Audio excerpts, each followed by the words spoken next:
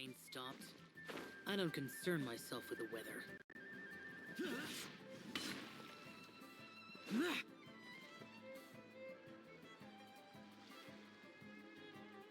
Split the bamboo in the morning, dry it till night.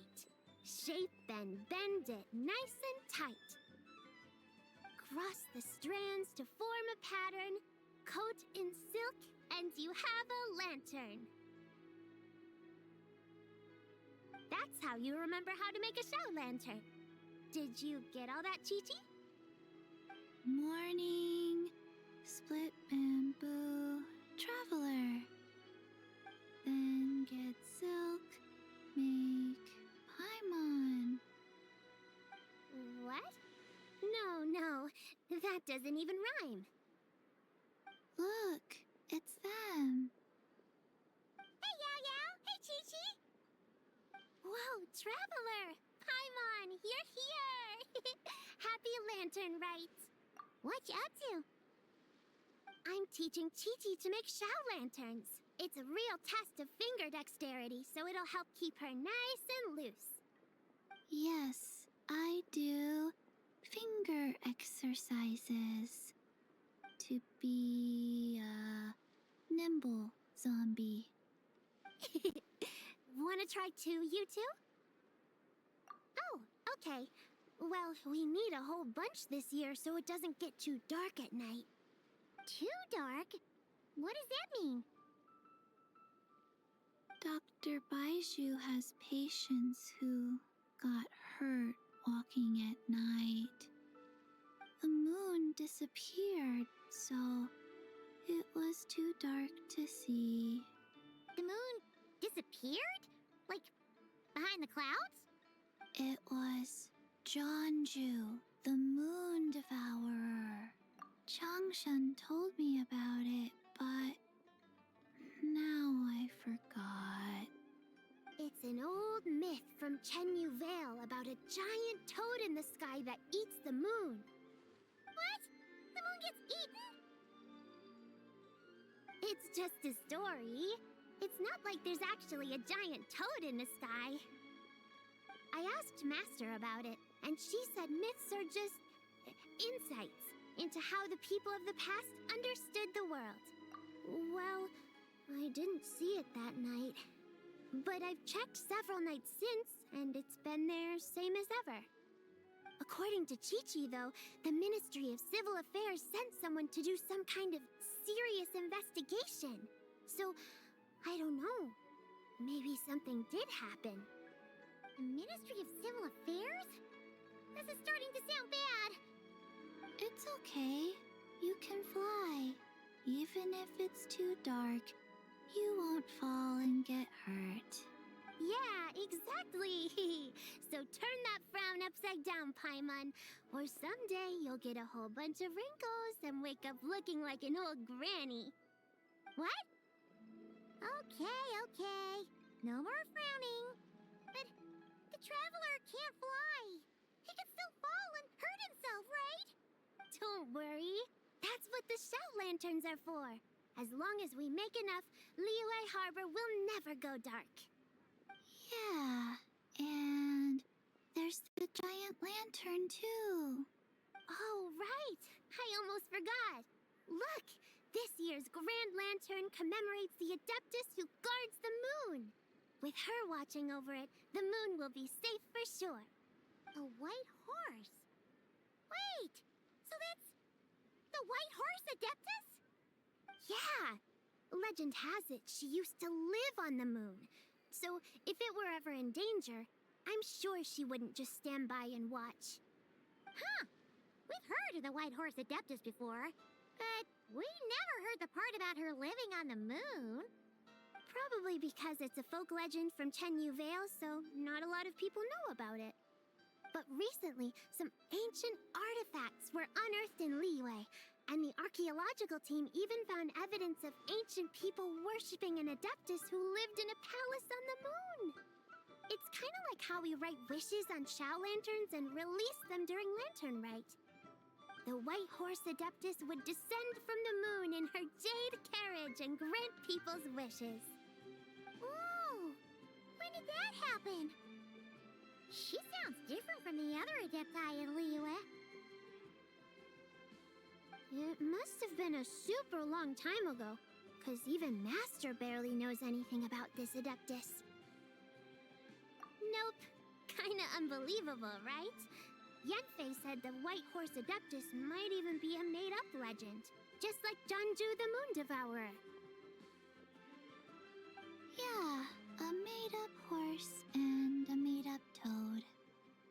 You're mistaken, children. The White Horse Adeptus really does exist. Oh, Mr. Lu from the Baiju Guest House. But how do you know that for sure? Have you ever wondered how the guest house got its name, Yao Yao? Baiju... White Colt. So, it's named after the White Horse Adeptus? That's right. And that's because one of my ancestors was once blessed by the White Horse Adeptus. Wait, really? Tell us more! Tell us more! It was a long, long time ago, when this ancestor of mine was still a young girl. She was out gathering herbs and accidentally fell off a cliff, but the White Horse Adeptus rescued her. Oh, that's it? Paimon was expecting something a bit more... special? We've heard a whole bunch of stories like that before. Patience, young one. Let me finish. After the White Horse Adeptus saved my ancestor, she told her a story about the moon and the ancient kingdom of Long Gone. My ancestor was so captivated that she completely lost track of time. So much so, in fact, that when she returned to her village, she found nothing but a desolate ruin in its place. It was as if, without her knowledge, countless years had passed in the mortal world. Huh? The most extraordinary part of all is that it turned out to be a dream. When she woke up, she found herself at the bottom of the cliff, right where she had fallen. Other than her medicine basket, now filled to the brim with rare herbs, it was as if nothing had happened, until out of nowhere, a horse's whinny echoed through the air, and when she looked up, she saw a pristine white horse leaping over the cliff. A white horse leaping over the cliff? Wow, that sure is a crazy story. But now, it's starting to sound a bit too far-fetched. Another skeptic. You sound just like my son. But I know it's true. Ancestral records don't lie. Wait, so your son doesn't believe it happened? Don't get me started. Not believing is one thing, but he even wants to change the name of our guest house. It's a disgrace, I tell you, a disgrace. Well, it was getting about time for him to take over the guest house. And what's the first thing he does? Starts going on about how the name doesn't attract enough customers and how we're losing business to Wangshu Inn. Can you believe that? As if Baiju Guest House and Wangshu Inn aren't miles apart from each other. Oh, what about something like the Geo Lord's Rest? Paimon bets that would get people through the doors. Geo Lord's Rest. I like that one. This isn't about getting people through the doors. This is about disrespecting our ancestors. Oh, White Horse Adeptus, my wish is this. Let your divine power be known. Teach my foolish son the error of his ways. Paimon wants to learn more about this Adeptus. Hey, maybe we should ask Zhongli. Good idea. Mr. Zhongli is super knowledgeable. He can answer questions even Master has no clue about. Yeah, we just saw him having tea at third round knockout. All right, then that's our next stop. Chi-Chi and I are gonna keep making Shao lanterns. But careful on the road. Goodbye, Paimon. Goodbye, traveler.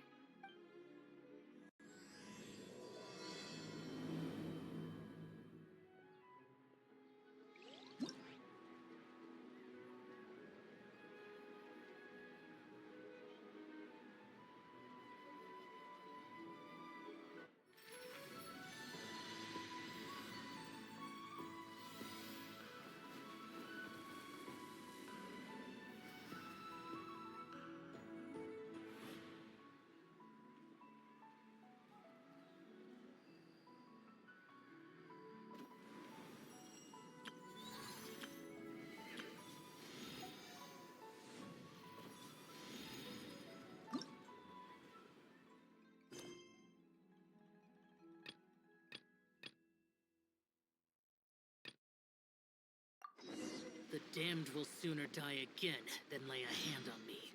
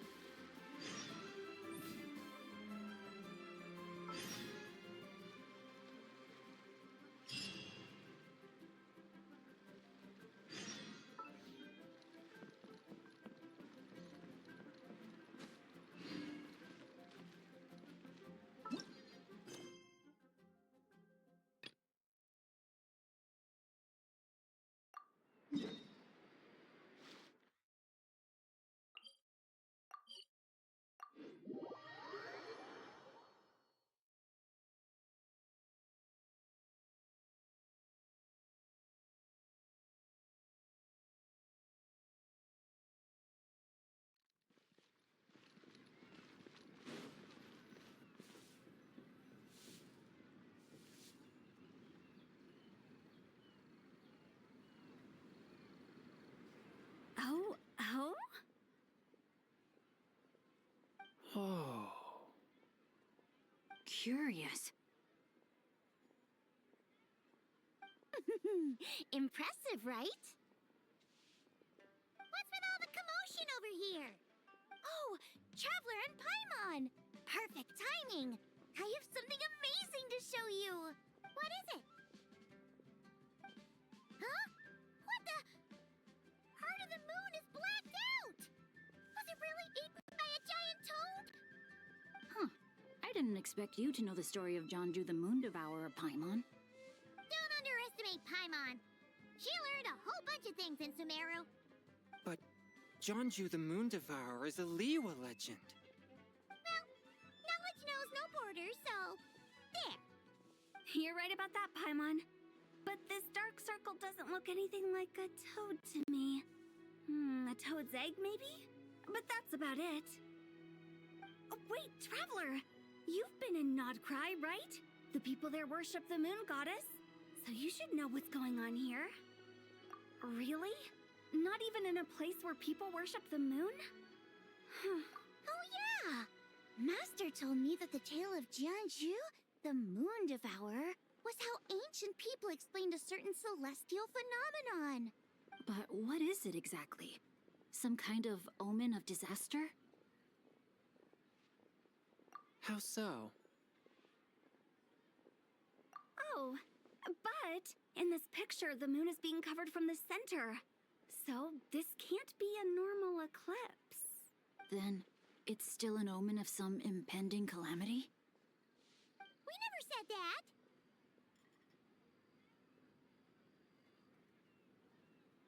Ugh, some crazy customer left it at the restaurant.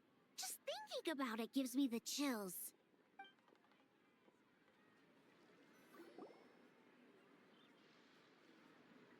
Attention, everyone! As the auspicious festival season approaches, I have an announcement to make. I, Lu Xiong, am on the verge of becoming one of the most renowned archaeologists in all of Liyue Harbor. No, scratch that, in all of Teyvat. Even though I never trained at a prestigious academy, I've still managed to dig up tons of treasures. And I understand practically a whole dictionary's worth of big words, too. Like my pops always says, no pain, no gain. And I haven't had it easy, that's for sure. So, it's definitely my turn to make a name for myself. What's the deal with her? No idea. Maybe she ate a bad batch of perch stew? What? You don't believe me? I'm telling you, I dug up treasures from the ancient nation of Longan. I even got a picture of Jeonju devouring the moon. Long gone? Jeonju? What is she even talking about? Sounds like she's a few perches short of a stew, if you know what I mean. So what if blackback perch stew is my favorite? Stop talking about me like I'm not here. Whoa, what are you doing?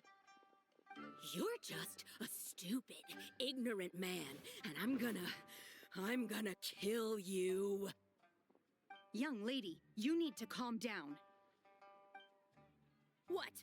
So you're looking down on me now too? How about I take you both out then? How does that sound? This is a place for dining. If you wish to take me out, you'll have to do it elsewhere. Don't act like you're better than me. Do you know who I am? I'm about to be the most famous archaeologist in all of Liyue. No, Teyvat. Show me some respect. It's respect you want? Very well. For the sake of the other customers, we'll do this your way.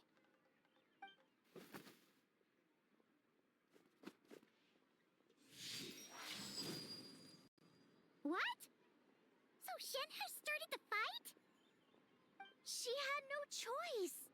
The woman pulled a shovel out of nowhere and started going crazy, flipping tables left and right. She even injured 2 other customers. Shenhe did what she had to do to restrain her, then took her to the Ministry of Civil Affairs. Thank goodness Aunt Shenhe was there. Or who knows what might have happened. Yeah. I started cleaning up after all the commotion, and that's when I found this photo. I thought it might be the one she dropped, so I rushed over to show someone. She said she took a photo of Jeonju the Moon Devourer. This must be it. Can we really trust what she said, though? Clearly, something is going on with her. Paimon's got a point. It sounds like she wasn't acting right at all. How do we know she wasn't possessed by some kind of evil spirit? Aunt Shenhe would have noticed if she was possessed. All right. But what about the part about Long Gone and the treasure she found? What about it? What if she raided a tomb and dug up some super special relic, then got herself haunted by an ancient ghost? One so powerful that even Miss Shenhe couldn't sense its presence. Your imagination is something else, Hu Tao. Why would an ancient ghost come to Wanmin restaurant, huh? To eat my blackback perch stew? Hey, it could happen. I'd want to eat your food if I was a ghost. Wait a second. She mentioned the ancient nation of Longan, right? Paimon's heard that somewhere before. You know what? My brother mentioned that some ancient artifacts were unearthed in Liyue recently. Mostly colored glass, fine jade, and bronze relics. Some of the text inscribed on them has already been deciphered. There were some poetic verses, but the word Long Gone popped up as well. So, does that mean this Longan place is real? Still, Paimon knows we've heard the name somewhere before. Do you remember, Traveler? Right! His ancestor heard about it from the White Horse Adeptus. The White Horse Adeptus? Oh, so you must have been to see the giant lantern already. Yep. And it turns out that the White Horse Adeptus is super mysterious, too. Even Madame Ping hasn't met her. Wait, I thought she was the gold-eyed Celadon Mare of the 8 Adepts. That's just the interpretation you believe in, Hu Tao. There are other theories out there, too. The elders of Qingce Village believe that during the Archon War, a white horse leapt from a clear spring, transforming into an Adeptus who aided Rex Lapis in battle. In Chenyu Vale, some of the tribes take her to be the daughter of time, and trace her deeds to an even earlier era. Yet in other ancient texts, including the relics I just mentioned, she appears as an emissary who listens to mortal wishes, bestowing the blessings of the heavens and moon upon the mortal realm, which is why we write our wishes on Shao lanterns. That's so complicated. So what's the verdict? Which version is the truth? I'm afraid there's no definitive answer to that. You two have been all over Teyvat. Do you have an idea? Nope, sorry. We were actually on our way to ask Zhongli. He knows even more about this kind of stuff than us. Ah, looking for a consultant, huh? He's having tea with Miss Linlong. Shigu Antiques is hosting an exhibition tonight. An exhibition? For what? All those antiques Sing-Show just mentioned. So if you head to the big ship docked in the harbor tonight, I'm sure you'll find him. So, where to next? How about we go to the Ministry of Civil Affairs to ask about the White Horse Adeptus? We might be able to find out more about the recent moon situation, too. If you're heading to the Ministry of Civil Affairs, could you give them this picture for me? Since it belongs to that customer, she deserves to get it back at least. It might even help the Ministry with their investigation. Ha! All right! We're off! Oh, wait! I almost forgot! Happy Lantern Rite! Come have a meal with us when you're free. We'll be there, or we'll be... square.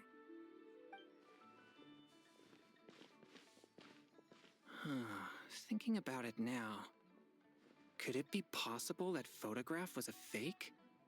A fake? You mean like the customer fabricated it to gain academic recognition? Nice one, Chongyun. I never even thought of it like that. How about we go check out that place tonight? I know exactly where it is. All right. I'll get scolded if I get home too late. Live a little, Sing-Cho. You act like this is a first for you. Worst comes to worst, we'll get Xiangling to cook you something delicious, okay? Well, when you put it like that, I suppose it's worth the risk. You were just waiting for the promise of free food, weren't you? Fine. It's a plan then. We'll meet up tonight.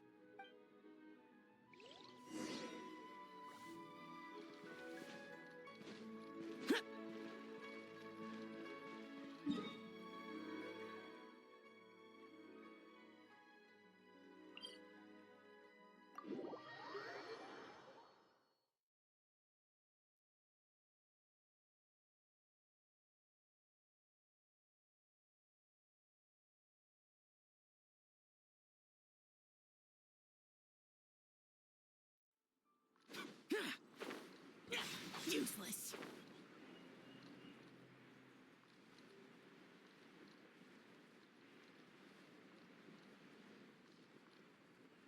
Here.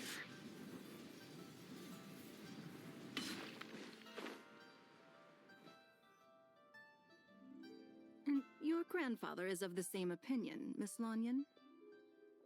Yes. On Lantern Rite, the moon shall go dark. That's what the signs are indicating. Celestial observation isn't Grandpa's strong suit, but he discussed it with several other elders from our clan, and their conclusion was the same. It's consistent with the information we've received from other sources as well. You mean the whole thing? About the legend of Zhongju the Moon Devourer? Happening in real life? Yes, that's one of them. So it's true. I thought it was just a rumor. It's true. But right now, the bigger issue is that all our sources indicate the phenomenon's gonna happen again. I'm not sure this bodes well. Let's remain optimistic for now. We're making progress interpreting the artifacts, and Ganyu is consulting with the Adepti as we speak. Besides, apart from the incident at Wanmin Restaurant, there haven't been any other moon-related disturbances. Ningguang, Keqing, and Lanyan! You're all here! Oh, Traveler! And Paimon! It's been a while. Happy Lantern Rite. Yes, happy Lantern Rite. What brings you here, though? I thought you'd be in the harbor enjoying the Shao lanterns. You're certainly not the type to visit Yujing Terrace for no reason. Is there something I can help you with? What? We're not allowed to just drop in on our friends during the festive season? I was only teasing. You're welcome to visit us anytime you wish. Happy Lantern Rite. Oh, and about all the moon business you were just talking about? We have something to show you. Here, take a look! Whoa! Something really did take a chunk out of the moon. Someone managed to capture a picture of it. Is this Zhanju, the Moon Devourer, then? Even though we confirmed this event took place, I still can't quite believe what I'm seeing. Where did you get this picture? From Xiangling! She found it when she was cleaning up after that customer caused a scene. She thinks they must have dropped it. Wait, is this Chawang Terrace? No, it's just where I'm from. It said that Chawang Terrace was where the ancient people of Chenyu Vale communicated with the heavens. And in this picture, the moon happens to be right above Chawang Terrace. I was just surprised, that's all. It's probably just a coincidence. That's interesting because the ancient people of Chenyu Vale migrated there from the chasm area. The chasm? So, that place is involved too? According to our investigation, that customer you just mentioned, Lu Xiangxiang, her father and grandfather are merchants in Liyue Harbor, and her mother and grandmother grow tea in Chaoying Village. A few days ago, she left her home in Chaoying Village to join a civilian archaeological team funded by Hoishan Hall, and ended up excavating some artifacts in the chasm area. These artifacts were then entrusted to Shigu Antiques and are set to be featured in an upcoming exhibition. Then, of course, the incident at Wanmin Restaurant occurred. We suspect something happened during the excavation that left her with quite the shock. And now, it seems like she also went to Chawang Terrace and took that picture of the moon disappearing. The chasm? Chawang Terrace? Things are getting pretty complicated. She's not in a good mental state, so we took her to Boo Boo Pharmacy to get some help. Why don't you come with me to check up on her? At this point, you seem invested in this case too. Then let's head there now.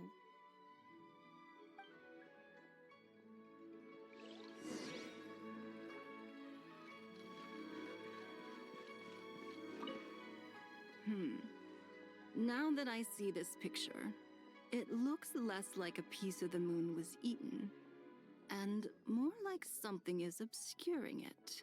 But what sort of thing could block out the moon?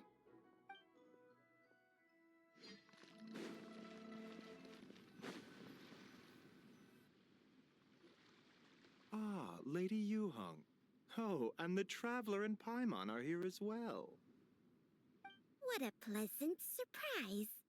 Happy Lantern Rite. I hope we're not interrupting, Dr. Baiju. Not at all. I assume you're here to see the patient? Unless it's urgent, however, it would be best not to disturb her rest. It's quite unstable. She's even more agitated than when she first arrived. And she refused to cooperate when we tried to check her over. I had no choice but to prescribe a calming draught and to have her rest for 2 days. So she's getting worse? That isn't the news I was hoping for. It's just a precaution. Based on an earlier conversation with her, it seemed more like a fixation than anything else. She hasn't lost her mind. That's right. When we asked about it, she kept insisting she was going to be famous far and wide. Well, it might not be far and wide, but she certainly made a name for herself around Yujing Terrace. Even some of the Qixing know who she is. Not often, that's for certain. From my initial assessment, the patient appears to have experienced some sort of shock, and whatever it was seems to still be haunting her. But what could have caused such a thing? The relics from the chasm? Or the moon above Chuang Terrace that night? Come back in 2 days, and you might just have your answer. I suppose that's all we can do for now. We'll take our leave then, Dr. Baiju. Of course. If you need anything else, don't hesitate to stop by. Speaking of those relics from the chasm, aren't they being featured in an exhibition tonight? That's right. Are you planning to attend? Yeah! We wanted to have a talk with Zhangli anyway, and now Paimon's even more curious about these relics. I would, except every item in the exhibition had to be registered with the Ministry of Civil Affairs. So I'm afraid it's been spoiled for me. I reviewed them all myself. There are some rather peculiar artifacts, that's for certain. We're still working on decoding the ancient text that appears on them. Yeah! The word jade appears a whole bunch, doesn't it? Huh? How did you know? Shincho told us. He said there were some ancient poems on them, too. He's quite well informed, isn't he? Well, he's right. We believe they're direct references to the ancient nation of long gone. As for the other text, instead of regular poetry, it seems to be more like ceremonial language used to worship the moon and the gods. The moon and the gods? Well, looks like it's almost time for the exhibition. You two should head over. There's an usher at the harbor who will lead you to the venue. Not at all. The exhibition is free to the public. The people of Liyue have a great respect for our history and are eager to learn from it. Plus, the exhibition is being organized by Linlong, the owner of Shigu Antiques. As far as I know, it's been a long-time goal of hers to hold a cultural exhibition of this scale, where people can learn all sorts of information about the past. Guess we're in for a real treat tonight, then. Yes, have a great time. There's still more artifact decoding work I need to finish, so we'll have to part ways here. After seeing the picture you brought, there's a few ideas I'd like to follow up on. You're hard at work even during festival season? Huh. You haven't changed one bit, Keqing. I'm simply fulfilling the responsibilities of my position. That's all. All right, I should get going. See you later.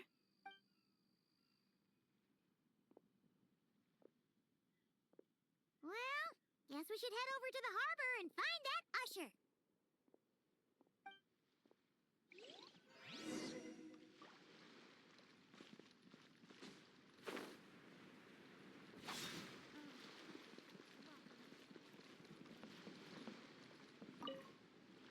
Ah, here for the exhibition? I can take you aboard. After you.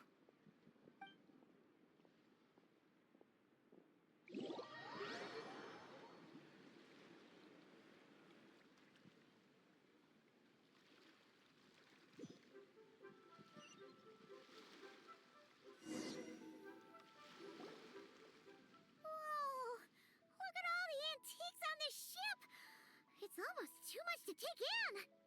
Greetings. I trust you've been well since last we met? Aha! Speak of the devil! You're right where Hu Tao said you'd be! Ah, so Director Hu gave me away, did she? Don't act like you're up to some super secret business! We know you just do whatever you feel like. Yo, Traveler! Paimon! What's up? It's been a while, you two. Happy Lantern Rite. Beidou! Yunchin! It's great to see you! You're here for the exhibition too? Yes. When I heard these artifacts were from ancient times, I just knew I had to come learn more about them. I mean, what a discovery, right? Yeah, Ningguang pretty much said the same thing. She thought coming here might help culture me up or something. But as you know, I'm more of a fists and punches type of person. I doubt one exhibition is gonna change that. You're too modest, Captain. You're the leader of the Crux fleet. That takes far more skill than just fists and punches. Plus, at the end of the day, you still decided to come, even though you didn't have to listen to Ningguang. Well, she's the Tianquan. If she can't even get an average ship captain like me to do her bidding, how's that gonna look? You sure know how to think from her perspective, huh? I guess I do. Anyway, how's everyone enjoying the exhibition? I heard that if you see something you like, you can negotiate the price with the owner and take it home. Wait, so we can buy this stuff? Indeed. Although Shigu Antiques is hosting this exhibition, many of the items come from private collectors. As long as both parties reach an agreement, you can make an offer of mora or an equivalent trade. Well, shall we continue our conversation as we look around? Let's go! Paimon's super curious about all this stuff.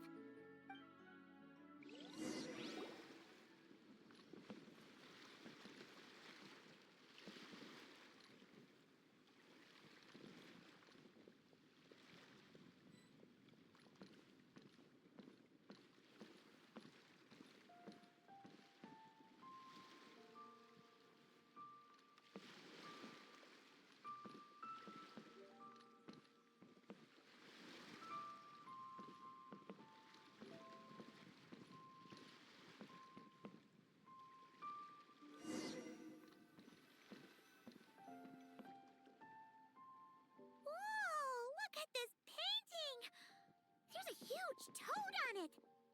Could it be... Huh. This material is quite unusual. It doesn't look like paper. More like silk, or some other kind of fabric. Yeah, I was thinking the same thing. Well spotted. This is a painting of Jianju, the Moon Devourer, made primarily with mulberry silk. Such craftsmanship is rarely seen in modern-day Liyue. Jianju the Moon Devourer! Paimon knew it! That toad made it super obvious. What's that? A new dish at Wanmin restaurant? No! It's a kind of lunar eclipse. You heard about how the moon disappeared recently, right? Oh, yeah. You're saying a toad did that? That's what the legend says. So, nothing to do with food then. Noted. And the figure next to the toad, is that the White Horse Adeptus?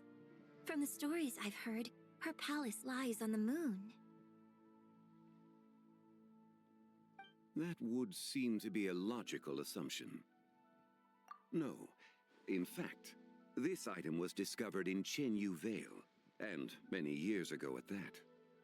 Oh, so it's from Chenyu Vale? Actually, that's not quite right. You see, this painting is primarily comprised of mineral-based pigments, such as cinnabar and azurite, which are usually found within stratified rock. This suggests its place of origin may very well have been the chasm. You could have just started with that. You're as knowledgeable as ever, Mr. Zhongli. I had only ever heard the legend of Jianju the Moon Devourer, but now seeing it depicted in this painting, I wonder... If I purchased it, perhaps it could serve as inspiration for a new opera. Though I'm not quite sure who the painting belongs to right now. A splendid idea, Miss Yoon. Perhaps in lieu of mora, you could offer the lyrics to said opera as recompense. The lyrics? But to whom? Why, to me, of course. I am the owner of this painting, after all. Wait, so you're one of the private collectors of the exhibition? No wonder you knew so much about the painting. But lyrics in exchange for a precious antique? My work could never possibly be of equal value. I don't know about that. I'm not much of a scholar, but even I know your operas are in a league of their own. An astute observation, Captain Beto. In my possession, this painting is nothing but a lifeless artifact.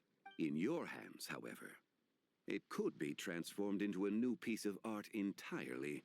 Quite the worthy exchange, no? But I'm not sure when I'll be able to finish writing it. It certainly won't be ready this year. Allow me to be equally forthright, Miss Yoon. This silk painting is merely a copy I made of the original work. There is no need for such concern over its value. Huh? So it's a fake? I had no idea you were such a skilled artist, Mr. Zhongli. I pride myself on having some knowledge of antiques, but I didn't notice anything that would point to it being a replica. You never cease to amaze me, Mr. Zhongli. You flatter me. All that said, Miss Yoon, you must accept. Truly, I insist. He's gone from handing out fake Mora to fake paintings now, huh?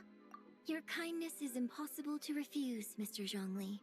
Rest assured, I'll be sure to return the favor. I shall look forward to it. Man, that was quite the find. Huh, I should buy something too, if only so I can show it off to Ningguang. Let's keep going and see what we can find.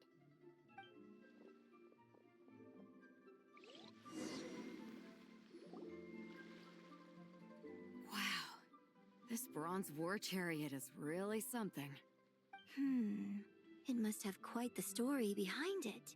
I've never seen anything like it before. Do you know what this is, Zhongli?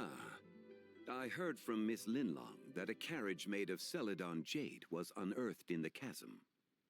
A copper canopy, a body adorned with flowing clouds and geometric patterns. Yes, this must be the one. A precious piece indeed. This thing's gotta be thousands of years old, right? Crazy to think people back then were capable of such intricate metalwork. Too often, we view the past and future through the lens of the present. Objects that fascinated us as children seem crude later in life. And that's only after a few decades or so of separation. If one were to stretch time across hundreds or thousands of years, one might discover that time is not always a force that pushes things forward. It would seem the people of that era managed to create a remarkable civilization in their own right. Makes me want to get my hands on this even more. Ningguang's gonna be so jealous, don't you think? Has this war chariot caught your eye, Captain Beto? Oh, you must be Linlong from Shigo Antiques. Nice to meet you. This exhibition has been amazing so far. Well, that's all thanks to supportive patrons like you and Mr. Zhongli, of course. As for this war chariot, it was discovered by an archaeological team sponsored by Hoishan Hall. The price comes in at 90 million Mora. How much? 90 million? Woo, looks like my eyes were a bit too big for my wallet. Quite a bargain. A bargain? 90 million Mora could feed Paimon for like 1,000 years! And if you actually went on an eating spree that long, perhaps you'd be considered an antique worth that kind of Mora too. What, 90 million? Nuh-uh! Paimon's worth way more than that! Well, if Mr. Zhongli thinks it's a good deal, I'm sure it's worth it. Beto's putting way too much faith in Zhongli. What if he's only here to drive up sales? I'll take the chariot, Miss Linlong. Someone will come by with the payment. Quite the discerning eye you have, Captain. After the exhibition ends, I'll have someone deliver it to the Alcor. Actually, could you send it straight to Yujing Terrace? I'd like for the Tianquan to see the proof of my discerning eye for herself. Understood. Great! Yunjin and I both found something. What about you three? Want to keep perusing? And don't worry about the Mora, it's all on me. Nobody's going home empty-handed tonight. I appreciate your kindness, Captain, but I'm afraid I have some private matters to discuss with Miss Linlong. In that case, don't let us keep you, Mr. Zhongli. Right this way. Traveler, Paimon, perhaps you would like to accompany me. What? So you can show us another bargain antique that's so far out of our price range it's not even funny? Other people are always demanding Mr. Zhongli's time, but it's quite rare for him to extend an invitation himself. I wouldn't pass up this opportunity if I were you, Paimon. Yeah, just don't forget to come aboard the Alcor for a drink later. Yeah, guess you're right. Taking a quick look isn't gonna cost us anything.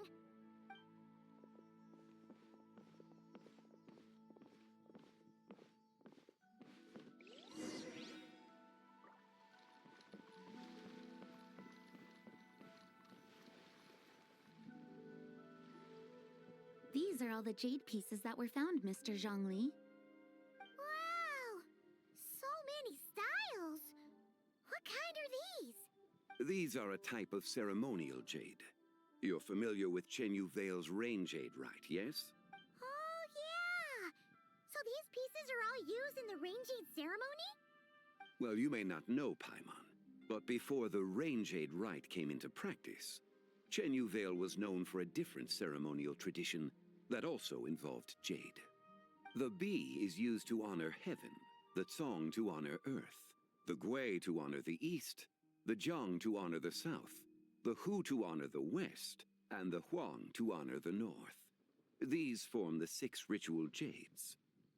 It's unfortunate, however, that Miss Linlong's set is missing both the Gui and Hu pieces. Oh, I know. These jade artifacts are from such an ancient time. It's proved difficult to track them down, even for our establishment. No matter. You happen to have precisely the piece I was looking for. Huh? This broken jade token? I didn't expect this to catch your eye, Mr. Zhongli. It isn't one of the 6 ritual jades. An affect belonging to an old acquaintance of mine. An old acquaintance? One of your collector friends, Mr. Zhongli? You could say that. Traveler, take a closer look.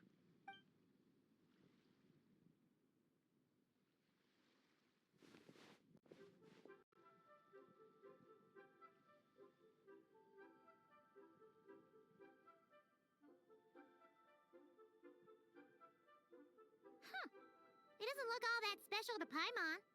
Just seems like a broken artifact. Indeed. It's been thousands of years since the moon has appeared in such a form. So, in the past, the moon wasn't always full. Then, could this missing chunk be from when Jianzhu devoured part of the moon? It's worth looking into. Your insight is invaluable, Mr. Zhongli. I had no idea how special this piece was. Since it has caught your interest, allow Shigu Antiques to cover the cost. Oh, that is far too generous, Miss Linlang. Not at all. I've always wanted to give people a chance to appreciate these snapshots of history.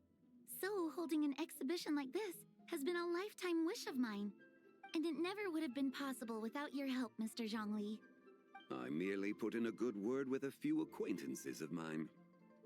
And it had a profound impact. Without your recommendation, I doubt half of these collectors would have come to the exhibition. So, on both a personal and professional level, I owe you my thanks, Mr. Zhongli. Wow! Zhongli actually did something useful for once.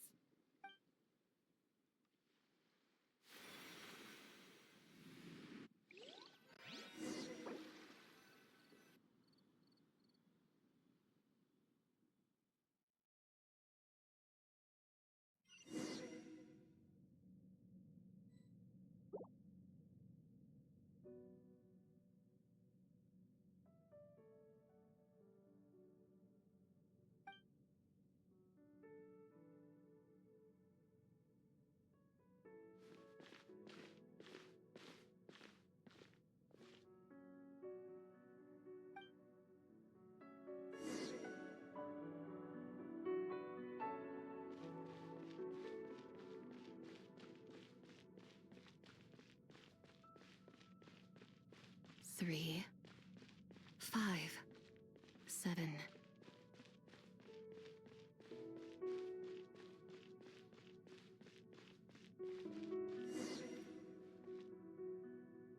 Eleven, 13, 17, 19, 23, 29.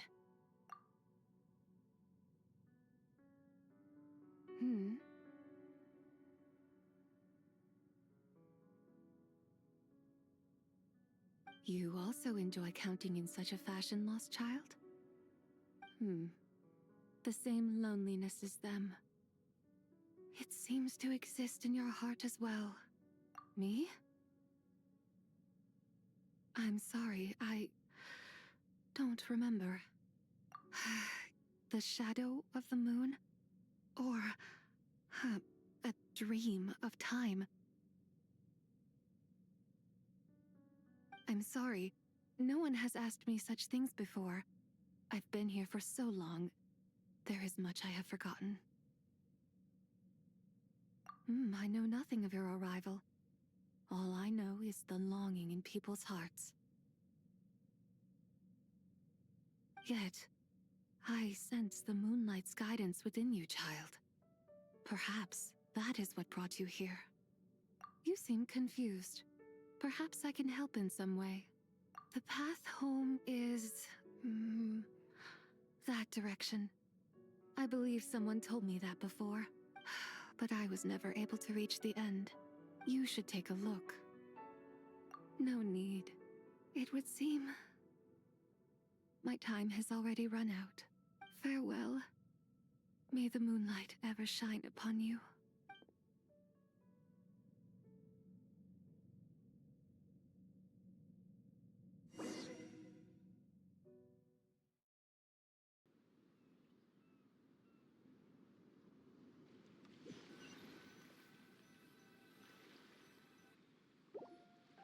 Wow!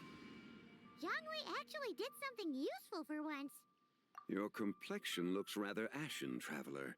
Are you feeling all right? Yeah, what's wrong? Does your stomach hurt? Huh? What are you talking about? You were right here the whole time.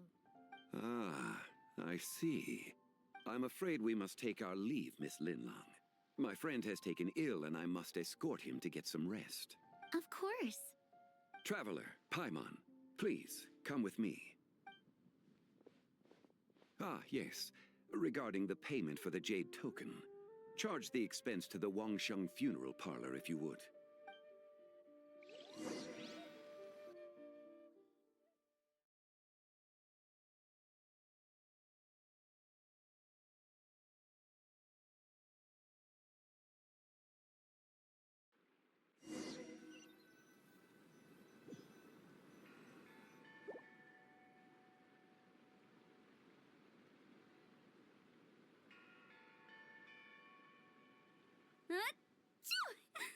Guess someone's thinking of me. But this late at night? Must be that consultant of yours. I bet he's out there spending all year more at the exhibition. Yeah, he'd be the perfect employee if he just knew how to rein in the spending. But never mind him. Let's focus on the moon. We gotta see if it gets eaten tonight. I don't think it's going to happen. We've been out here all night, and the moon's the same as ever. It is quite late, and Chongyun's getting tired. How about we head back? We can come back another time. Head back? Already? Actually, I do have a new dish I'm testing out tomorrow. And as part of my New Year's resolution, I'm trying not to oversleep. All right. Guess it just wasn't meant to be. Let's go.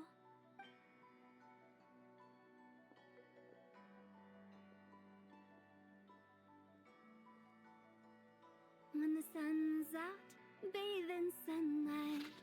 When the moon's out, bathe in moonlight.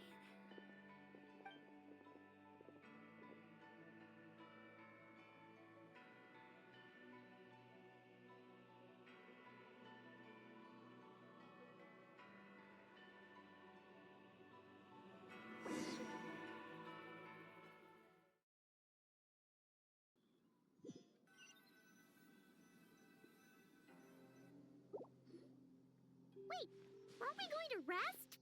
Why did you bring us here? Because I imagine the traveler would like to know what just happened to him. Oh, right. Paimon's confused, though. She could have sworn you were there the whole time. Oh, how is that possible? It sounds like his spirit formed an inexplicable connection with the being in that space. Ah, you suspected from the beginning, didn't you? Indeed, the being you met is the fabled White Horse Adeptus, and the original owner of this Jade Token. Her name is Tibai. Wait, does that mean she's inside this token? No, she does not reside within this token, but rather within the moon's shadow. This token is merely a medium. Word has it you accomplished quite the feat in Nodcry. You and your friend brought the Frost Moon back to Tevat. Tell me, did you ever wonder about the other moon? The one that hung in its place for thousands of years? We never really thought about it, but it must have been a fake, right? A fake moon! Indeed, it was false. Its true nature, nothing but a projection of the moon. It also happens to be the prison that confines Tsibai to this day. Wait, the White Horse Adeptus is trapped inside that projection? Then we need to rescue her! But the moon in the sky right now is the real one, right? Where did the fake moon go? And why can't Paimon see it? With the return of the true moon, the shadow naturally lost its place in the heavens. Now, it is disintegrating bit by bit. It's a process that comes and goes. When it occurs, it looks like the moon is being obscured by a black shadow. But when it stops, the shadow disappears and becomes invisible to the eye. So, you're saying there's an invisible fake moon blocking the real moon right now? Indeed. Okay, this is not what Paimon was expecting. My hypothesis is that people's wishes could be what trigger the periods of disintegration.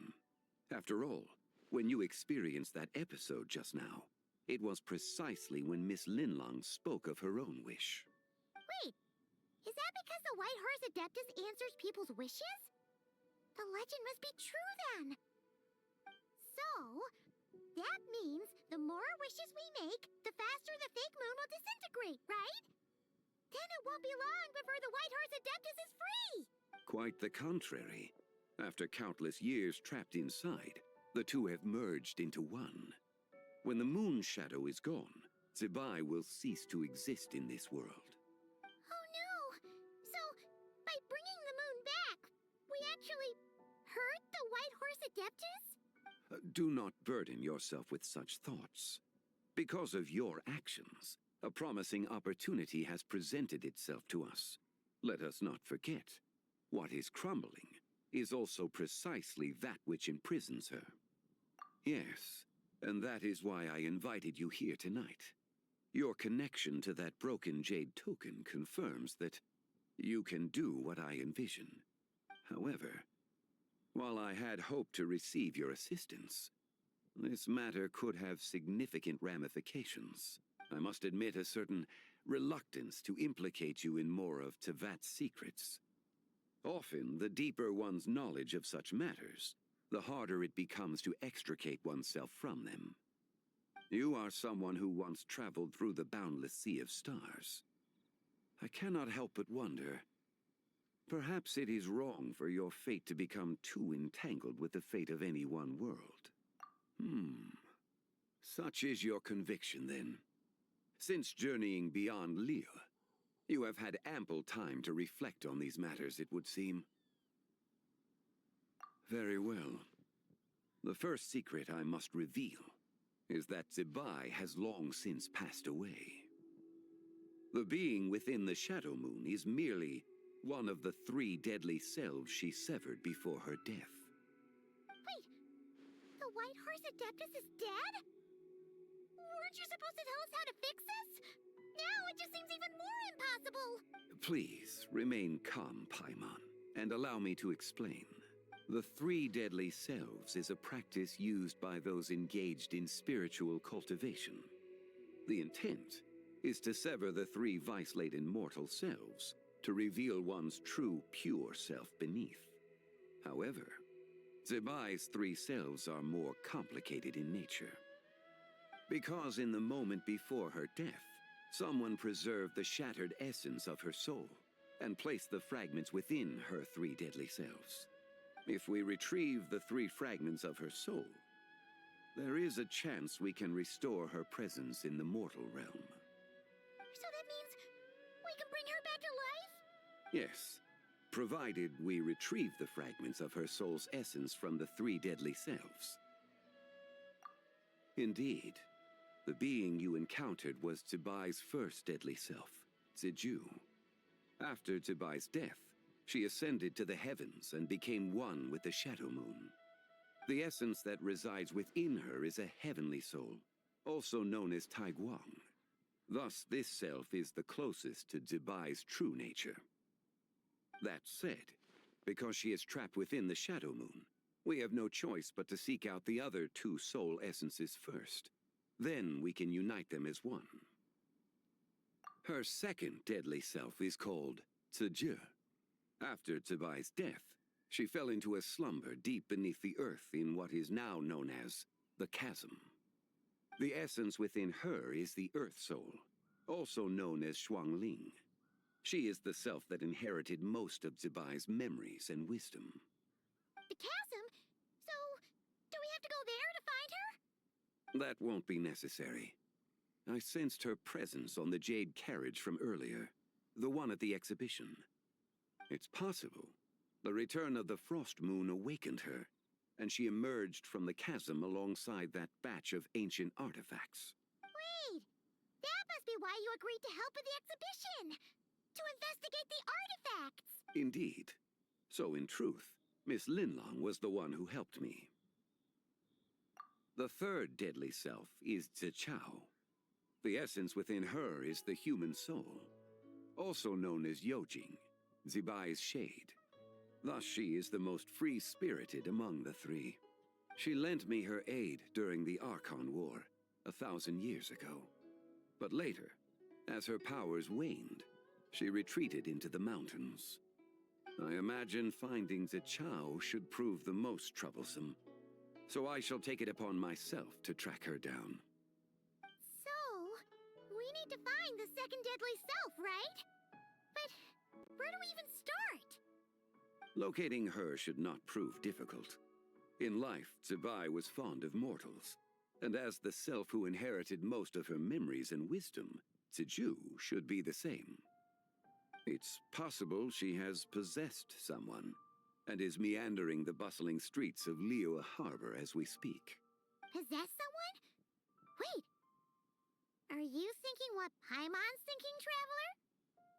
What if she raided a tomb and dug up some super special relic, then got herself haunted by an ancient ghost?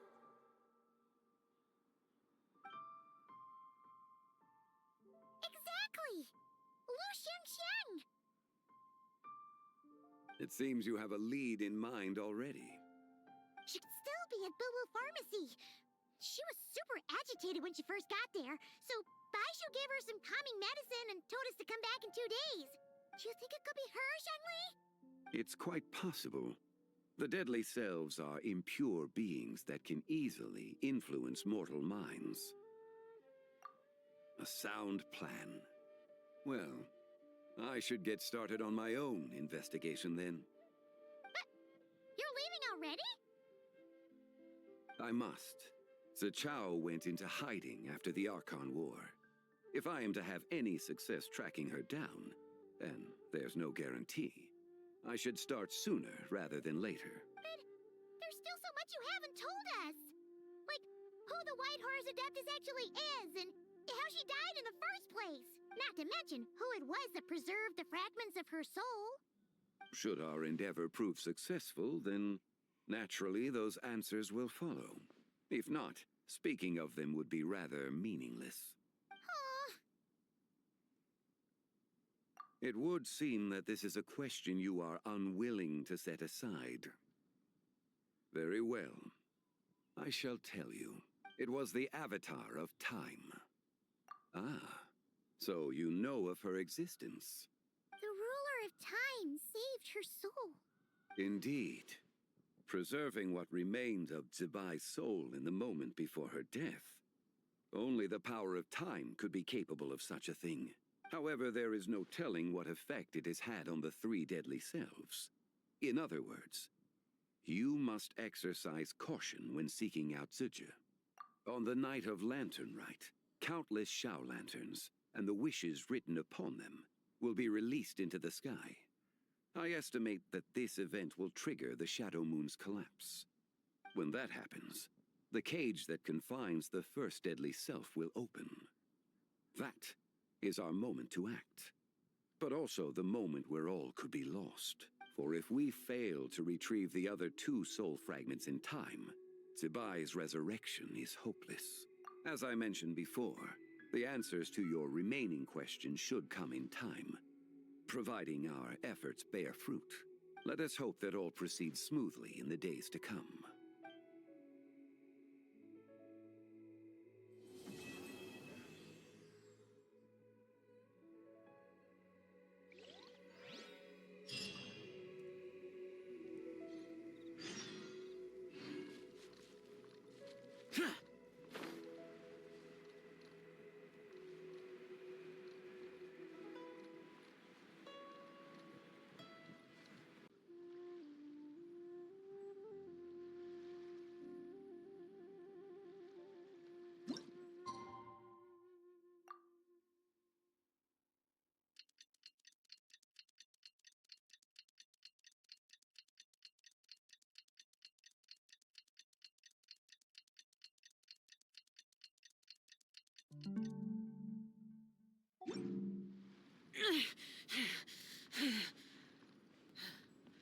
Those memories.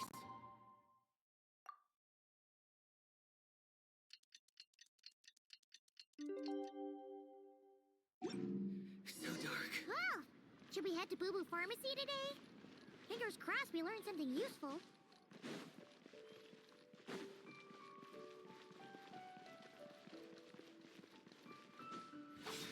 Boring. Huh. So let me get this straight. The patient disappeared right as you were delivering the medicine. I know it's hard to believe, but that's exactly what happened. It's true. 1 minute she was there, and the next she was nowhere to be seen. Hey, it's Yelan! Fancy seeing you here! Oh, is this a bad time? Not at all. Just a small roadblock in the case I'm working. Ningguang asked me to investigate a patient named Lu Shangshang. If you're here to find her too, then you're out of luck, I'm afraid. She went missing this morning. What? According to Dr. Baiju, the patient vanished right under his nose. But it just seems like that should be impossible. There 1 second and gone the next? Pretty sure Xiao can do something like that. Then you're suggesting this Lu Shangshang is the vigilant Yaksha in disguise? Or some other adeptus? Guess not. But this is so weird. How can a living person just vanish into thin air? Unless Linny decided to take his act to Liyue? Who is this Linny you speak of? He's... Oh, never mind. Paimon's just grasping at straws. Let's set aside the how for now, and focus more on the where. You mentioned this patient has a strong obsession with achieving fame and recognition? Yes. She kept talking about becoming a renowned archaeologist and making a name for herself. So, are we looking for a place where it's super easy to become famous? I think we should check out the Xiao Lantern crafting stalls. Because it's easy to become famous by making Xiao lanterns? Not exactly. When the people of Liyue need a solution to a problem, their first thought would be to pray to the gods and the Adepti. If her wish is to become famous, she might write it on a Xiao lantern in the hopes that the fabled White Horse Adeptus might make it come true. That certainly sounds probable. Turns out, the White Horse Adeptus might be a lot closer to home than she thinks. What was that? Nothing. Let's go check out those stalls.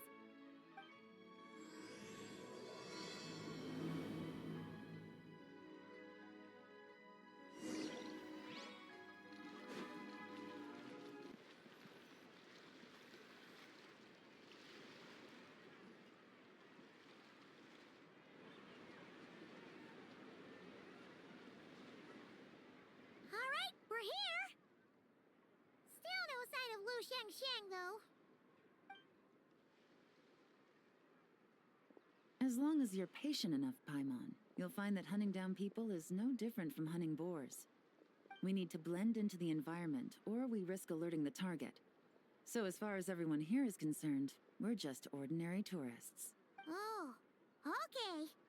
If we need to blend in, then let's make some shell lanterns and write our wishes down, like everyone else.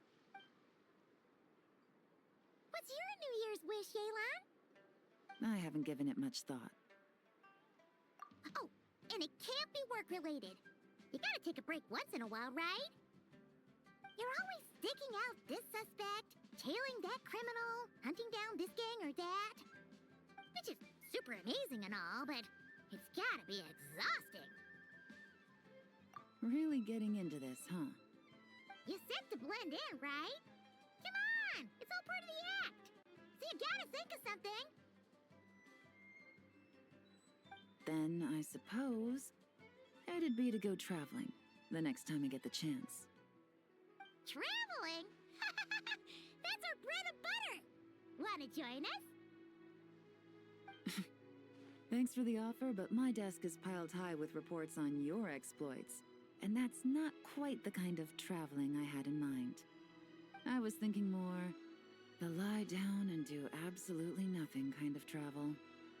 Ah, something a bit more easy and breezy, right? Hey, wait! We know just the place! The Easy Breeze Holiday Resort in Netland. It's super relaxing and full of fun activities. You've got the beautiful ocean and tons of cute little creatures called Asha. Seriously, you gotta go! I suppose I'll have to check it out. Hey guys, happy Lantern Rite! What a coincidence! You here to make shell lanterns too? Well, it's that time of year, am I right? Thought I'd join in on the fun. You can't have Lantern Rite without making one of these.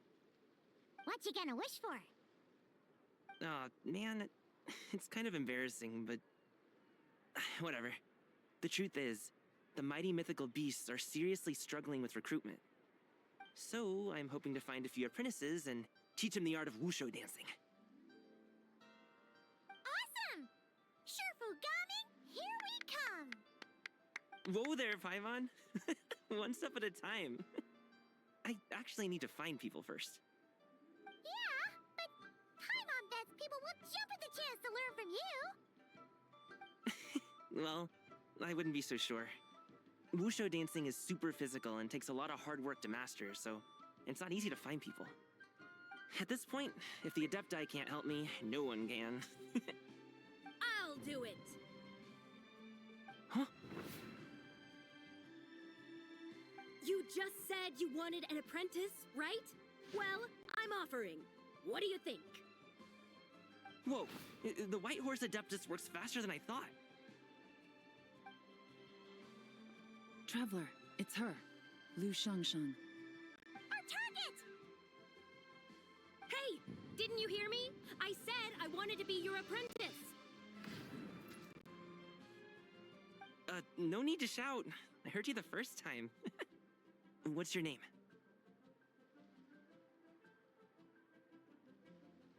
Step back a bit, Gaming. This person could be dangerous. What? Hey, what are you trying to do? Do you know who I am? Get back! Lu Shangshang, we have no intention of harming you. We just need to ask you a few questions. Get back, I said! Try to remain calm. If you come any closer, I'll...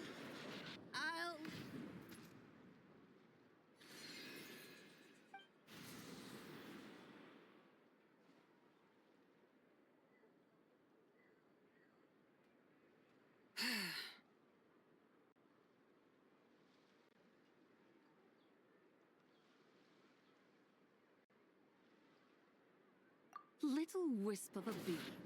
How are you able to see me? So what if I am? Leave at once! You, a mere mortal, whose own life hangs by a thread, would dare reach for the power of life and death. Unless you wish to be condemned to eternal damnation, you would do well to abandon this foolish endeavor. I shall speak on this no further. Don't come any closer. How did I get here? Who are you people? Playing dumb, are we? Save it. We know you attacked those people at One Min Restaurant. What? No, I would never. You must be mistaking me for someone else. You don't remember. Of course not. How could I do such a thing? What about the photo you took near Chuang Terrace? What photo? What's going on? It's like she lost her memory or something. Well, this complicates things. I'll take her back for questioning and let you know what I find. Take her away. But I didn't do anything. I swear. That's weird. She seems so normal now, but she doesn't remember anything. This is just great. An apprentice falls right into my lap, and now she's gone! Don't worry, Gaming. This is a special case. I'm sure you'll find one soon. Unless you're gonna pony up and offer a real solution, Paimon, I don't want to hear it. Gaming? What's up with... I'm done here! I'm gonna go find an apprentice, and I won't take no for an answer! Gaming, wait! Is it just Paimon, or was Gaming acting super weird just now? What? How do you know? Whoa! So you saw the second deadly self? And you think she moved from Lu Xiangxiang to Gaming? Uh-oh. Yeah, we better find him before something bad happens. Let's go!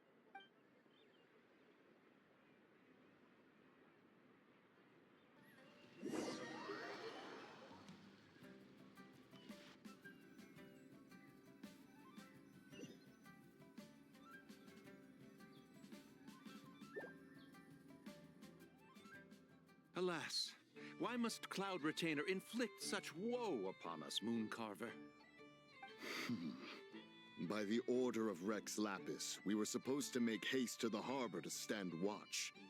Yet we arrived late, for you, in your inscrutable wisdom, chose that very moment to tend the mint. It is no wonder Cloud Retainer banished us to the wilderness in anger. A pity only that I, blameless as I am, was made to share in the punishment. Blameless indeed. You speak as if it was not you who decided to plant all that mint in the first place. Yet now, in its wretched state, overrun by blight and vermin, you would turn away?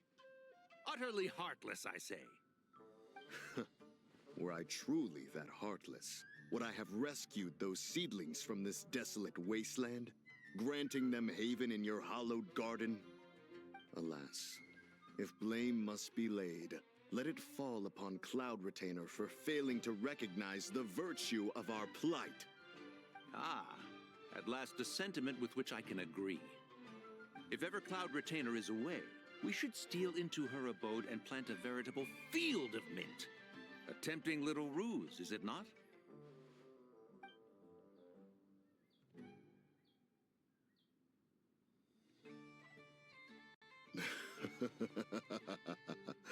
Positively ingenious. Please stop chasing us. Just let us go. Get back here! If you keep running, I'll kill you! Please, we don't know anything about wushu dancing. Just leave us alone. What? You think I'm not good enough to teach you? Just agree to be my apprentices, and then we can talk. That child looks somewhat familiar. Ah, it appears to be the wushu dancer from Liyue Harbor. I have seen him perform on occasion. Come, let us take a closer look. Has trouble befallen you, young one? Perhaps we can offer aid. Oh, thank the gods!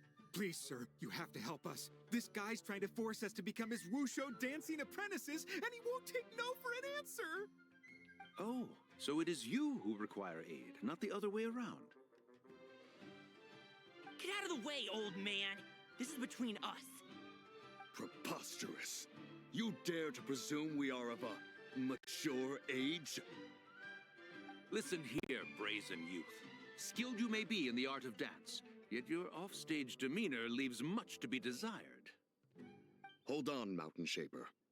Something is amiss. Look closer. Huh. Indeed, he bears the mark of something unclean. It spells trouble. You there, depart at once.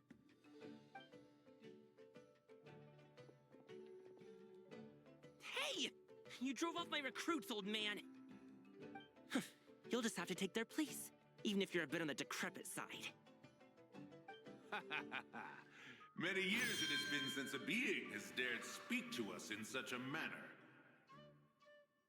Now let us see what evildoer has sought to use you as its puppet, young one. You two, you're Adepti! Does that strike fear in your soul? Whoa! Two Adepti recruits just fall right into my lap? That white horse sure knows how to grant a wish. Coming! Slow down! Wait for us! Jeez, take a hint, will you? I told you to stop following me! Traveler, Paimon, keep your distance from this youth. Evil has taken a hold of him. We know! It's one of the White Horse Adeptus' deadly selves! She's possessing Gaming! The White Horse Adeptus' deadly selves? Could it be that Rex Lapis called us to Liyue Harbor for this very reason? Hey! What are you two whispering about over there?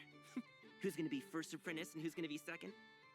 It doesn't matter! I'm not the kind of Sufu who plays favorites. Insolent spirit! Be gone from this child at once!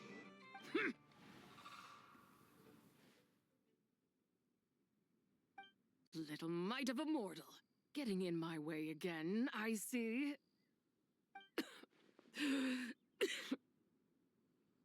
That is no concern of yours.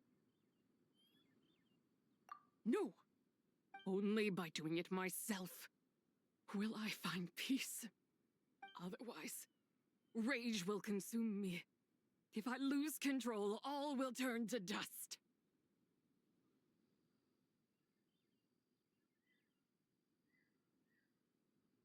The curse of time.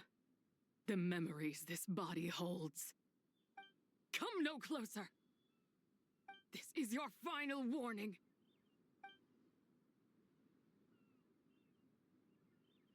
Insolent spirit! Be gone from this child at once! Huh? Traveler and Paimon? And two Adepti? Where are we? Weren't we just making Xiao lanterns in the harbor? Gaming! You're back! Ah! The sun is most scorching. Agitation stirs within me. I require cooling mint to beat this heat. And speaking of, Cloud Retainer has scorned this verdant wonder long enough. It is time for her to feel its wrath. The wrath of mint! Mountain Shaper, where are you going? Oh no! Now Mountain Shaper's acting weird! Oh, you don't think it spread to him, do you? Spread to him? Quickly now, explain to me what has been happening. What? Was I really that rude? Jeez, someone get my dad to throw a slipper at me. I'm so...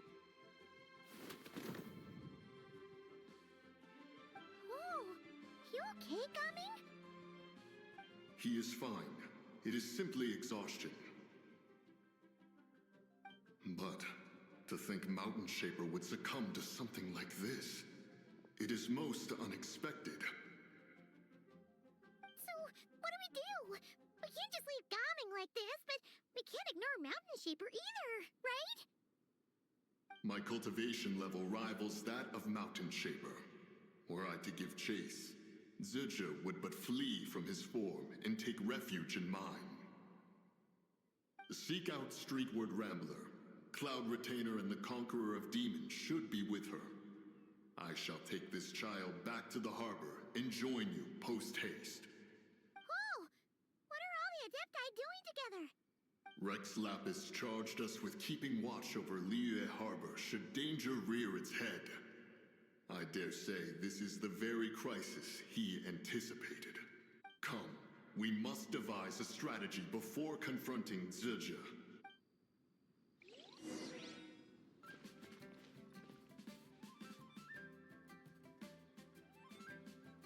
The White Horse Adeptus? You mean the mysterious white mare that aided Rex Lapis during the Archon War? Even if it's not her, there must be some connection. She always avoided us back then, and I never knew why. Rex Lapis's recent trip seems to be related to this person as well. Xianyun! Madam Ping! Xiao! Great! You're out here! Ah, Traveler. It has been quite some time. Oh, happy Lantern Rite, Paimon. You're as lively as I remember. I trust things have been well. Sorry, Madam Ping. No time to catch up. Something terrible has happened. What is it? Has Mountain Shaper gotten himself into trouble? Mooncarver is here with you, but he is not.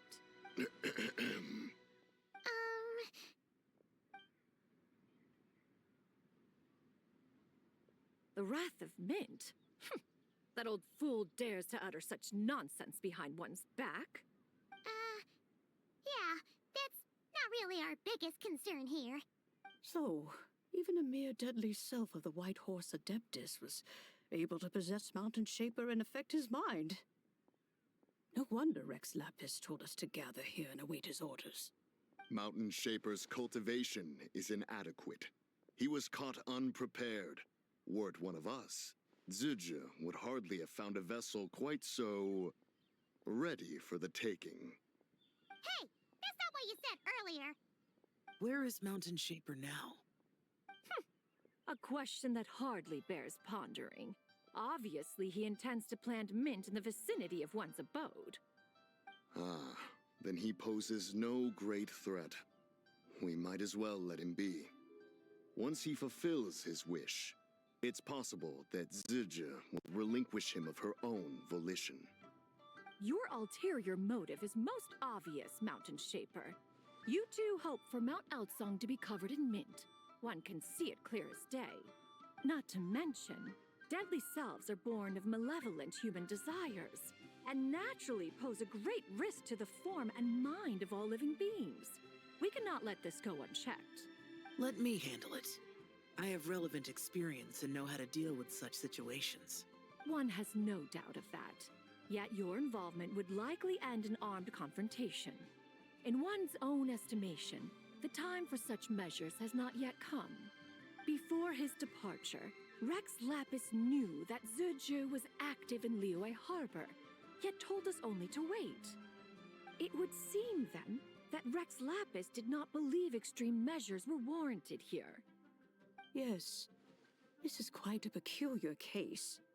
After all, Zurja's possession does not seem to come with ill intent. It's more like she's guiding those she possesses to fulfill their own wishes. There is another matter of import, however. I sense tremendous resentment emanating from her. What could be its source to render her so unable to find peace? She was talking about the White Horse Adeptus memories, right? From what the Traveler said, it seemed like she was about to explode with rage. But why? With Rex Lapis away, if we wish to understand that which occurred in the past, we shall have to ask her directly. She also mentioned the Curse of Time. What could that be about? Perhaps erosion. Indeed. We are of the same mind. I heard that ancient clans in the mountains once regarded the White Horse Adeptus as the daughter of time. It seems there was some truth to that, after all. The Daughter of Time. cursed by time? Time does not treat everyone equally. The longer you dwell in this world, the more it takes from you. Then what do we do? One has devised a solution. Based on what you have told us, it seems that Suju is in the habit of leaping to a different host when provoked. One's plan is for us to block all escape routes while you confront Mountain Shaper, forcing Suju to reveal herself. Then, if prior experience stands, she will have no choice but to possess you. However, not only are you able to sense it, you are also unaffected by the peculiar state of stasis. In other words, in that moment, you would have the chance to either subdue or persuade her. That is akin to walking straight into the lion's den. Allow me to go instead. Yeah! Isn't this plan a bit too risky? Why doesn't Paimon try first? After all, even if she got possessed, it's not like she would pose a danger to anyone. Paimon's wishes aren't all food-related, you know. One would not suggest this course of action if one had any such reservation. Time and again, the traveler has proved immune to Suju's influence. Consider for a moment why that might be. Oh yeah! That's what the first deadly self told you, right? Perhaps your time in Nodcry left you with the blessing of the newborn moon goddess, traveler. And this Whitehorse Adeptus clearly has a profound connection to the moon. Indeed. Indeed. I see. Have you other concerns, Conqueror of Demons? I was just trying to fathom why Rex Lapis left without explaining the situation in detail. But now I think I understand. Rex Lapis entrusted this matter to the Traveler, which means in his estimation, the Traveler must be the key to its resolution. So I have no other concern. I trust Rex Lapis, and I trust you.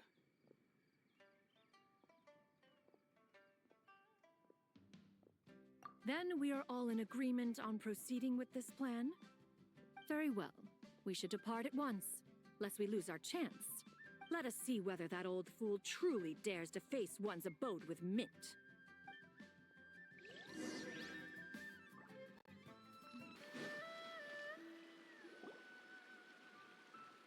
One mint, 2 mint, let us plant a whole slew of mint. Once I reach 10,000, Cloud Retainer's abode shall be Mount Outsong no more, but rather Mount Mintsong. Oh, to behold the look on her face when she is confronted with such verdant splendor! Mountain Shaper, you dare disturb the tranquility of one's abode. Do not take personal offense, Cloud Retainer. He is not in control of his faculties. Exactly. Let it go this once. Zidja is the one driving him to do this. Huh? But Zidja just helps people fulfill their own wishes and desires. Not now, Paimon. Oops. Sorry, Mountain Shaper. Paimon might have just thrown you under the bus. When he wakes up, we shall have words. Everyone, to your positions.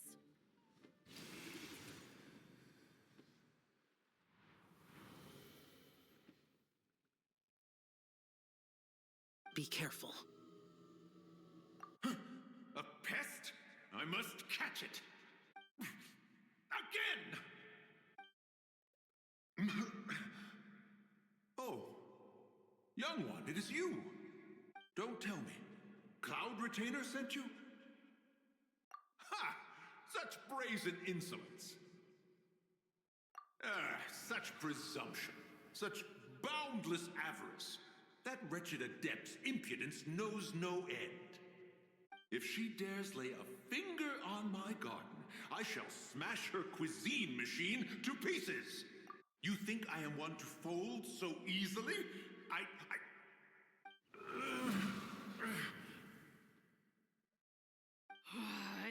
insolent mortal! Time and again, you interfere in that which is beyond you. You make it exceedingly difficult to contain my rage. You have no conception of that which you seek. It is forbidden! You know nothing of my past. My warning was given. The cost entwined with this is beyond what you can bear. Stubborn mortal! You. Very well. If death is what you seek, who am I not to oblige? Come, let us see the extent of your resolve. Your wish is to behold the curse of time and the memories of this form? Then, let it be granted.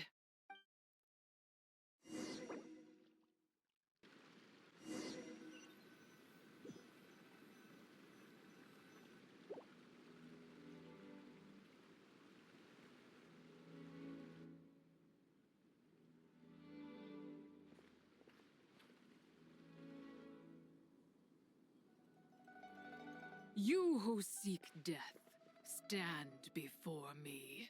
My prison. I was merely a trace of impure energy within Zabai's immortal body. When her soul was shattered, it should have been the end of me.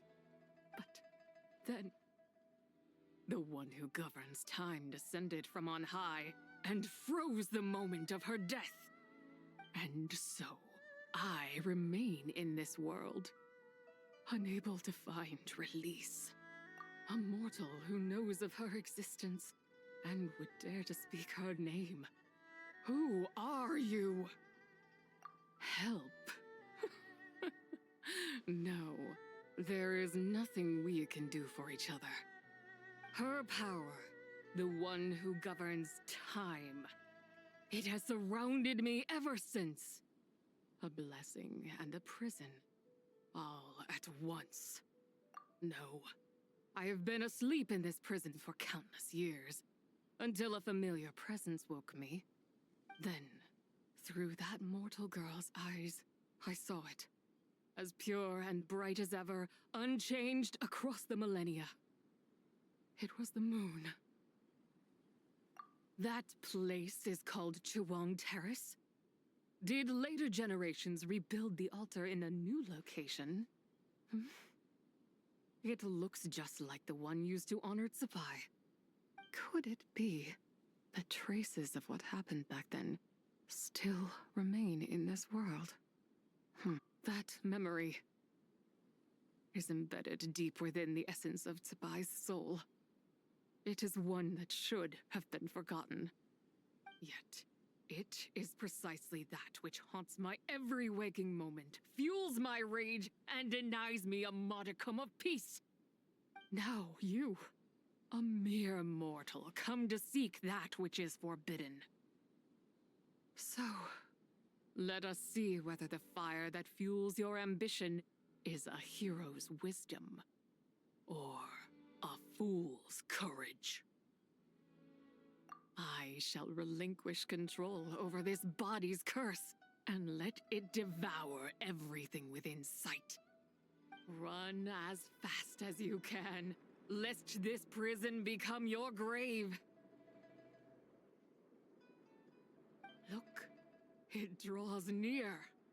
The river of time, come to sweep all into oblivion. A torrent of tears for the dead and departed. I shall wait for you at the end, mortal. Evade being swept up in its waters, and I will show you everything. Fail, and we shall sink into oblivion together.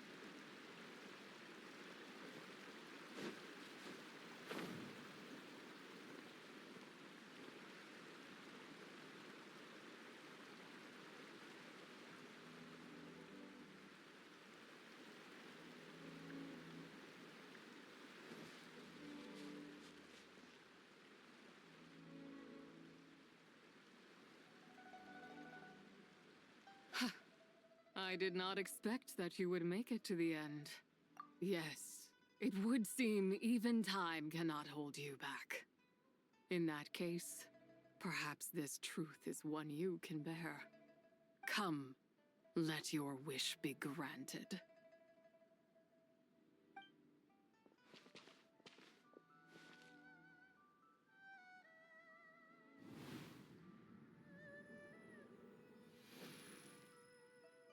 Under moon eternal, in radiant night, a maiden grants silk, soft and light.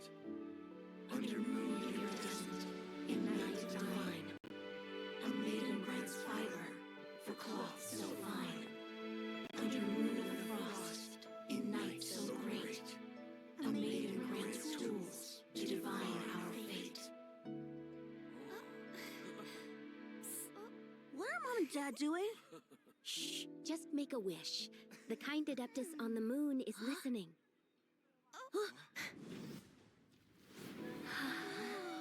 Look, it's Lady Tsubai. Wow, Lady Tsubai? Is she powerful? Of course. She taught us how to grow grain and beans, millet and rice, how to peel hemp and reel silk, spin thread and weave cloth, how to cut stone and build houses, cast bronze and forge tools. According to Mom and Dad, the Adeptus Tsubai is the god of soil and grain, who blesses our land and its crops. Huh? Lady Tsubai's leaving. It's all right. We just have to wait till next year. She'll be back.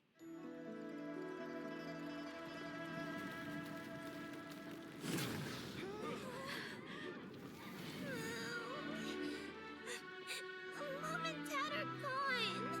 Why hasn't Lady Tsubai returned? She'll come. We just have to believe. What is that?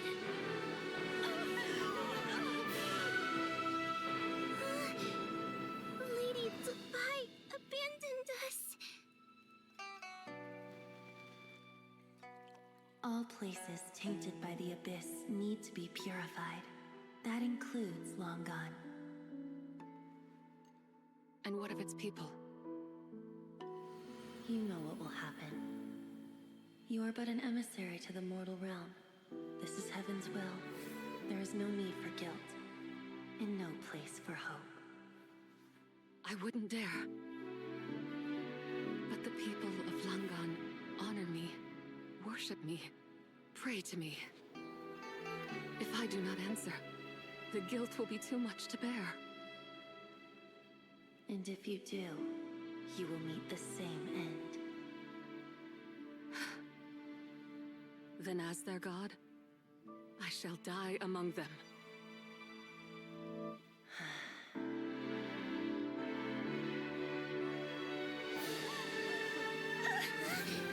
Look! Lady Tsubai came to save us! I knew she wouldn't abandon us! Run!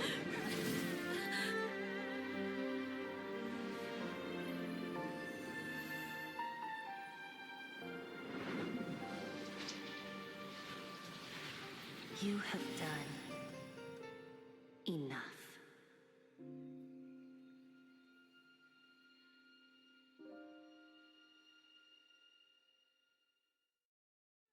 Now you know the truth. These are the memories that suffocate me where I stand and crush me under their weight. Not just my nation, but the people I loved. Were it within my power, I would ignite a blaze fierce enough to burn a hole through the heavens themselves. It was a time of war, one that ravaged heaven and earth. Remnants of the battles tainted with cursed power fell from on high and devastated Langan. The heavens decreed that the tainted filth had to be cleansed. No matter the cost. If I just had more time, I could have helped more people to escape. But it wasn't enough! I just needed a bit more, and they all could have survived.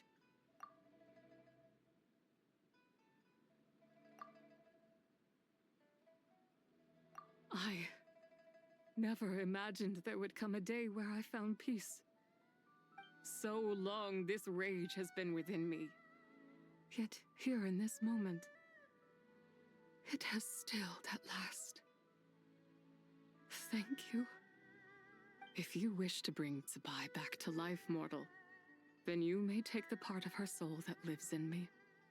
Just remember, from this moment onward, the fate of Langan's fallen rests on your shoulders, and that cannot now be changed. As I said before, I am but a remnant of Tsubai's adeptal form, a manifestation of her wrath that was not meant to linger in this world. By taking away this fragment of her soul, you take away my shackles as well. So, let it be done. Ah, it's your turn to grant one of my wishes, is it? Very well. In regard to my fate, and that of Langan's fallen, I know there is little I can demand of you. However, should another raise a war banner against the heavens someday, let my name be set upon its cloth. I ask for this, and nothing more. Now, take what you came for. I was a lone moon, shrouded and dimmed in cloud-veiled night. Now darkness breaks, free and unburdened. I reclaim my light.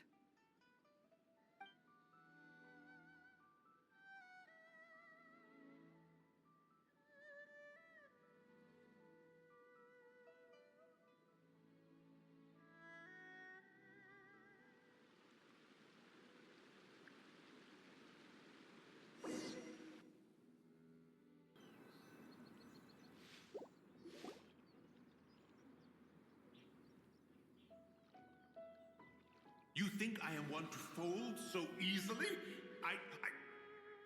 Ah, young one. What brings you here?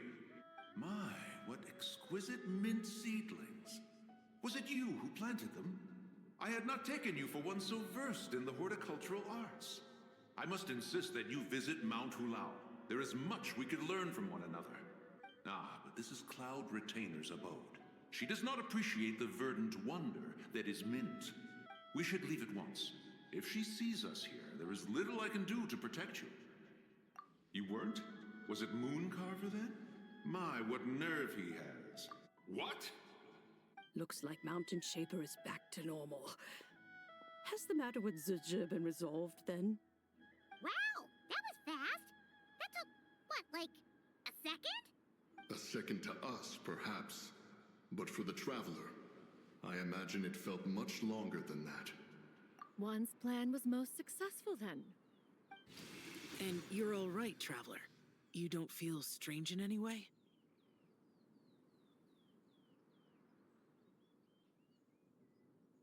Well, sounds like good news all around. I'm glad this matter is resolved.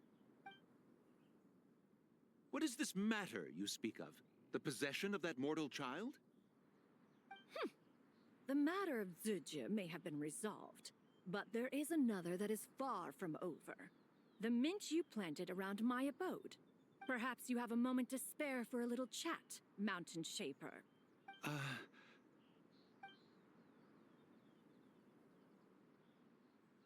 You seem reluctant to talk in detail about what happened with Zizhi.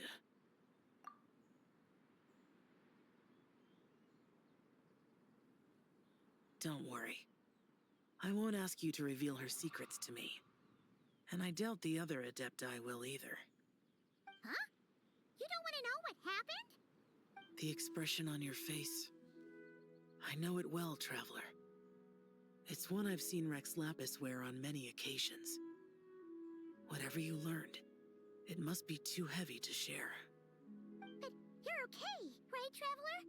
That deadly self didn't hurt you, did she?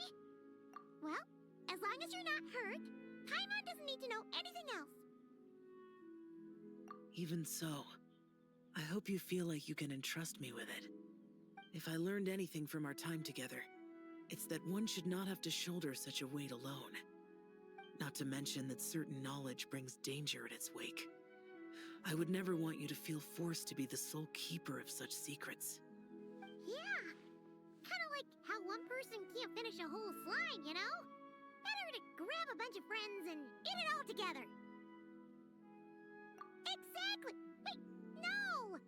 Paimon's just saying we've got loads of friends who'll be more than willing to lend an ear.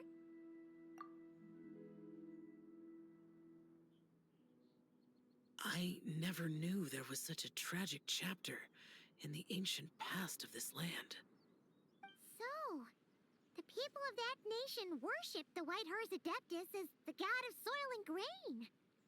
It would seem, then, that Rex Lapis had a similar reason for withholding the details of his recent trip. I've often wondered if he had companions to stand by him before we met, or if he was forced to face things alone. Regardless, Lantern Rite takes place in 2 days. Let's meet back up again there. If there's no news of Rex Lapis by then, we'll have to come up with a plan. Fingers crossed it all goes well.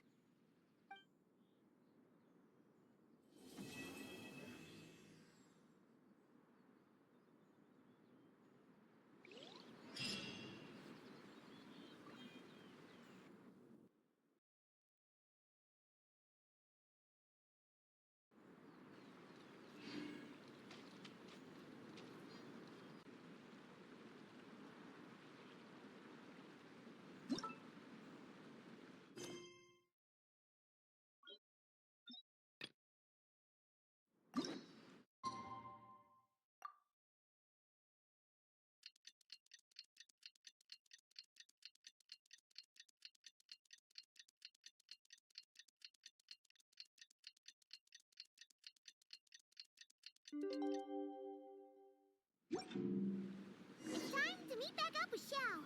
Let's head to Mount Outsong.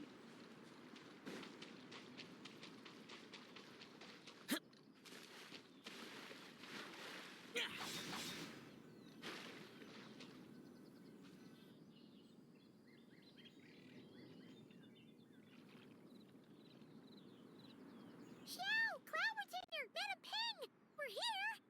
Any news on Zhangli? Wait, are we missing 2 Adepti?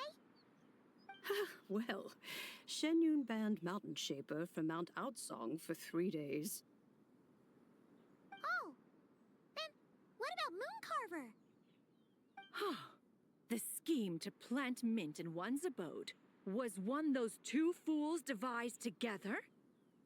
And when it comes to punishment, one does not discriminate. His banishment ends in 3 days as well. Wow, that's pretty harsh, Cloud Retainer.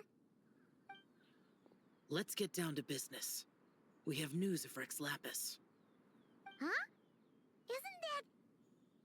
Yes, Rex Lapis's geopillar. It descended from on high this morning. He must have sent it for a reason, but it does not respond to our touch. So, what does it mean? Is he in trouble? Not necessarily. It could be a message only a specific person is meant to receive.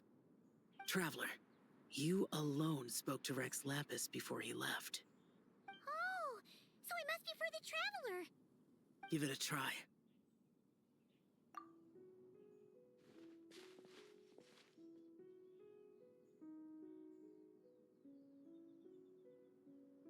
Come to the spring on Mount Qingse.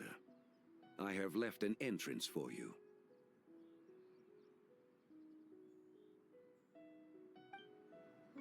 Well? Just as one surmised, it seems that Rex Lapis will not countenance our involvement in this matter. That would not surprise me in the slightest. He's always had a soft spot for the Traveler, after all. But be that as it may, we have served Rex Lapis for millennia now. In other words, I'm sure this has nothing to do with favoritism. He's probably just trying to protect us. That's right. So you mustn't let your guard down, even if Rex Lapis is by your side. Alright, let's get going. We'll try not to keep you all waiting.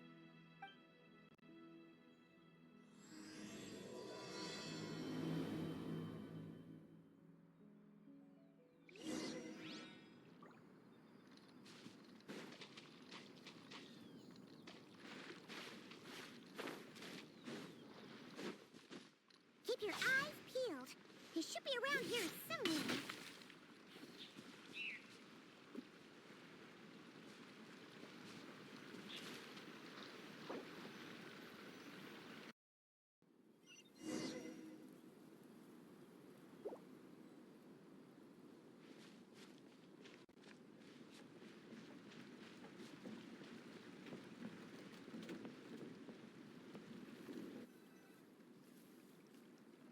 Who could have imagined that the once mighty Geo Archon might end up so, sitting on a humble stool in the woods, quietly weaving moon lanterns?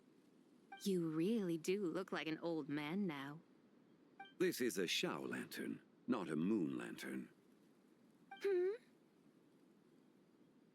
In ages past, when the gods waged war and the world was in turmoil, these lanterns were lit to guide fallen warriors back to their homes. Had you tarried in the mortal realm for but a little while longer, you might have become quite accustomed to them. Even so, it bears such a striking resemblance to the moon lanterns they used to offer up to the heavens. Could this truly be mere coincidence? Perhaps in some sense it is, yet in another, it isn't. For instance, who is to say that some of Langan's magnificent jade did not become part of the very foundations upon which Liyue Harbor now stands? It is conceivable that this ritual was transmitted in such a manner too. Now, let's not let ourselves get carried away. For all its splendor, do not forget that, in the end, even Langan could not escape its heaven-sent fate. Alas, it is just a pity that the little creatures of this world may never again lift their eyes to the moon, even should misfortune befall them. But you, Geolord, now that you rule this realm, why take the trouble, not to mention the risk, to visit one who bears such profound guilt as I? Are you not afraid that you might be sullied by the curse of time that was laid upon me? There is no risk to speak of. At least, not in comparison to that which you took when you defied the heavens all that time ago. As I have stated, time and again, it was not I who defied the heavens. Geolord, the ancient affairs of Langan have nothing to do with me, for I am but one of her deadly selves, severed before her demise. My name is not Zebai, but Zichao. Surely you did not take us for one and the same, solely on the basis that we may all assume the form of white horses? Sorry to break it to you, but you seem to have found yourself the wrong white horse. Anyway, do tell me, what urgent matter brings you here? Very well, then. I have come to ask for Zebai's shade. Oh? So, the Geolord has set his sights upon Zebai's human soul. And what is it that you intend to do with it? The world outside is changing. With the new moon's birth, the confines of the Shadow Moon are gradually disintegrating. In other words, the heavenly soul is set to return. Consequently, strange phenomena have manifested within Langan's former domain, leading to the earthly soul's reappearance as well. The last of the trio, the human soul, is in your possession. Most intriguing. My intention is to gather all three together, so that an old friend may finally make her return. I must admit, it seems that some remarkable affairs are coming to pass in the outside world. Yet there is one thing you seem to have overlooked, Lord of Geo. Back in the day, it was you that freed me from that painting. And afterwards, I took up arms in your name, Together we first subdued Chenyu Vale, then brought peace to Mount Qingse. It was for this cause that the contract between us was made. But now that the debt has been repaid, what cause have you to expect my aid? Zibai and I have long been friends. Given not only that you were manifested from a corrupt desire within her divine form, but that you also possess a fragment of her soul, how can you purport to be the wrong White Horse? I think you'll find that we are now as separate and distinct as any two beings ever were. What once shone with radiant purity has long become dust. What you see is no longer what it was. Oh, great Lord of Geo, should this still be unclear to you, I bid you take your leave. It seems that the fault lies in my own lack of consideration. As you wish. I shall let this matter rest. Wait! One moment, if you will. Should this not be your opportunity to propose a new contract? The part where you make me an offer I simply couldn't refuse? Even those puny mortals know how to haggle when striking their bargains. Should you, the famed god of contracts, not likewise strive for success through negotiation? Come now, enough with the posturing. It's time to name your price. Very well. I had, in truth, prepared a new contract for your consideration. I knew you would not come before me unprepared. Yet, you should know that I want for nothing, for I live in the mountains, carefree and untroubled. Occasionally, I even find sport in teasing the mortals who stumble into my presence. Then why persist in telling them those ancient stories? I speak of what transpired before the sky collapsed and the earth sank into itself. That is merely my way of passing the time. And what of it? Would any believe, much less remember, the ramblings of a mountain hermit? Those tales have long since spread throughout the mortal realm. Who? Should my words prove insufficient, I invite you to see the world for yourself. To this end, I have found you a pair of trusty guides. The Lantern Rite is presently underway in Liyue, and should prove quite intriguing for you. So this, then, is the contract you have prepared for me? Indeed it is. Think of it as a contract for a one-day festive excursion. Surely you do not hope to offer this in exchange for Tsubai's shade. The foundation of my very existence for a little excursion seems a little steep, wouldn't you say? Why not see for yourself? You can always decide afterwards. The final determination, of course, shall rest with you. Is that so? Then perhaps this deal might not be entirely off the table after all. Where then are these guides of which you speak? Hey, it's Xiangli! Oh, we've been looking for you everywhere. We thought you might have gone missing. You're here. So these are my guides. Well, well. They certainly look the part, I'll give you that.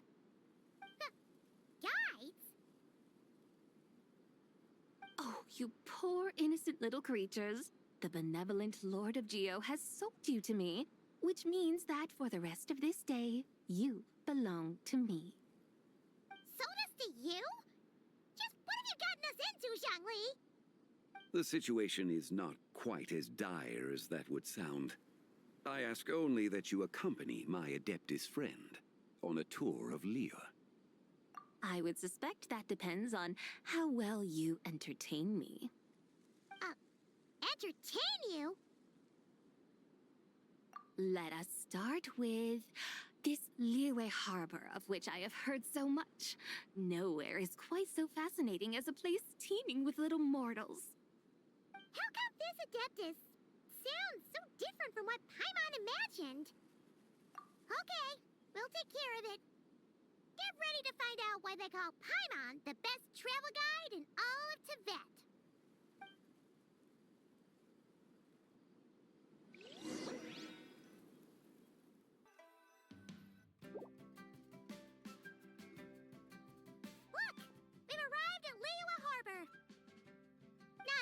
isn't Tivat's busiest part. It's also the beating heart of Liyue.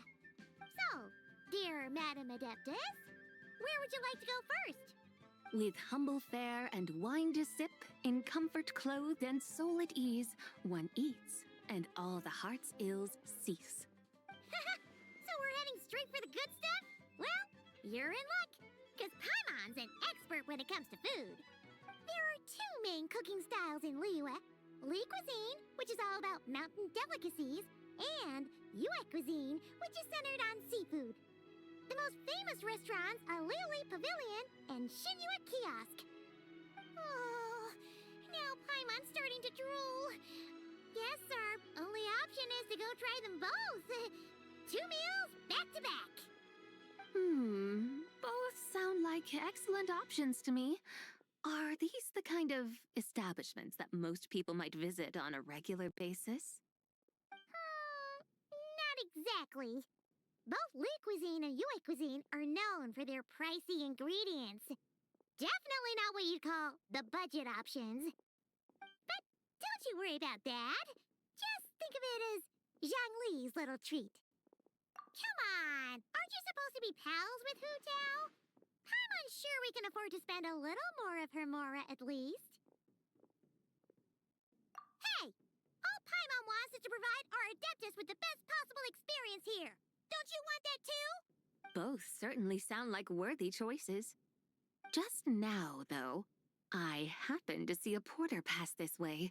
Where might individuals like him go to eat? A hungry porter, huh? Oh! Paimon knows just the place! Yep. Nothing fancy-schmancy there. Just tasty dishes made with simple ingredients in a variety of different styles. Most importantly, it's great value for money, too. No wonder everyone loves it, huh? Oh, and the owner happens to be a good friend of ours, too. One mean restaurant. Yes, even the name itself feels lively and down to earth. All right, let's make it our first stop. Yippee! That's a great choice, too. Alrighty, let's head over there right away. Paimon can't wait to dig in. Wamin Restaurant, here we come.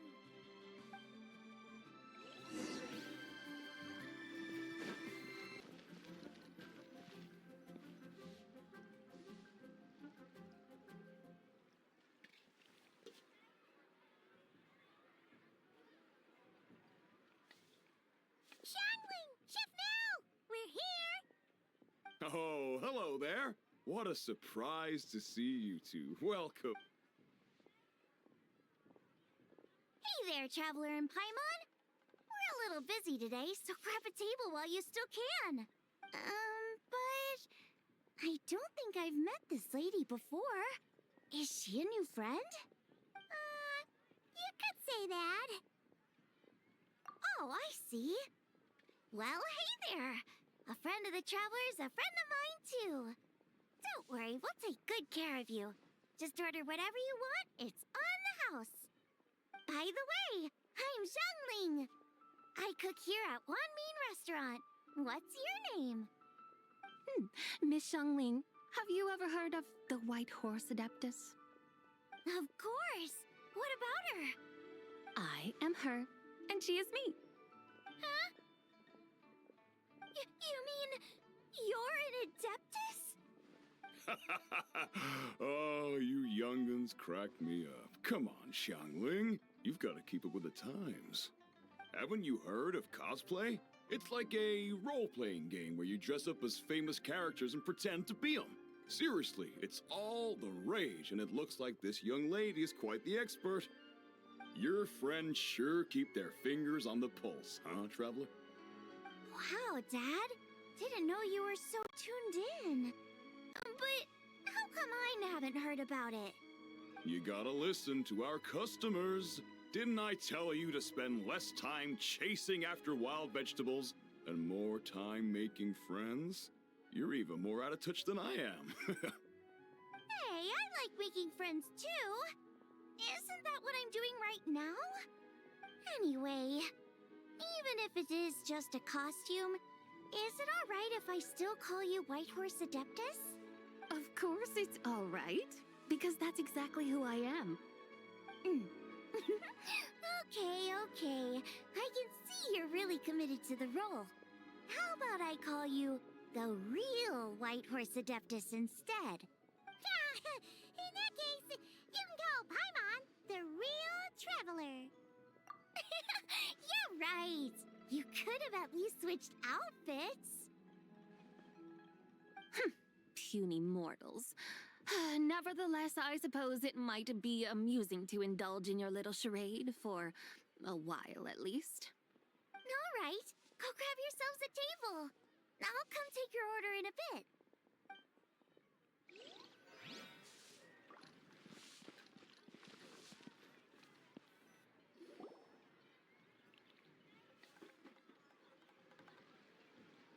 Hello. May I ask if Miss Xiongling and Chef Mao are here? Yeah, they're just over there. Wait a sec. Aren't you? So, what would you like to... Huh? You're...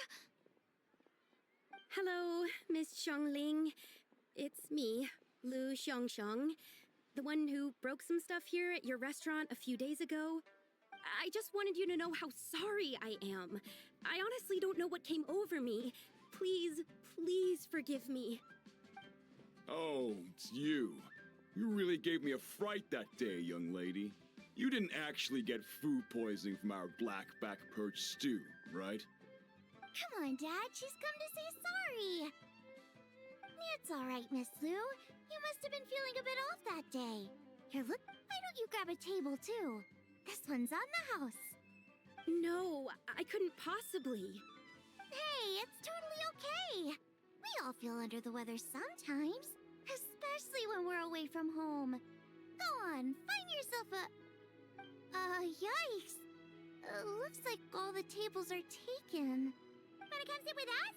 We've got an extra seat over here. Thanks, guys. So what would you like to eat today? Feel free to order anything you like. I should very much like to sample your renowned poisonous blackback perch stew. It wasn't poisoned. That was all on me. So that's one portion of blackback perch stew. How about you guys? Paimon wants... Sure thing. Looks like Paimon's having trouble making up her mind. Anyway, I guarantee you'll love it. Let me think. Well, since the blackback perch stew is on the spicier side, I guess it makes sense to balance it out with a serving of stir-fried shrimp.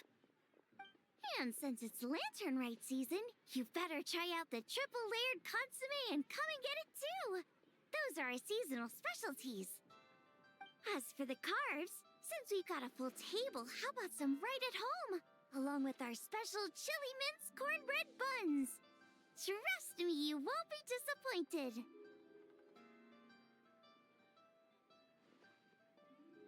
Then for dessert, I'll whip you up some Lucky Snow Delight. I just came up with it a few days ago, and I can't wait for you to try it. Wow! Sounds like quite the feast. Looks like Paimon's in luck today. Am I the only one who thinks that's way too much? Not at all. Don't worry, I know what I'm doing. And to top it all off, our star dish, Adeptus Temptation. You should know that we don't often serve this here at Wanmin Restaurant. But since this is my first time cooking for the White Horse Adeptus, I'm pulling out all the stops. Okie dokie, just sit back and relax. I'll have your dishes out in no time. Hold on. Did I just hear Miss Xiongling mention the White Horse Adeptus? You did indeed. And you're looking right at her. That's a joke, by the way. She's cosplaying. Oh, I see. Phew, almost believed you there for a moment. Tell me, little one, what business might you have with the White Horse Adeptus? It's a long story. Basically, a while back, I took part in an archaeological dig over at the chasm. While we were there, we discovered a number of relics. Our findings show that they date back to the era of Long Gone, an ancient nation whose people are said to have been the ancestors of some of the modern-day inhabitants of Chenyu Vale. And why might such matters concern the White Horse Adeptus? Because some of those relics not only seem to contain textual references to her, but even depictions of what she looked like. There have long been legends claiming that the White Horse Adeptus was a deity of that era, but there are plenty of other theories out there too. If I could just locate some more detailed records, I'm sure we'd be able to find out so much more. So you're into history? Well, to tell you the truth, I actually joined the archaeological team by sheer accident. But once I'd started down this path, I knew that I wanted to make something of myself. Recently, though, things seem to have taken a turn for the worse. Still can't believe I caused such a mess and even ended up hurting someone. Oh, so you're considering becoming a martial artist now instead? No, I mean, they weren't seriously hurt. It was just a few scratches, and they let it go after my mother compensated them. Either way, my career's pretty much over. And even though both the victim and the Ministry of Civil Affairs say they won't be pursuing the matter any further, my father says he's going to punish me according to our family rules. Family rules? Yeah, he's decided to ground me. I'll have to return to Chaoying Village after Lantern Rite, and goodness knows when I'll be allowed to leave again. Wow, that's harsh. Sounds like the kind of thing only rich, super traditional parents would do. We're not exactly rich, though. All we own are a few tea fields in Chaoying Village and a guest house in Liyue Harbor. A guest house? It isn't Baiju Guest House by any chance? Yep, he's my grandfather. So, you've heard of the guest house before? Small world, huh? Come to think of it, didn't Boss Lu mention something about hoping that the White Horse Adeptus would show up and let her divine power be known? Sure, but Paimon's guessing this wasn't exactly what he had in mind. Little one, it sounds to me that your family is rather well off after all.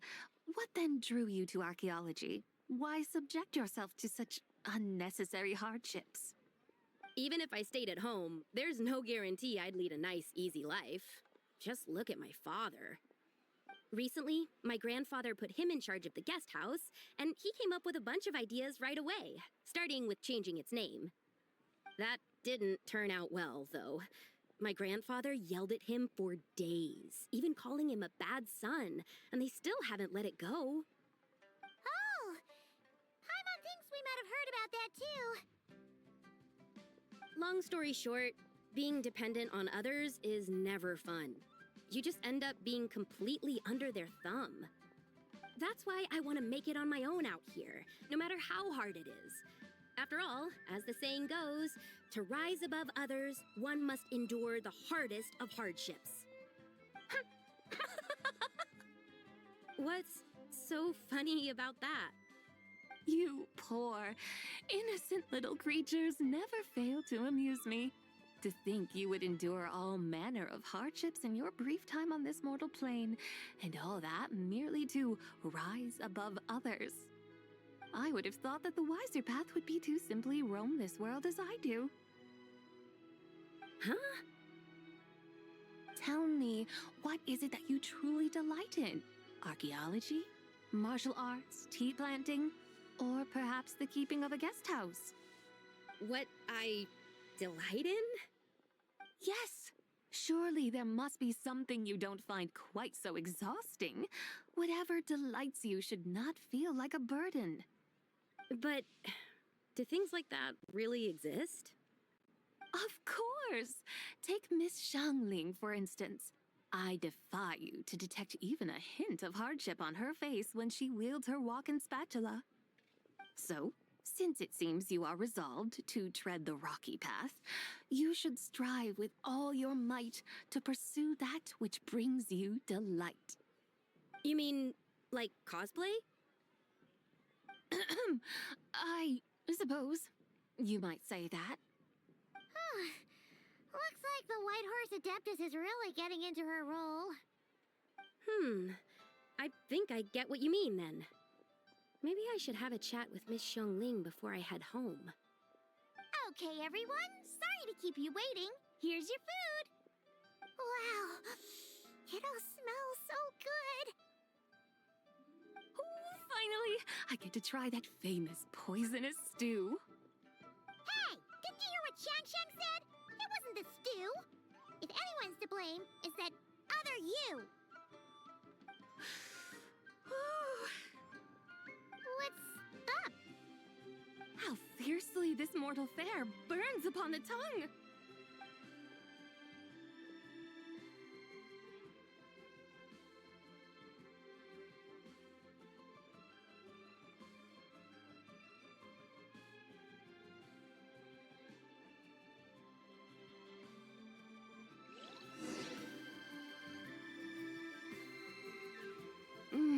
Most satisfying as poisonous stews go. So, where to now? Time, I think, to seek out some diversion? Oh, there's plenty of entertainment options in Liyue. Paimon will tell you that. The locals like to drink tea, walk their pets, play chess, watch operas, attend storytelling performances. Storytelling performances? You know, like listening to people telling stories. They're usually based on old Liyue legends, just like their operas. Stuff like the Divine Damsel of Devastation, Through the Eyes of a Dragon, or the Sanctification of Tao Do. What about the story of the bright moon that sits in the sky above us? Paimon doesn't think she's heard that one. Still, the moon does come up quite a lot. It's even in the name itself. The Yue in Liyue actually means moon. Since we're on the subject, you like telling stories yourself, right? Why don't we go check it out? In that case, I'll have to trouble the two of you to lead the way. Awesome! Let's go! Third round knockout, here we come!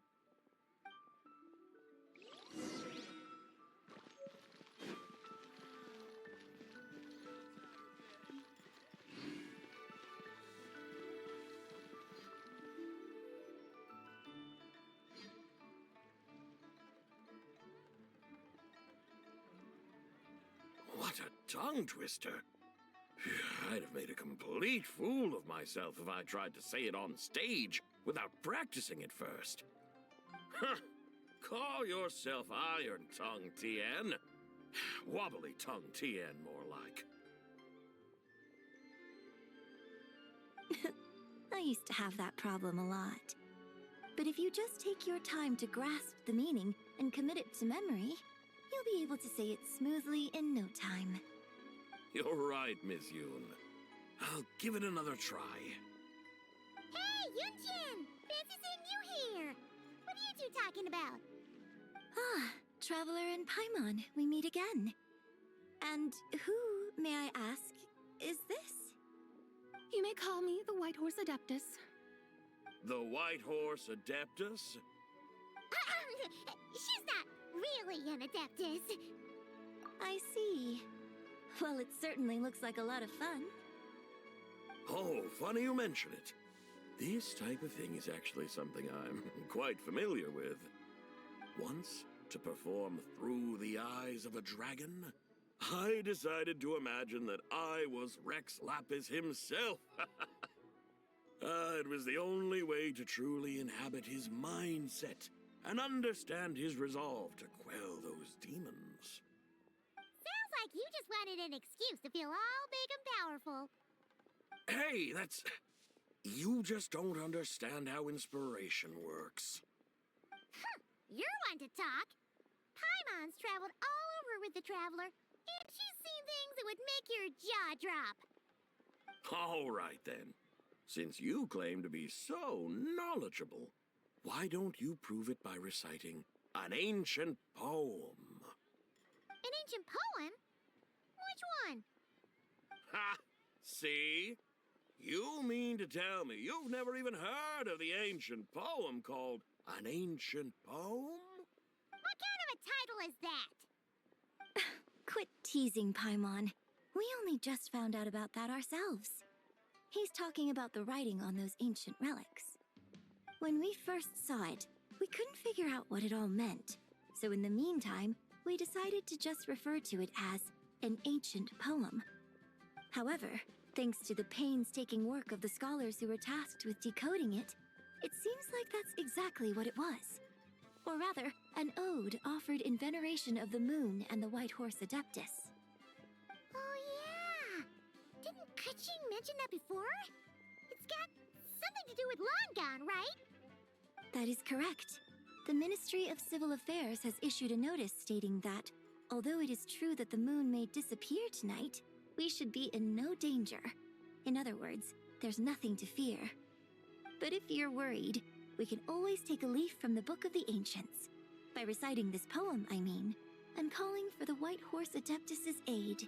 If we do that, I'm certain she'll protect our moon and keep us safe.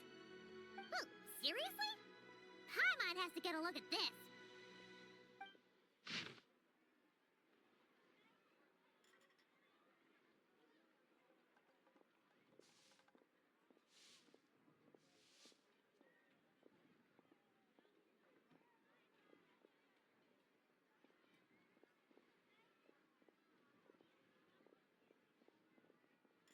Under moon eternal, in radiant night, a maiden grants silk, soft and light? What in Tibet's that supposed to mean? Under moon iridescent, in night divine, blah blah blah, something cloth so fine. Something about fields being plowed, something else about seeds being sown from the earth. Seriously? What is this? The fields are plowed, the seeds are sown, and from the earth, life is grown. Whoa! You did that without even looking! Bravo! Bravo! We have an expert in our midst. Looks like this young lady really does know her role inside out. If I didn't know any better, I'd have taken her for the real deal. That's because I am the real deal. That's the spirit. This is exactly the kind of mindset I was talking about. Behold, mortals, I am none other than the indomitable Rex Lapis himself. Kneel before my godly splendor. Believe me, young lady, I know exactly why you do it. Back in the day, I was just like you. I must say you are rather amusing as mortals go. Miss White Horse Adeptus, it is a great pleasure to make your acquaintance today. I have some questions regarding the poem, and I was wondering, perhaps, if you might be able to shed some light on it? You want me to explain the full meaning of its verses? Your guidance would be much appreciated. Fascinating. Tell me, do all the people of Liyue still express such reverence for the ancient ways? Well, it's true that we hold a deep fondness for our history, but it is hardly our only pursuit. One of my good friends, for instance, is even more devoted to the modern Fontanian art of rock and roll. Exactly! And don't forget, great practitioners of the role-playing arts walk among us too. People like me and you, young lady. Yes. So rather than placing too much emphasis on our reverence for the ancient ways, it might be better to say that here in Liyue, 100 passions bloom, each with a voice of its own. I see. Then, I suppose it wouldn't do any harm for me to enlighten you. In truth, it is but a simple poem of blessings. Its meaning is this. As the eternal moon rises in the night sky, a maiden adorned with lustrous jade descends upon the earth.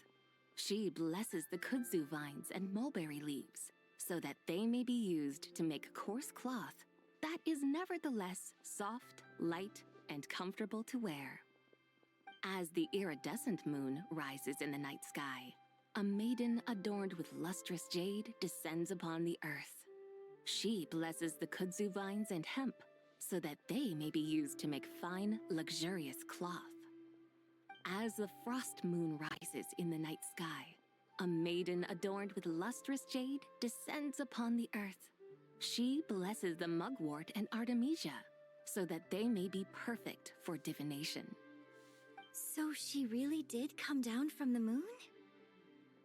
She shows the people how to use the plow and spade to purge the land of weeds, till the soil, and heap up the earth to make it fertile.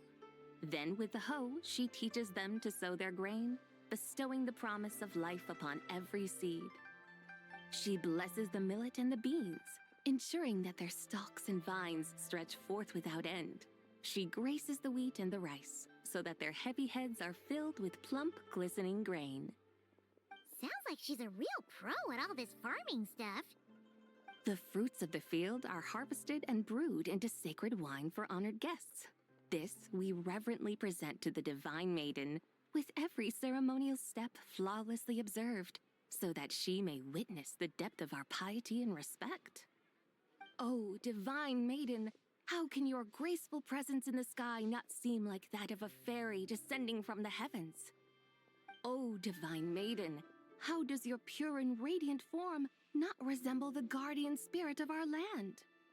I send my heart's desire, ascending to the heavens, beseeching you to grant us good fortune and blessings in the coming year. Huh? So, that's what it's supposed to mean? I find myself speechless. Moved beyond the power of words to convey. Oh, young lady, you have shown me the heights to which a true role player might aspire. A truly remarkable performance. I did not anticipate that anyone could unravel this poem with such depth and clarity, and so soon after the Ministry of Civil Affairs noticed, too. I'd even begun to consider myself somewhat versed in the matter, but as they say, there's always someone more knowledgeable out there. Allow me to extend my thanks to you, Miss Whitehorse Adeptus. You are far too humble, young one.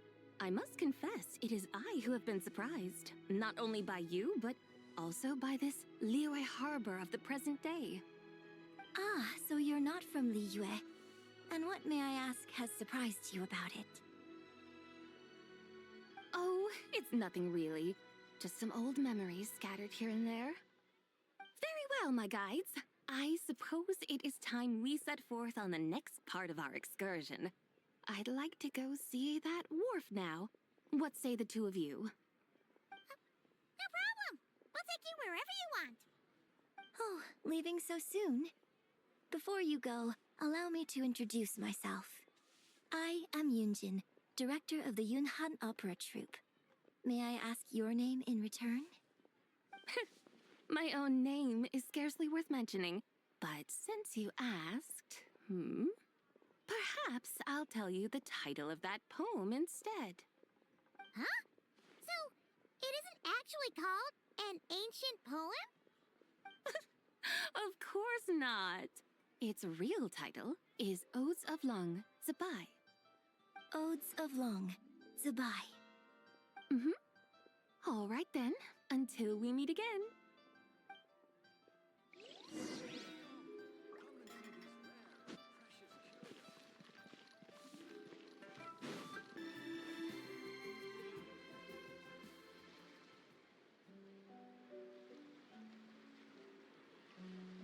Hey, Ganyu! I almost forgot to mention. On my recent trip to Notcry, I came across something really fascinating in the Frost Moon Scion's library. I found records in their collection of another divine envoy living on the moon. A divine envoy on the moon? You don't think it could have been referring to the White Horse Adeptus too, do you? No way to say for sure. Still, the similarities between our legends are intriguing, to say the least. Isn't it amazing?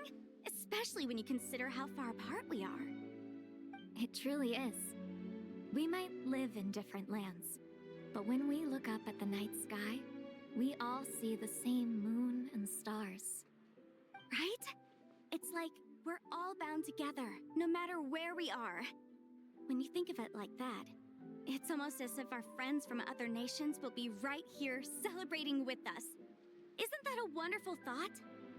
No wonder you were so excited to go see the giant lantern when you first got back. Sounds like you're a real fan of the White Horse Adeptus, huh? I guess you could say that. Just a pity she's so elusive. Even Granny's never met her, you know? Maybe she really is just a legend after all. Hey, Yanfei and Ganyu! Trust, Paimon. The White Horse Adeptus is as real can be. Huh? Oh, look! It's the Traveler and Paimon! Feels like I haven't seen you two in, like, forever. Happy Lantern Rite. It's so good to see you again. Hey, you two. Happy Lantern Rite. Did I hear you right just now, Paimon? Does that mean you've actually seen the White Horse Adeptus? She has indeed. And now, so have you. Huh? And you are? Why, who else? The White Horse Adeptus, of course. Could you maybe start with something else next time? You're the White Horse Adeptus? That's right. Allow Paimon to introduce you to our new friend, Zichao. She's been low-key obsessed with cosplaying the White Horse Adeptus ever since we met her. I see. Well then, greetings, Miss Zichao. My name is Yanfei, and recently I've been low-key obsessed with learning everything I can about the White Horse Adeptus. I'm sure the two of you will get along like a house on fire. Oh, and by the way, I'm Ganyu. So, Miss Zichao, you must be here to see the giant lantern too, right? Hmm? A horse-shaped Zhao lantern? Is that what I think it is? That's right. A lantern made to honor the White Horse Adeptus herself. Isn't it gorgeous? Huh? What are you laughing at? Both the lantern and myself. What do you mean? Well, this lantern truly is an artistic masterpiece. But tell me this. Have any of you ever seen a horse before? Come to think of it, Paimon can't remember ever actually seeing one herself. What about you, Traveler? Well, this horse appears to be mid-trot, but it has adopted what is called a lateral gait, where the legs on one side of the body move together in unison. A rather rare sight indeed.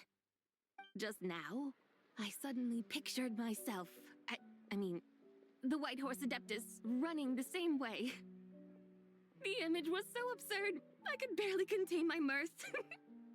Oh, really? I never knew that. You learn something every day, huh? Oh, come on! It's basically a giant piece of fan art! Who cares if it's different than the original? I was merely laughing at my own ignorance. I came here thinking that the White Horse Adeptus's tale had been long forgotten. Yet here I am, gazing upon a lantern made in her honor. Well, you couldn't have been more mistaken. There are so many tales about the White Horse Adeptus, I'm starting to lose count. Just off the top of my head... Just so you know, Yanfei, we've heard it all like a million times before. Aha! But there's one thing I can guarantee that you haven't. Huh? You mean like a new chapter of her stories come to light? Mm-hmm. And I heard it from Ganyu just yesterday. Hey, why don't you share it with the others? Sure, no problem. Where to begin? Do you guys still remember what Liyue's Moon Chase Festival is about? Of course! It's a festival held in honor of, the Stove God. That's right. But it took a really long time for the Stove God Festival to become what it is today. In its earliest form, it was actually an adeptal ritual known as the Moon Chase Rite. Paimon remembers Madame Ping mentioning that before, but she never explained exactly what it was. According to Cloud Retainer, the Moon Chase Rite was originally a ritual meant for communicating with the moon. Communicating with the moon? But for what purpose? At first, Cloud Retainer wasn't entirely sure either, as it was always Rex Lapis who performed the ritual. Whoa! Rex Lapis did it himself? Must have been a really important ritual. That's right. Unfortunately, despite numerous attempts, they never actually received any response from the moon, which is why they eventually stopped performing it. But then, just yesterday, Kutching took a picture of the moon being obscured by a dark hole to Cloud Retainer and asked if it had anything to do with the Moon Chase Rite. The moment Cloud Retainer saw it, it suddenly dawned on her that the rite might have been an attempt to reach the White Horse Adeptus all along. Does that mean Zhang Li's been trying to bring back the White Horse Adeptus all this time? So how about that? Bet you never thought there might even be a link between the White Horse Adeptus and the Moon Chase Festival. If Kutching hadn't taken that picture to Cloud Retainer, we would never have known any of this. This is probably what Kutching was referring to that day when she mentioned there were some ideas she wanted to follow up on. So, Geo-Archon. All this time, you've been striving to awaken her. Huh? What do you mean, awaken? Nothing. What I truly meant to say was, this new insight you've provided has been truly eye-opening. Oh, by the way, my trusty guides, I've been meaning to ask, where in Liyue Harbor might one enjoy an expansive scenic view? Huh? We're off to the next stop already? But Paimon's barely done digesting that lore bomb just now. All the more reason to find the right spot to let it sink in. Oh, so that's what you're up to. A tour of Liyue Harbor? In that case, if you're looking for a spot with a panoramic view, I'd recommend Yujing Terrace. That's a great idea. Since the terrace is on higher ground, the sea view from up there's so much better. Great! Well, the Lantern Rite's about to start, so we should get back to Granny's now. Hope to see you all at the festival tonight. Oh, you're off too? All right then. See you both soon. See you soon!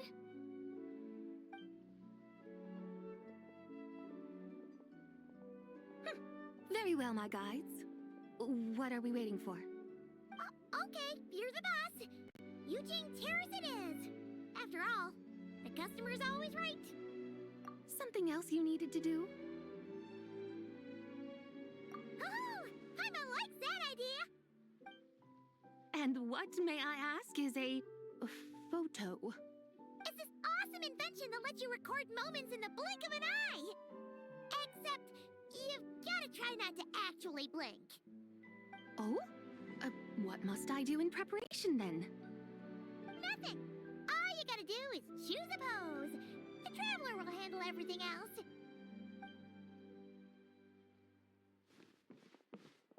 Come on, let's give it a try. Look, we got a great picture. Paimon's gonna call it The White Horse Adeptus Meets the White Horse Adeptus in Liyue Harbor.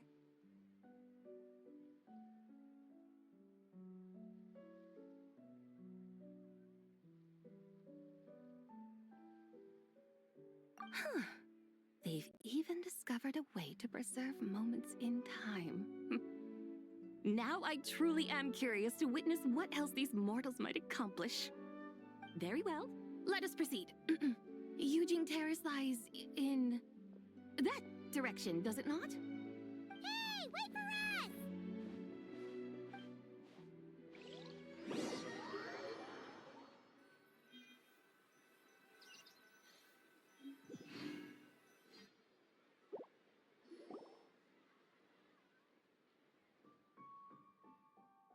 Truly a marvelous view if ever there was one. It seems the charm of this Liyue Harbor is only heightened by the sun's dying light. And soon, people will start releasing their Xiao lanterns to mark the most important day of the year. Practically everyone will be with their friends and family, eating a big meal, chatting, and even setting off fireworks. Trust Paimon, it'll look even more amazing then. What do you say? Want to stay to see that? No need. Let us bring this weary day to a close. Weary day? You mean, you didn't enjoy your tour? I had imagined you would arrange for me to witness some grand spectacle. Perhaps the descent of divine beings, the manifestation of the sacred before mortal eyes, or the appearance of a selfless hero come to aid the helpless and downtrodden. Or, should that not come to pass, then at the very least spend a little more coin. For that, it seems, is how one finds true enjoyment. Alas, but there was none of these. Instead, we merely filled our bellies, listened to tales, and gazed upon a crude imitation of my likeness. And now the sun begins its descent. What a day of quiet tedium. We're so sorry. If we'd known that was what you wanted, we'd have done it all differently. It's all that Jiang Li's fault for not making the customer's requirements clear. Well, it's too late now. Do you still believe I would part with that soul fragment, now so intertwined with my very being? But...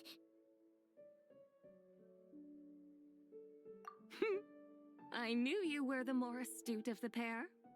Huh? You were just trying to scare Paimon? It seems the realm of the Geo Archon has a way of making one more stony-faced. So, you were just pulling Paimon's leg? Of course. I was merely engaging in a little banter with the two of you. Long ago, I shared tales with various mortals who chanced upon my mountain abode. Never did I imagine that those stories would endure. It seems I greatly underestimated them. Perhaps, as your Geolord said, a few pieces of ancient Langan's magnificent jade have truly become part of the very foundation of this land. So, you've decided to help us? Again, that goes without saying. I made up my mind some time ago now. When I beheld a rather intriguing scene as I set foot in this city. I saw porters passing through the alleys, setting down heavy wooden crates from their weary shoulders. Peddlers pushing carts as the kites and lanterns upon them rustled gently in the breeze. I saw cooks cooking, actors acting, scholars reading, soldiers marching, children playing, elders resting, officials officiating, and the common folk absorbed in this or that, reveling in the simple joys of life. Some, it seems, have already found that which stirs their hearts, while others continue to fret, troubled by uncertain futures.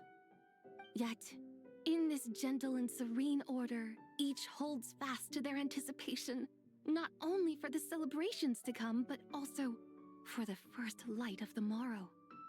Scenes I once yearned to behold now unfold before me, no longer in Langan, but in Liyue Harbor, thousands of years on.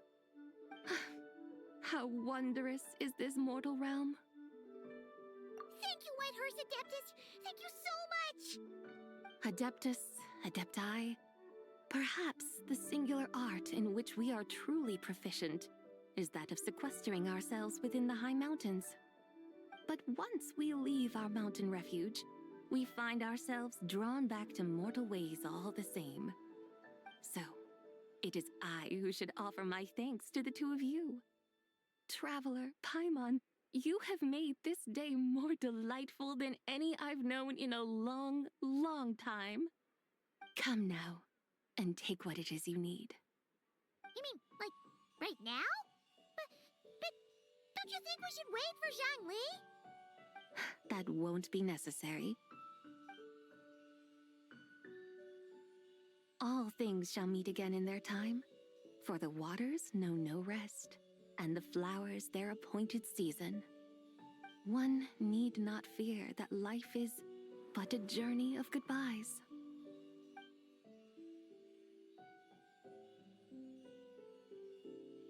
Is she gone?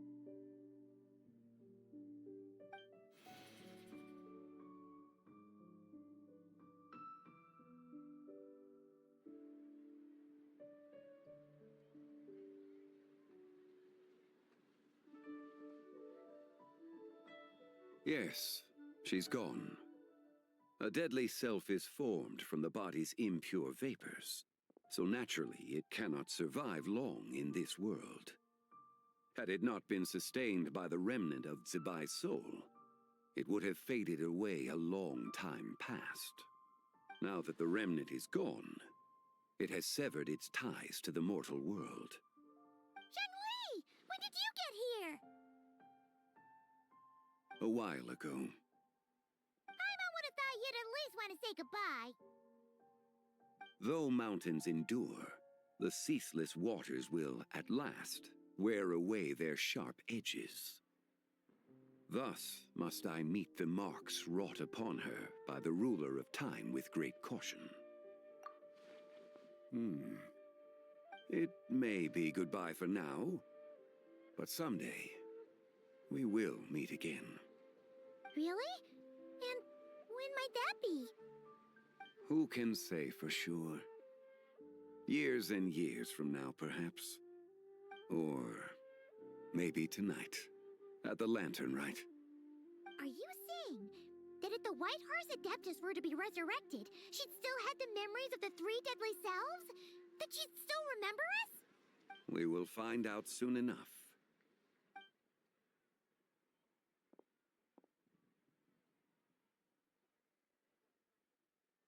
It is time. The rite is about to begin.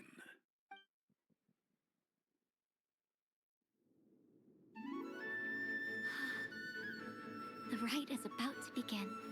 Is the moon really gonna disappear? Got your lanterns ready, everyone? All set. Might be about time to put eyes to the sky. Wouldn't you say, Tianquan? Look!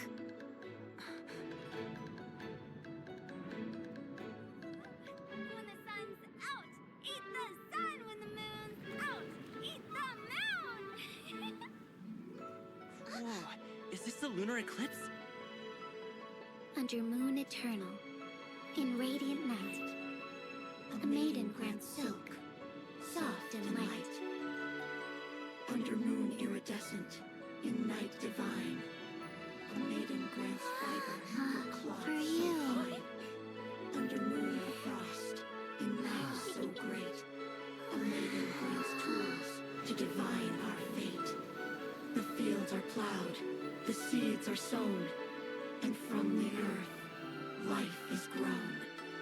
The seedlings stretch, the crops do rise, and all unfolds before our eyes. Fruits are gathered, sweet wine is poured. These gifts we offer to our Lord. Pure as heaven, so fair and bright, she shines as light in this dark night. And with her does this, wish take flight.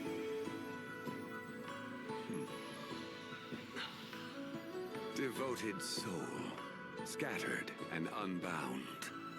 Let this lantern guide you home. By its light be found.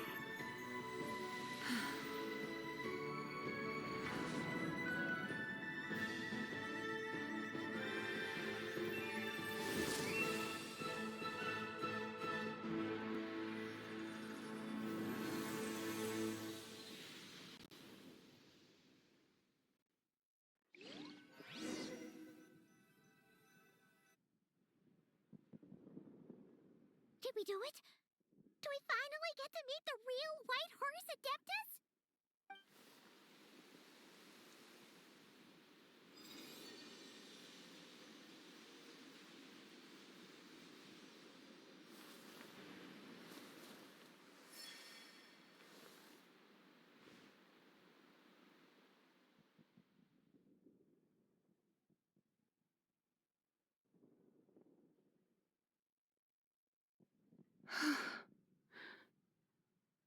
place? Where am I? A familiar land, now known by the name of Liyue. Liyue? The peaks adorn the clouded moon. Then, who might you be? Oh no! She seems to have lost all her memories after all. And those countless lights in the sky, what are they? These lights, each like a dwelling in glad accord, usher in this day of joyous rebirth. And whose rebirth might that be? That of my old friend, Zibai. Zibai? Yeah, that's you! Don't you remember anything at all? That's... me? Oh, yes. The envoy of the Lunar Palace. My name is Zibai, indeed. Then you must be... the Lord of Geo, Heaven's Star. Many years have passed since we last saw one another. Zibai, my friend. Welcome home. Home? But why does this place, this Liyue, feel at once so strange, and yet so familiar? Who you are? Who are you? Ah, yes, I remember now. You are that young Wushu dancer, the one who seeks disciples. How fares your quest for disciples? It must have yielded a truly prolific body of students by now, I trust. Hey, you've got it all wrong! You're talking about Gaming! Hmm? But I could have sworn... Oh, that's right. You're that impudent blonde youngster who kept meddling in my affairs. And to think you even had the audacity to presume yourselves worthy of being... What was it again? Ah, yes, of being my guides. How very wonderful to see you again, my most faithful and beloved guides. I trust all has been well in my absence? Well, she finally got it right. But that sudden mood swing felt even weirder. It's like her head's packed full of slimes. It is possible that her cells have not yet settled. After all, they've only just been brought back together. It may be some time before she fully recovers. Huh? You mean, kinda like she's still half asleep? That I cannot say for certain. Perhaps a few days. Perhaps a few years. A few years? Mortal years are but a poor measure when divine beings tread the realm of dreams. Well, if you say so. Anyway, at least she's whole again, right? That already seems like a pretty good outcome to Paimon. Yes, there is little cause for worry. We need only wait and let time take its course. Say, what are those little creatures over there up to? Celebrating Lantern Rite, of course. And those lights up in the sky? Those are all Shao lanterns. This year, each and every one of them carries a little wish inside. Lantern Rite. Then, may I join in too? Of course! Why else do you think we've been running around like headless chickens these past few days? Tell you what, Traveler, why don't we take the White Horse Adeptus out to celebrate? Who knows? Maybe seeing some familiar faces might help her find her feet? Hey, Zhangli! You've got some time on your hands now, right? Why don't you come along with us? By no means a bad idea, Paimon. Oh, it's a bye. Before Paimon forgets. When we meet the others later, remember to wish them a happy Lantern Rite. Happy... Lantern Rite? Happy Lantern Rite! Yes! Happy Lantern Rite indeed. Well then, let's go!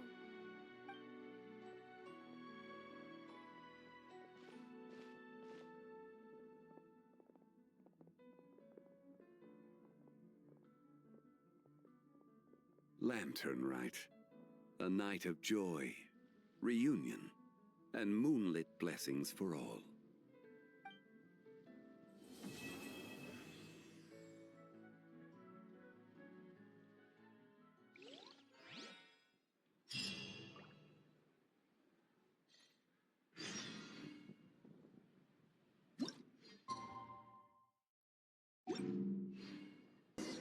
Paimon wonders how the White Horse Adeptus is getting along. Wow, the Millilith Maybe we stands should guard. check in on her?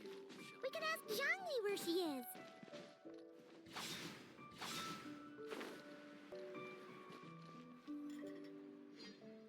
Oh, looks like Zhangli hasn't stopped by for tea today. Hey, are you two looking for your friend? Try going up that way. Is Zhangli up that way? No, but that young lady who was dressed up as the White Horse Adeptus the other day is. She's your friend, right? I just saw her head toward Wanmin Restaurant. I was wondering why she was eating alone. But then you two showed up hot on her heels. Oh, what luck! We were just on our way to find her. But what's she doing at Wanmin Restaurant? I have no idea. I said hello, but she completely ignored me. She couldn't have forgotten who I am, right? I mean, we're kindred spirits, aren't we? Maybe she's still half asleep. Her brain might be a little fuzzy. Oh, that makes sense. I was wondering why her eyes were so red. Her eyes were red? Oh, that doesn't sound good. You young people, staying up all night because you think you're invincible. Look at your friend. Missing out on sleep so she can pretend to be the White Horse Adeptus. That's where that leaves you, you know. A word to your friend from someone who's older and wiser. She really needs some rest. Paimon won't be so certain about the older and wiser part. Yeah, what was that? Hurry along, then. Oh, and don't forget to come back and check out my Rex Lapis cosplay when you're done.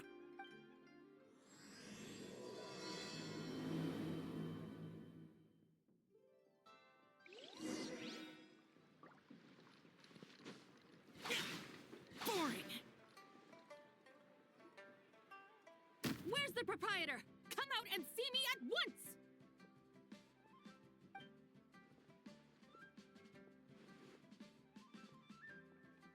Xiangling and Chef Mao aren't here right now. What can I help you with? And who might you be? My name is Shenhe. I work here at Wanmin Restaurant. Shenhe. Shenhe. Are you that crane adeptus who loves planting mint? It's been a few days. Have you improved your gardening skills? Did you manage to cover the slopes with mint? Mint? I don't know anything about mint. But I am familiar with Qingshen and glaze lilies. Ha! Already casting mint from your mind. How can a practitioner of self-cultivation be so fickle, chasing after every new plant that catches their eye? I'm not sure I get what you mean. Are you delirious from hunger? Would you like something to eat?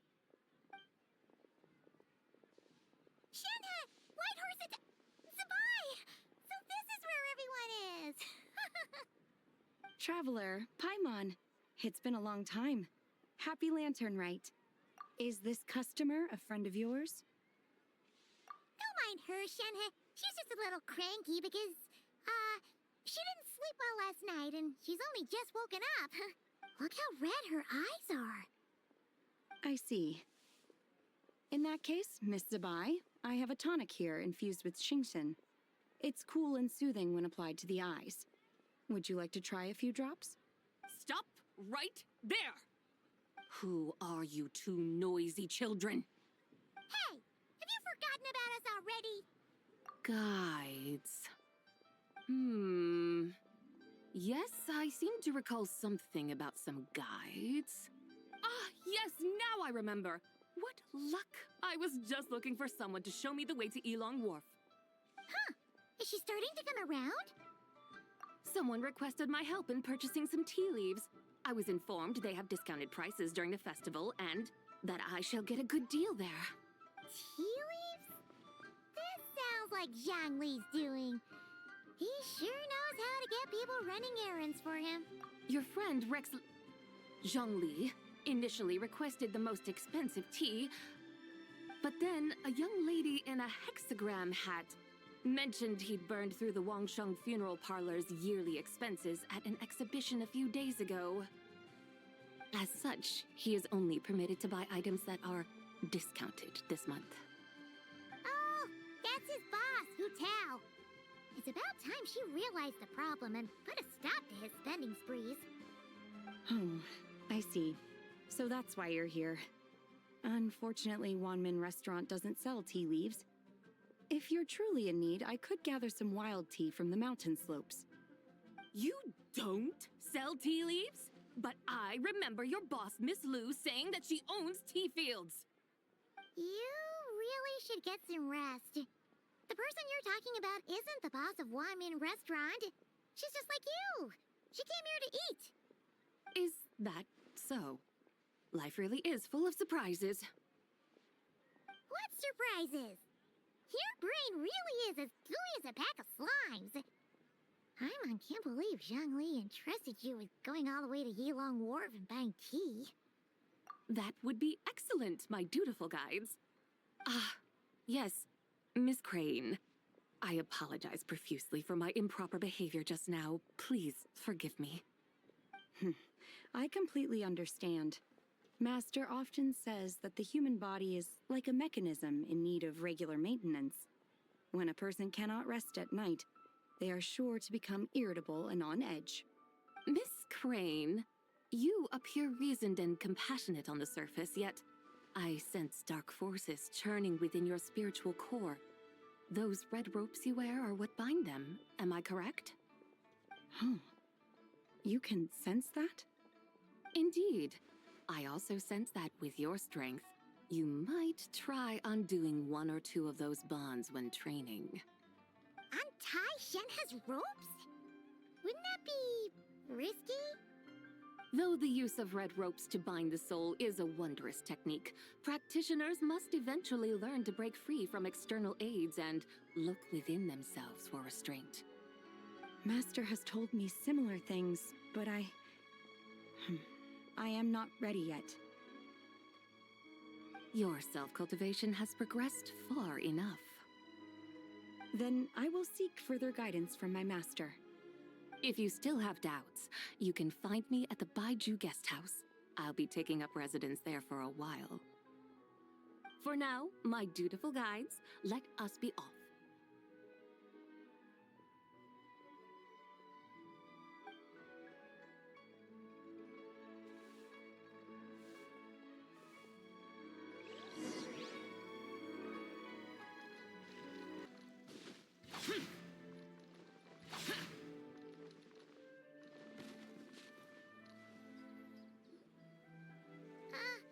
Aren't we going to Yilong Wharf?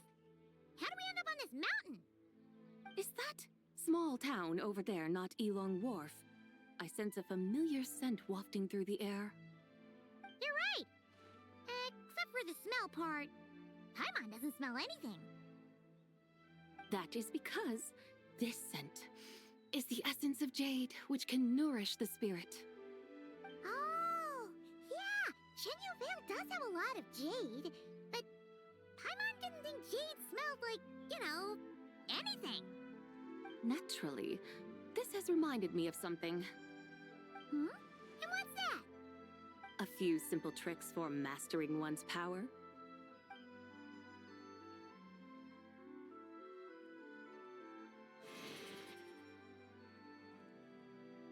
What is that thing?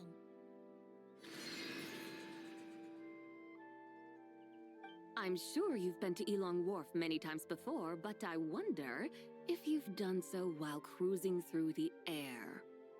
You've been such dutiful, dedicated guides, so allow me to offer this fresh experience as recompense. Please step in.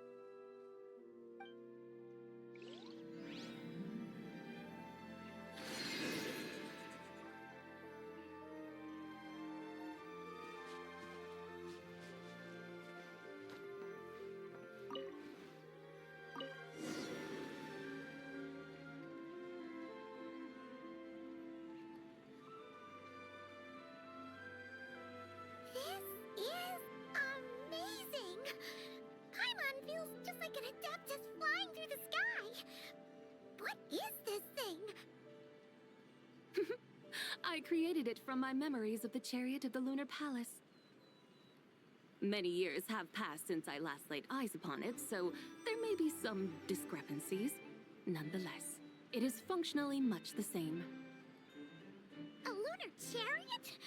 Wow! Paimon never imagined she'd get to ride in one! So, Sabai, does that mean you used to work on the moon? Work.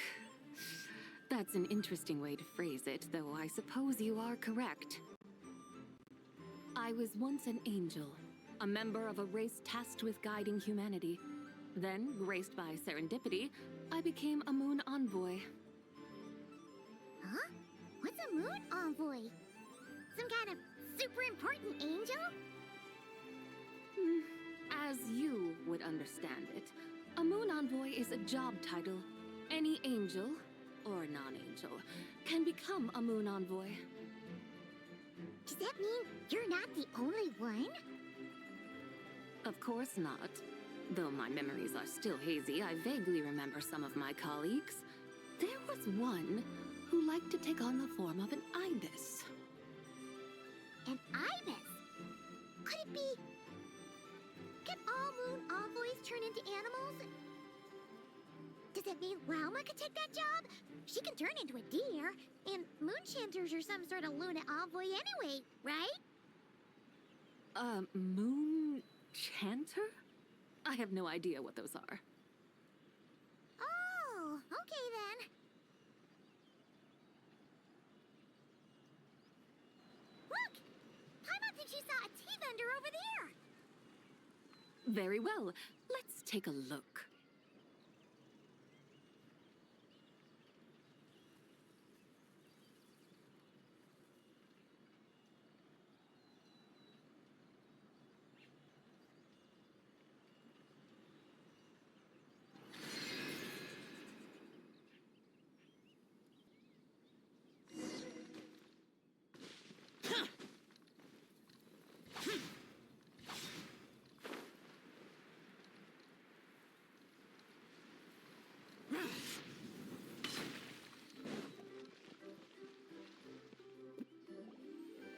Welcome, please have a look around.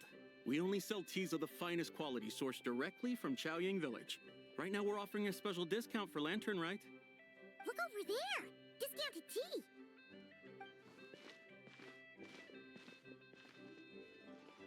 Dear customers, are you looking to purchase some tea leaves?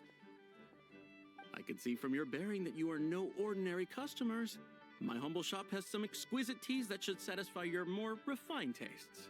We're not here for quality. We're looking for a discount. A discount? Well, that's a coincidence. Our Sunglaw tea is on sale right now. A special festive offer. Something about the name of that tea sounds familiar to Paimon.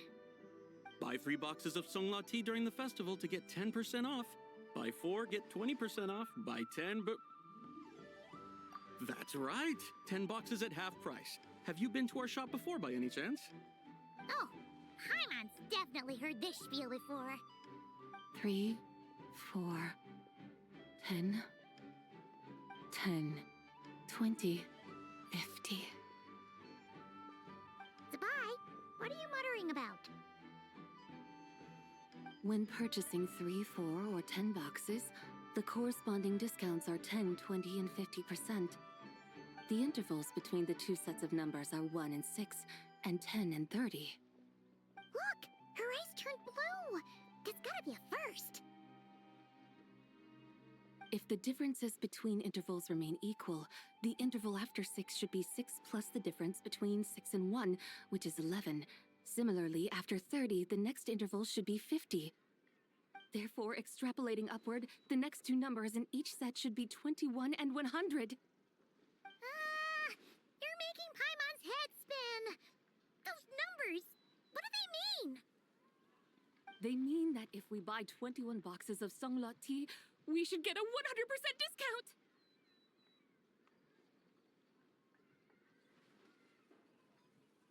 A 100% discount? You mean we'll get them for free?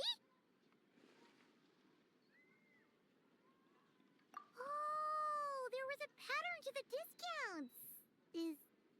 Is that right?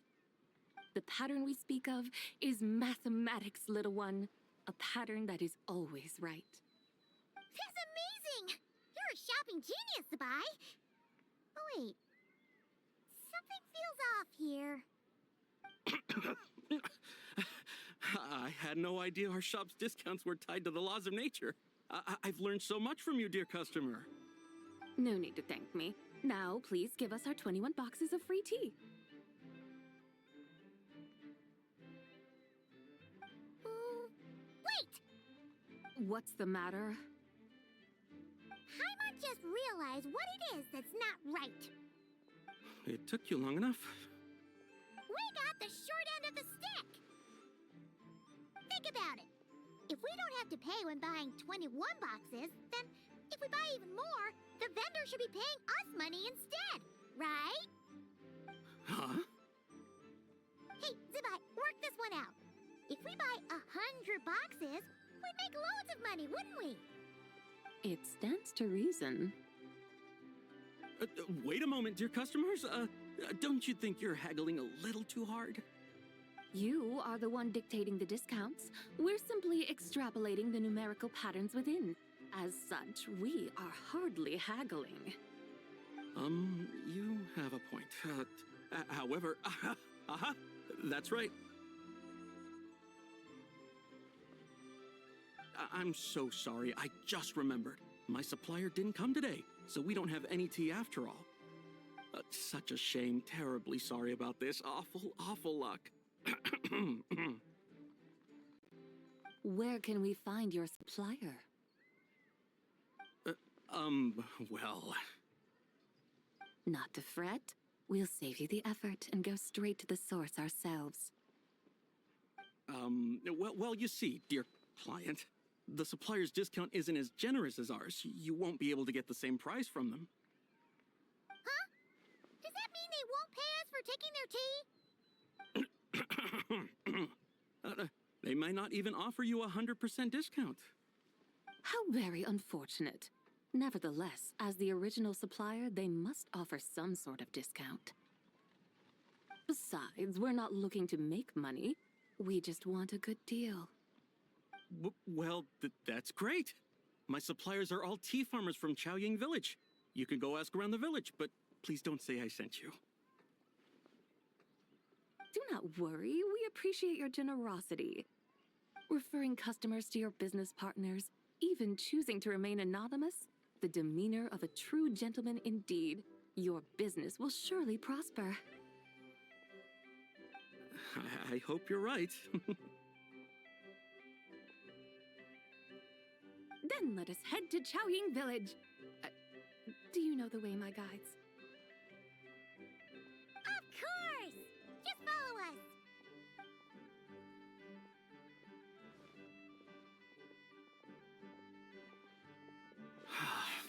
What otherworldly beings were those? Thank the heavens I managed to send them on their way. I should hurry home and pray to the White Horse Adeptus. May she bless me such that I never encounter such customers again.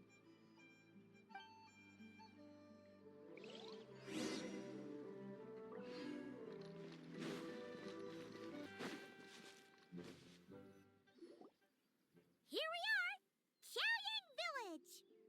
The mountains and waters are pristine. They embody the beauty of heaven and earth.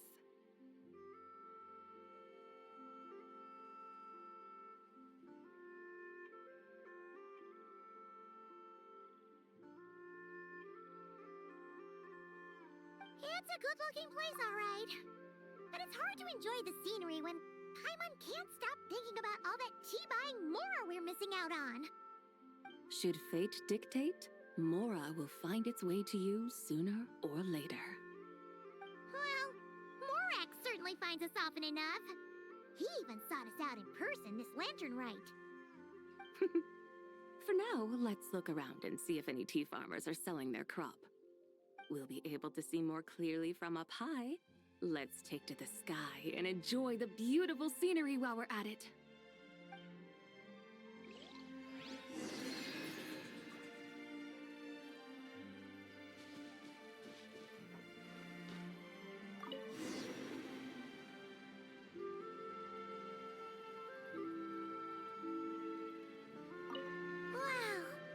Xiaoying Village looks beautiful from up here.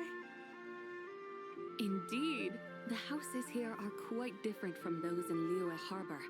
They follow the natural contours of the mountains, forming unique, elegant structures.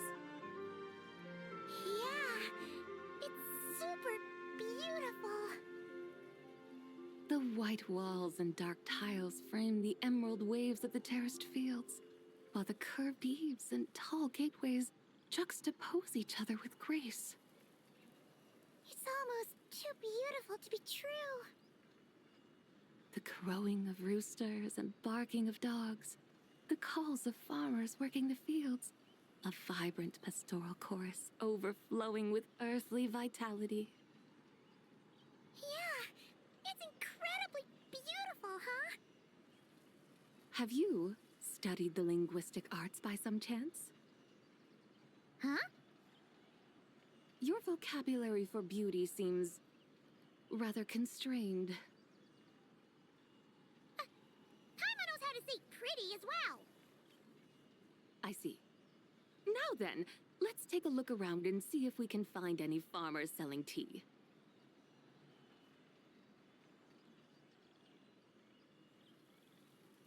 Look! There's someone in that tea field! And they look kind of familiar.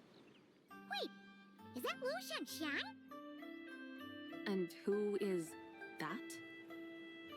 Oh, you'll remember her once you see her up close.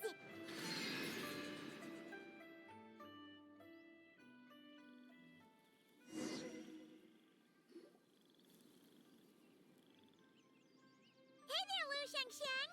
It really is you! Huh? Paimon, Traveler, and the White Horse Adeptus. Fancy seeing you here. The White Horse Adeptus has a name now. You can call her Zabai. And you are... Wait. I remember now, you're... Don't say anything about food poisoning or fish. You're the young lady who wanted to rise above the rest, are you not? Yes, that's me, but I'm in a bit of a state right now. At best, I can say I've fallen below them. Fallen below them? What happened? Like I said the last time we met, I'm being punished according to family rules. My father, mother, grandfather, grandmother, other grandfather, other grandmother. Oh, that's a lot of family members. Yeah, and on the night of Lantern Rite, they held a family meeting to discuss my situation. So, they do care about you. There's no doubt they care. But they think that since I caused all that trouble in Liyue Harbor, it shows I can't be trusted on my own. They decided to ground me. Ground you? Yeah, though they're not confining me to my room. Instead, I have to personally nurture a tea seedling until it grows big enough to be sold at market. Aw, a tiny little tea baby. Do they want you to experience what it's like to be a parent? It's supposed to cultivate my character and temperament. They say this will help me calm down and reflect on my issues. What happened in Liyue Harbor really wasn't your fault. Oh well, at least this punishment doesn't sound too harsh. So, how long will it take for the little tea baby to grow? Actually, I don't know. I've never grown a tea tree before. It usually takes 2 or 3 years. 2 or 3 years? Yes, the tea in this garden requires 2 or 3 years to mature. That long? Sabai, you're not making this up, are you? How do you know so much about growing tea? When the plants thrive and grow, that is the meaning of my name. I can tell at a glance when their season of ripening will come. Do I really have to waste 2 or 3 years here? Why is this happening to me? I'd only just found my direction in life. Yes, during the night of Lantern Rite, I heard many people reciting poems from long gone in praise of the moon. In that moment, I suddenly felt a great sense of pride. I mean, I helped excavate cultural artifacts from long gone, so I contributed to the revival of these poems too, right? So I decided to stay with the archaeological team. I want to unearth even more history. I see. And are you sure that's what you want to do? If you don't achieve anything significant in the years to come, will you still enjoy it? Yes, because archaeology gives me that boom shakalaka feeling. Wait, did Xiangling teach you that? That's right. I was asking her for advice. She said that if something gives you that boom shakalaka feeling, then it has to be worth pursuing. I immediately thought about how when I'm excavating in the ruins, I always feel like there's a ghost standing beside me, and not in a spooky way. It feels like my great-great-great-great-great-grandmother patting me on the shoulder and saying, "Keep going. You're about to rediscover some grand ancestral knowledge." Right? It feels like I've made some kind of connection with my ancestors. Isn't that amazing? Since you've made up your mind, you should give it your all. And I'd love to, but I'm still grounded. Run away, summon up a little boom shakalaka, and leave the tea garden behind. Flee this village. That might be going a bit far. You don't want to lead others astray, Sabai. Yeah!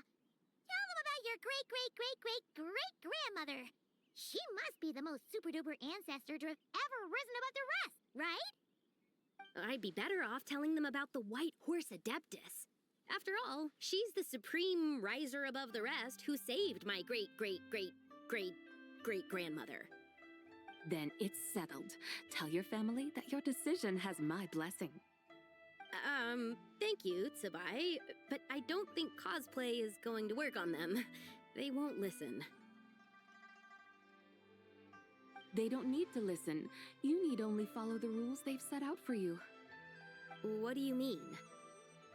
As I'm sure you know, some ancient texts refer to the White Horse Adeptus as the daughter of time. My family history contains such records, but what of it? If the White Horse Adeptus were to manipulate time to make your tea seedling grow overnight, then you'd be free, correct? Is that how it works? If the White Horse Adeptus were to really get involved, my grandfather would let me leave right away, but who really believes that she'd show up and help? It's not as if you have any other options. Why not try calling out for help? It won't cost you any more. Guess I might as well. I've got no better ideas anyway. White Horse Adeptus, if you can hear me, please save me from my predicament!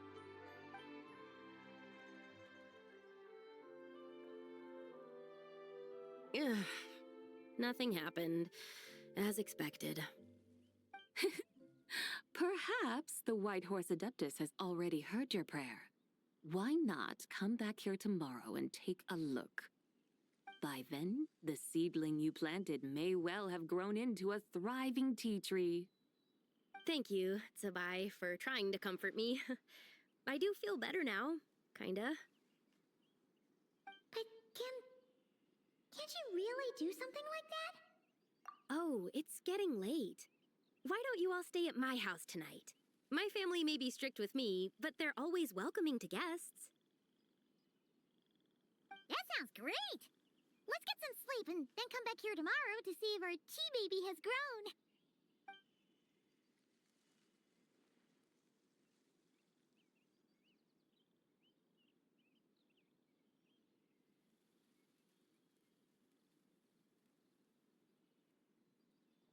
Oh, the tea tree! Whoa! Your tea baby is all grown up! Indeed, it has grown into a mature tea tree that can stand tall in the face of wind and rain. How is this possible? It must be the work of the White Horse Adeptus. Her prayer must have moved her. Are you sure? Perhaps she heard your prayer and chose to answer the call.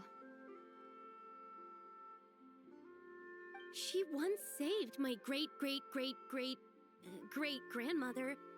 This time, she saved me. That's incredible! Your family must be blessed by the White Horse Adeptus. I guess so. I need to tell everyone the news right away. They'd better. Since this is the will of the White Horse Adeptus, I don't see how they could object. Go, and if you run into any more trouble, call out to the White Horse Adeptus just like yesterday. Thank you so much. Paimon really thought you were going to use Adeptal energy to make the tea baby grow, Zabai. When an Adeptus exerts effort, consuming their energy, is that not using Adeptal energy?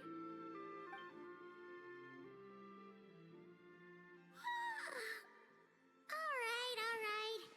What are we doing out here in the middle of the night? We're here to help Lu Xiangxiang fulfill her wish, of course. Can you really make the tea baby grow? It won't be easy, but there are ways.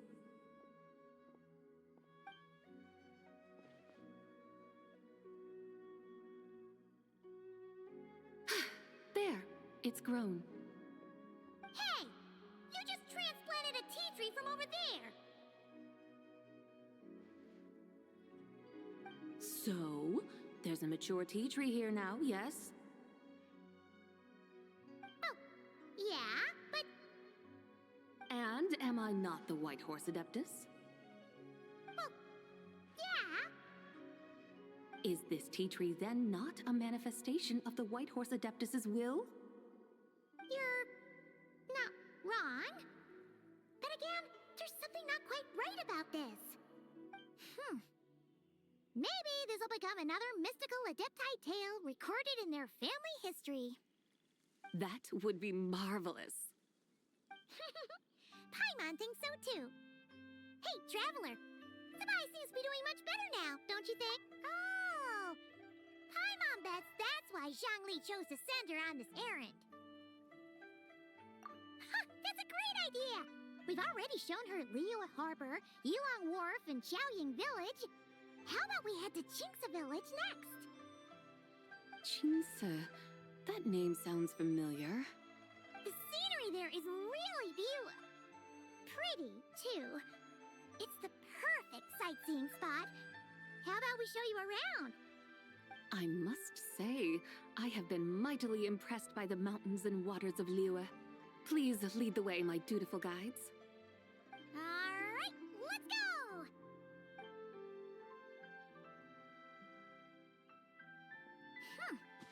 Paimon can't help feeling like we've forgotten something. Pay it no mind. I've already forgotten more than you will ever know. All right. If we forgot something, it can't have been that important to begin with. Qingce Village, here we come!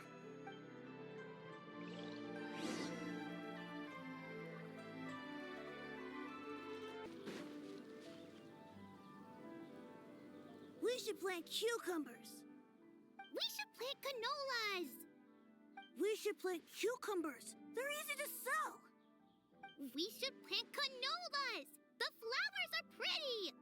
What are you arguing about, little ones? We're deciding what to plant in our field once Lantern Rite is over. Yeah! Dad gave us a small plot of land to grow our own crops. He said we can keep all the more we get from selling them. We should plant cucumbers, right? Dad plants cucumbers every year. We should plant canolas! We can press the seeds for oil! It smells good and sells for a good price. Ah, an agricultural debate. This should be easy to sort out. Granny, are you a farmer? Could you tell us what to do? Granny? What did you just call me, you rapscallion? Oh no, her eyes are gonna turn red again. It's just, my granny smells really nice, and you smell nice too, so... Sorry. How about we call you Auntie instead? Auntie? Oh, all right. Big Sis Zubai, can you help us decide whether we should grow cucumbers or canolas in our field? You little rascals! Using priceless land like this just for cucumbers and canolas? What a waste of heaven's gifts! Huh? What should we plant instead?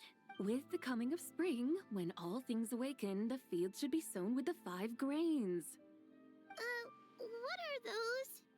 The 5 grains are life's staples, the heart of the people's table.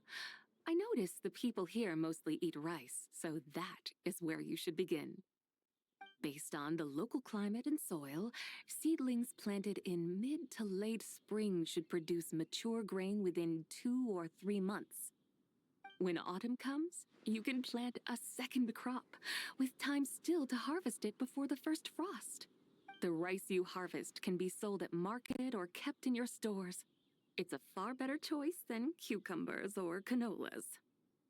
Oh, but Big Sister Zubai, I like canolas. That's no issue. It is unsuitable for continuous cropping in any case. You can rotate it with rice to maximize your yields. After the second rice harvest, around wintertime will be the perfect opportunity to sow their seeds. And when they mature in mid to late spring, you shall be just in time to sow the first rice crop of the year in turn. This way, your field will sustain balance, rice and canola in a harmonious cycle. Wow, that means we'll have crops to harvest all year round. Wait a minute! If rice and canola take up the whole year, what about my cucumbers? A firefly dares rival the brilliance of the moon? In what twisted universe should cucumbers vie for land with rice? Big Sis Zubai, you're going to hurt Lil Bee's feelings. Auntie hates cucumbers.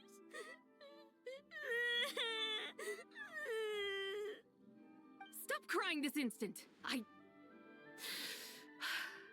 I meant that cucumbers are simple enough to grow. There's no need to devote a whole field to them. Just find an empty corner of your yard, scatter some cucumber seeds in the earth, and before you know it, you'll have a thriving patch of vines. Cucumbers delight in sunlight and moisture, but they suffer in cold weather. If you wish to plant them this early in the year, you should make sure they're protected from frost. Wow. Is it really that simple? Let's hurry home and get started right away! Are you really in that much of a rush? Well, thanks, Big Sis Zubai, who's fierce but really good at farming. We gotta go! Thanks, Big Sis Zubai! See you around! Paimon never imagined you'd know so much about farming.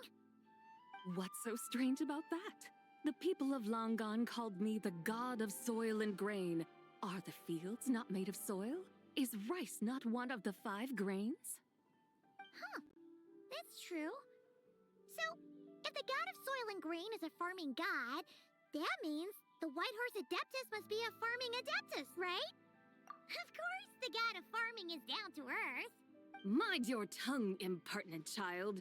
How dare you diminish the lofty bearing of an adeptus? Hey! You're the one who said the god of soil and grain is all about farming. Enough! It's time for us to take to the skies once more. Join me now. Witness the majesty of mountain, water, and field, and broaden your horizons.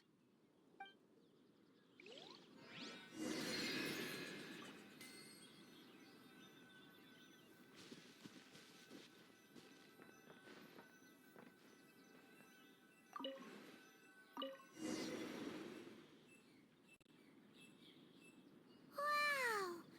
The terraces look so pretty from up here.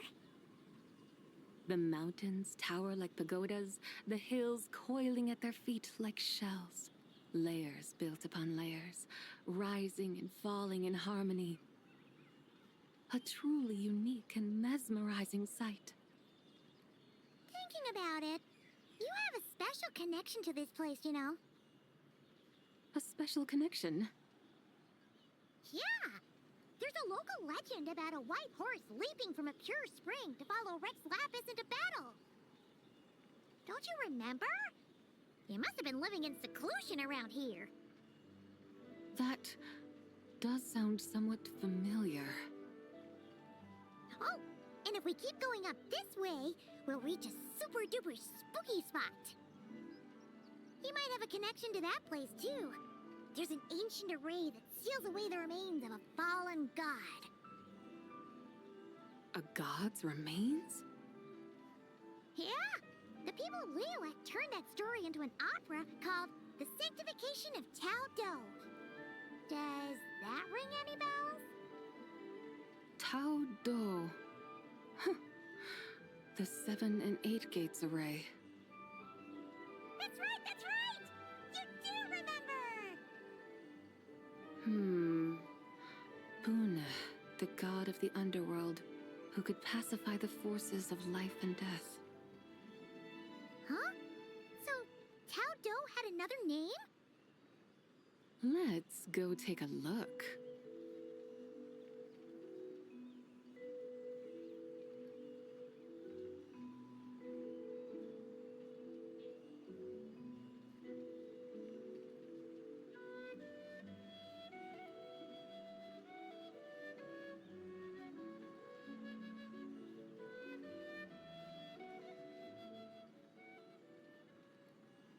Hello! We've arrived at Wulwang Hill. The atmosphere just turned spooky. I can't help but feel there's something strange about this friend you haven't seen in ages. Huh? Paimon thought she heard someone's voice. Let's head down and check it out.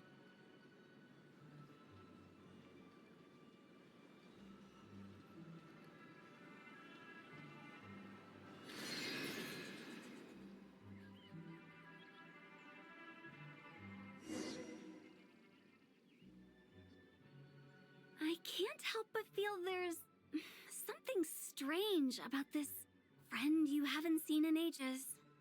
Strange? Whatever do you mean? Her strangeness defies description. This Miss Zabai is a full-blown enigma, don't you think? I'm afraid I have no idea what you're talking about. Aren't you worried about sending her all the way to Yilong Wharf on her own to buy tea? What if she gets lost? Where there are people, there are paths. Now I'm the one with no clue what you're saying. She can ask for directions. And then what? She will meet strangers in unfamiliar lands, build friendships, part ways. Hers will be a long journey indeed. The further the journey, the more footprints one leaves behind. The deeper those footprints, the harder it is for time to erase them. Ah, so you want her to make new friends? I see. But from what you say, it sounds as though she's not from Liyue. I believe she was not, but perhaps she will be. You're sounding stranger by the second. Huh. Oh, over there. Oh, look who's here. Hu Tao! Zhongli! What are you doing here? Traveler, Paimon, fancy meeting in a place like this. Oh my, and Miss Zabai too. Sounds like fate to me. We were taking Zabai to buy some tea from Yulong Wharf. Zhangli sent her there, though she didn't even know the way, and... Oh, drat! We forgot the tea! Oh, Paimon knew we were forgetting something. Why didn't you say so earlier then? What's done is done. There's no need to dwell on it. Fresh tea grows with each passing year. Let fate deliver it as it wills. Exactly. You can get tea wherever you go. You're hardly running low now, are you? Paimon feels a lot better now that you've said that. Still, I'm a little confused. If you were buying tea, how did you end up all the way out here? We're taking Zabai on a sightseeing tour. We started at Liyue Harbor, stopped in at Yulong Wharf, went sightseeing around Xiaoying Village, made our way to Qingce Village, and now we're here. Wow, that is quite the itinerary. Yeah, actually, Paimon thinks it's about time we headed back. I'm here to pay my respects to my ancestors. My dear consultant kindly agreed to join me. It is Lantern Rite, after all. Adepti and ancestors should be venerated alike. Ancestors? Wait, could you be? Are you heir to the Wu-Wong kid? Or perhaps the lone butterfly of the Crimson Flame? Whoa, have you got all your memories back?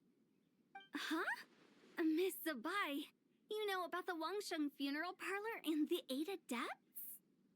I happened to hear a storyteller expound on the sanctification of Tao Do.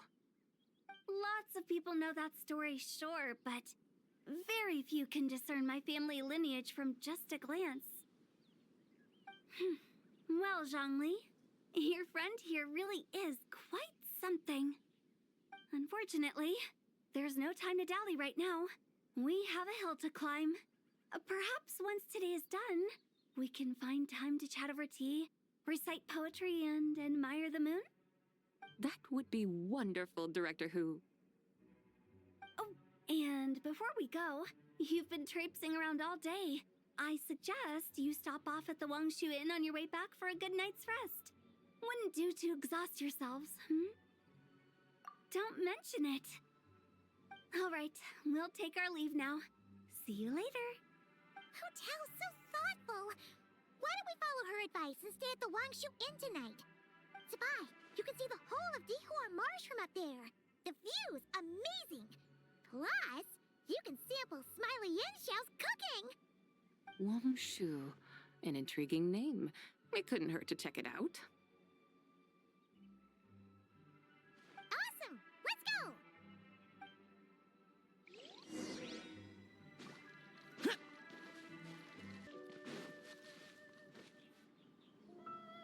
Is that towering structure Wangshu Inn? Sure is. We can take the lift up from over there. Always walking the path long trodden. Does retracing others' footsteps not tire you? Come on, get in. We'll fly to the top.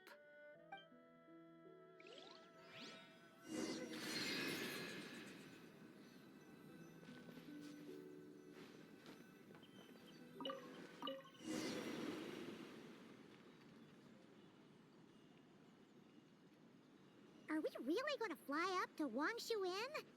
Isn't that a bit showy? All the guests are going to see us. Is that a bad thing? To be able to witness an Adeptus. This will surely add to the inn's appeal, not to mention the room prices. The owner will thank us. You seem to really like showing off your powers. This inn's architecture is incredible, and the surrounding countryside radiates a picturesque charm.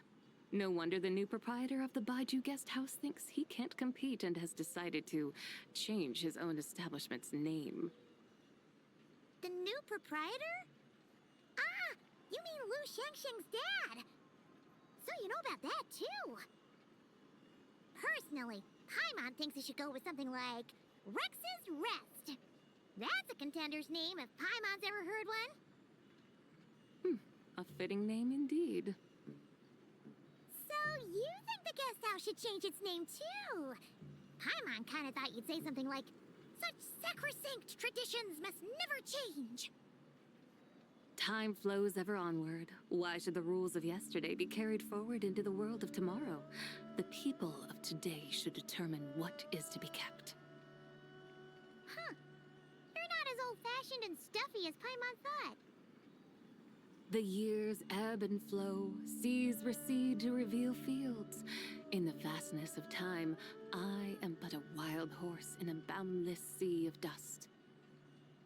Even Rex Lapis, having waded through the waters of the river of time, is not quite the same as before. Zhongli? What was he like before? That is another story for another time.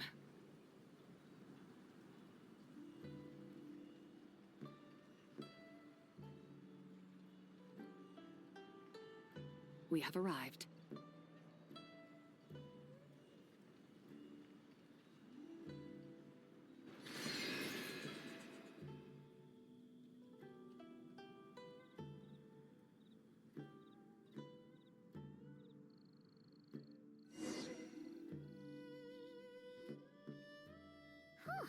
This is the first time Paimon's ever flown up to Wangshu Inn on a chariot. Everything's so different when you're up high.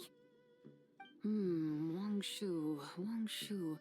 Like moon lanterns and shell lanterns. Might it all be a coincidence? What's a coincidence? Do you not know what Wangshu means? Not bad. You're clearly much sharper than your diminutive companion. Wangshu can refer to the moon, but its original meaning is actually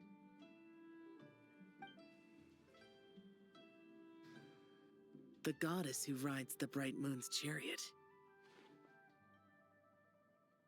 And you must be the conqueror of demons. Xiao! Paimon was wondering if we'd disturbed you by flying down from the sky. Not at all. I sensed an unusual presence long before you arrived, though I didn't expect it to be you in a flying chariot. Ah, a witness at last. I was starting to think we should fly a bit lower. 'Twould be awfully dull if no one ends up marveling at my lofty bearing. No need. This is already showy enough. I'm not one to do good from the shadows, as Rex Lapis is wont to do. Then you must be... Nay, I'm only cosplaying as the White Horse Adeptus, in truth. Cosplaying? What's that? Ugh, ignore her nonsense. She's a genuine article. The one and only, completely authentic White Horse Adeptus. It's just... Xiao, did Zhongli say anything about her being a teensy bit... not quite right? Mental instability, perhaps? Did Zhongli tell you that? No, this is my own speculation. Well, you pretty much hit the nail on the head. It's like her brain's filled with a bunch of slimes right now. All gloopy and messy. There's a hot-tempered pyro slime, a math-obsessed hydro slime, and a mischievous little animo slime. But don't tell her Paimon said that, or she'll come and tell us all off. You white-haired rascal! Do you think I can't hear you? Uh-oh! We're in for it now! White Horse Adeptus. You must be wary from your journey. Why not take a rest? Oh, yes! You must be hungry, right, Sabai? Help me get some food. Oh, the chef here is incredible!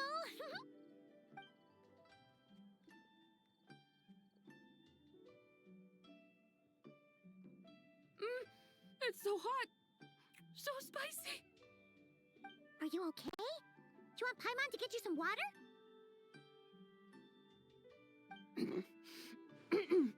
Don't worry about me. I just need to pace myself.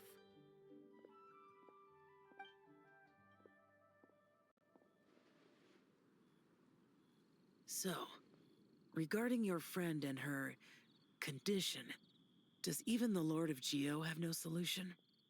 Zhangli said we should wait and she'll get better on her own. But who knows how long that's gonna take. Is that why her personalities change so easily? Paimon thinks that has something to do with her 3 deadly selves. Zhangli told us that the deadly selves are impure, affecting living things that get too close. The White Horse Adeptus's remnant spirit was attached to the deadly selves for a long time. It makes sense that her temperament and memories would have been influenced by them.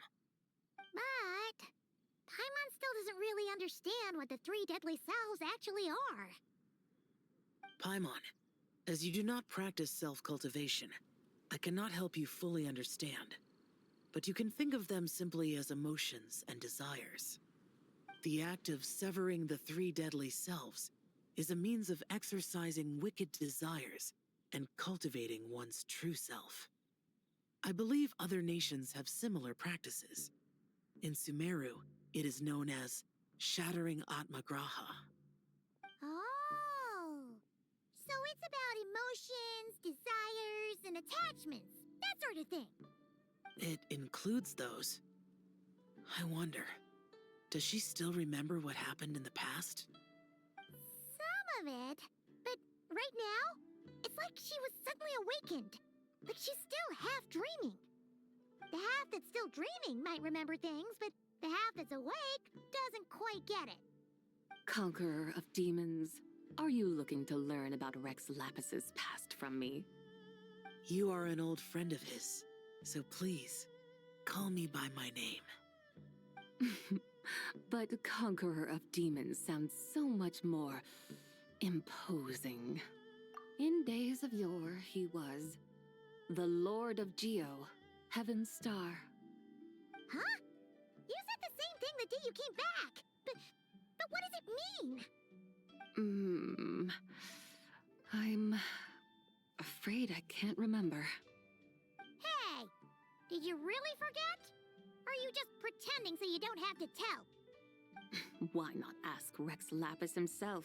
Whether I've forgotten might be up for debate, but I am certain he remembers.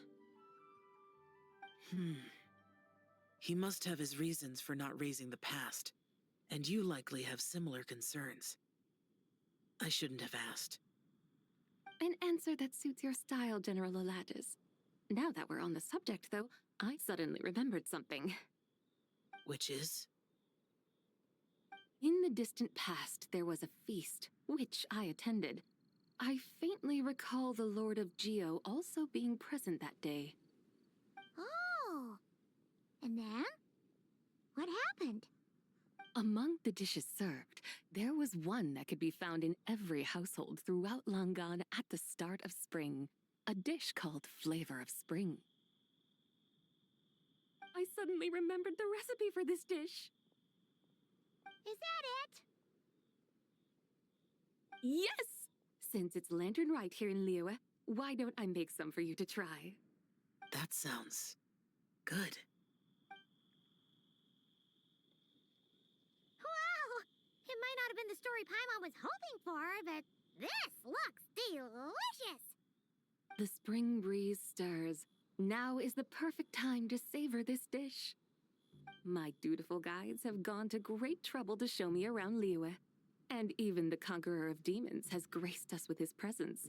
I feel deeply honored. This Flavor of Spring is my way of expressing my gratitude. There's no need for such grand words. What's this? Hey! It's that broken jade token from the Antiques exhibition! Indeed. This was once an Adepto treasure of mine. I'm amazed it ended up in your hands.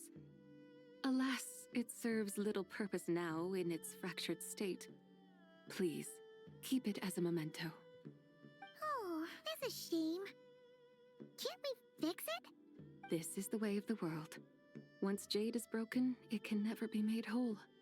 Then, what about forging a new one? That is a good point. That it has ended up in your hands must be a message from fate. I could try to craft it into a little trinket for you. One that might prove useful on your journey.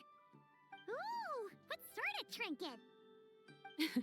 It's just a passing thought, one that will require the right opportunity. I'll think about it more when the time comes. Now that we've had our fill, we should get some rest. Tomorrow we return to Liyue Harbor, where I'll have need of your guidance once more.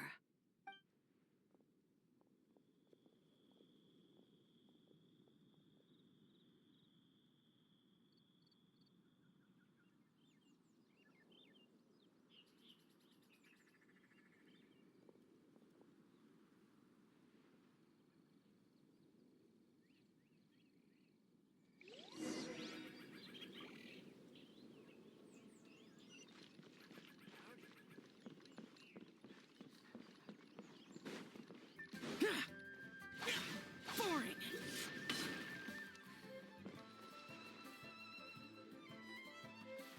Chi-Chi, the Lantern Rite is almost over. Do you remember how to make a Shao Lantern? Warning, split bamboo, traveler. Get silk, make Paimon. You've got it all mixed up again. They're here again. Yow! Looking good in that new outfit, huh? Hey, it's Paimon! Dr. Baiju gave this to me as a gift. How does it suit me? Thank you. Wow! What happened for Baiju to suddenly give you a brand new outfit, Yao Yao? Dr. Baiju is thanking Yao Yao for teaching me to make Shao lanterns. Chi-Chi and I were just playing together.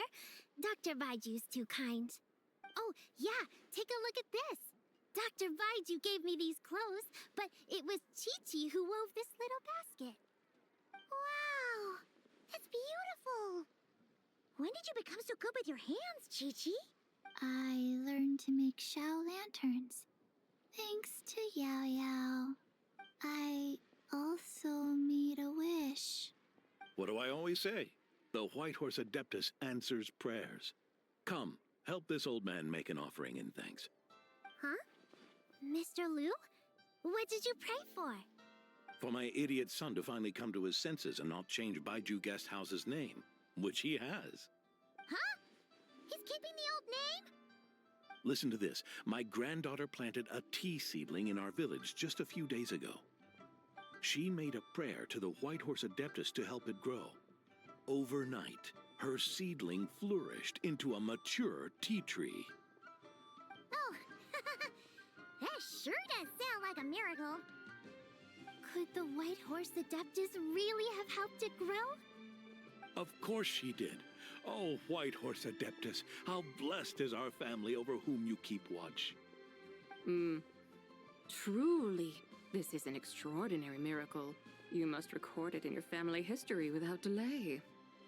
Of course. Huh? Is that you, Miss Zebai?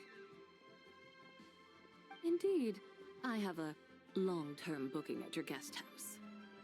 Yes, I recall. Mr. Zhongli said to charge your expenses to the Wangsheng funeral parlor, if I remember correctly. That Zhongli. Always making trouble for poor Hu Tao. I noticed when you were here last that you bear a striking resemblance to the pictures of the White Horse Adeptus in my family history. You both have golden eyes. Perhaps fate has had a hand in our meeting. And a glad meeting it is, Miss Zebai. Now, why don't I gift you some tea from my garden to celebrate this encounter?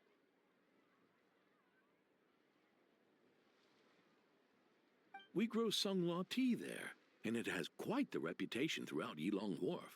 I hope you will accept it. Oh! Sunglaw, buy 10 boxes, get half off teas, back on the menu.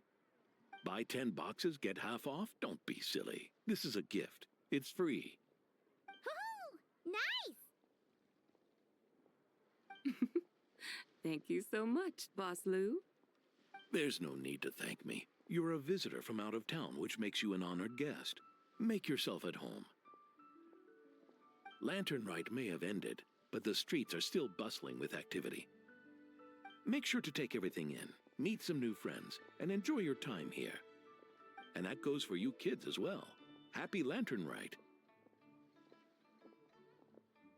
Got it, Mr. Lou. Happy... Lantern Rite. Yeah! Happy Lantern Rite, everyone! Happy Lantern Rite indeed.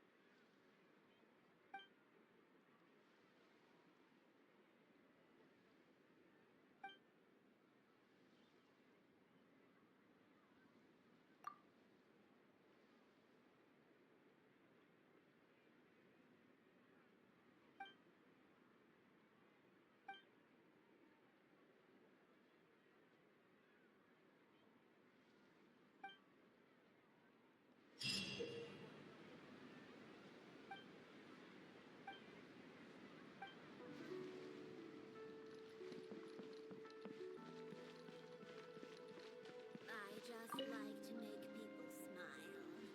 Another one finished. And the paint's all dry. Oh, happy holidays! Are you here for a Shao Lantern too? Yep. You know how Miss Pingxi made a customizable lantern frame? Well, lots of people bought them to tinker with. Oh, Gaoming got one too. I offered to help, but he was adamant about doing it himself. Some of my neighbors had an idea about what to make, but didn't know how to execute their vision, so they came to me for some hands-on help. And after weaving them for everyone else, I made one for myself too. Now it's just time to release it. Huh. What wish should I write?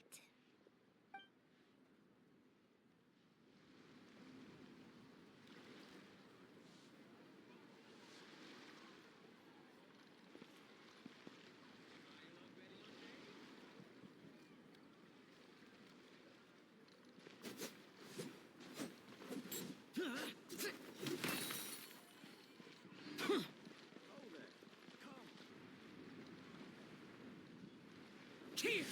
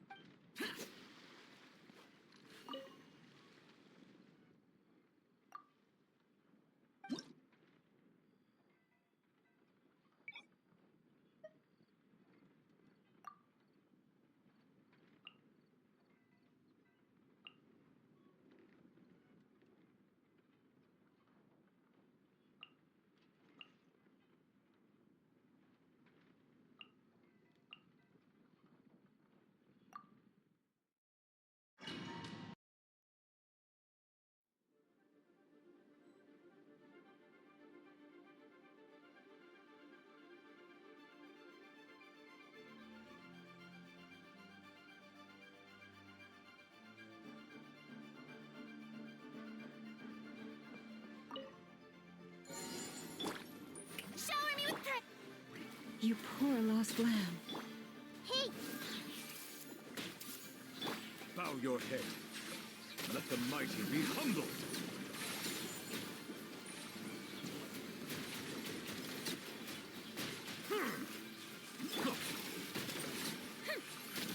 How dare you! Silence! Everyone hold hands! Make yourselves at home! Lush as the moon. Be sanctified.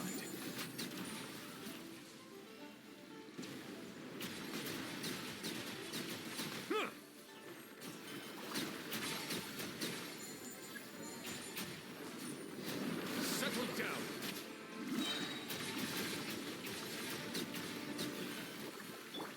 The Shelby... Leave this place for the everlasting forest. Share my knowledge!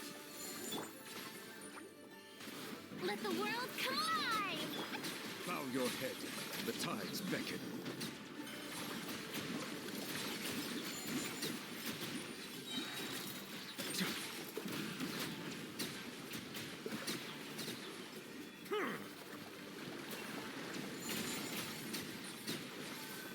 Silence!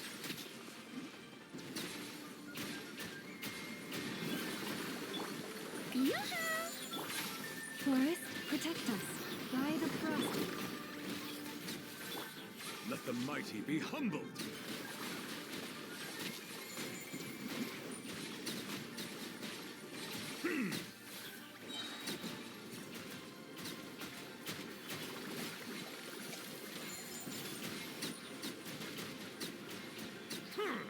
Bow your head.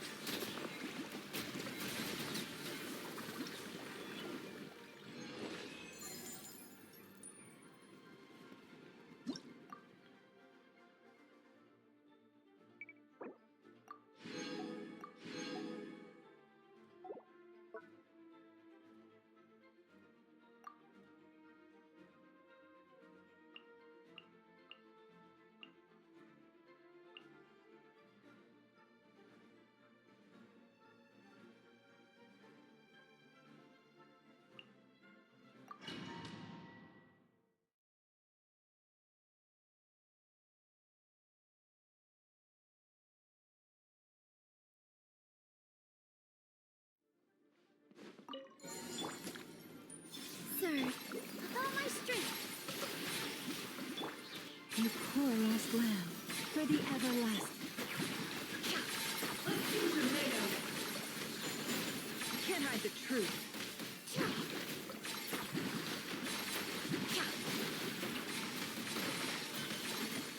A new moon rises. Flame. Here! Dance with the waves! Receive my blessing. The mystery unravels. It all adds up. With one heart, we pray. Lush as the moon. Positions!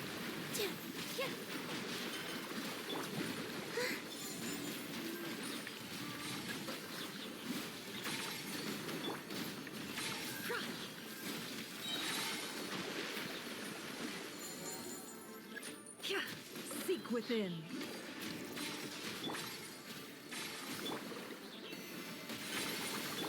All my strength! A moonlit night for all.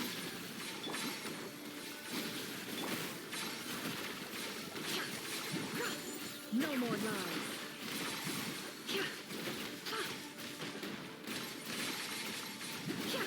Can't hide the truth. Surge. Leave this place for the everlasting. The deception ends here. A future NATO. It all adds up. It all falls into place. Branch into song.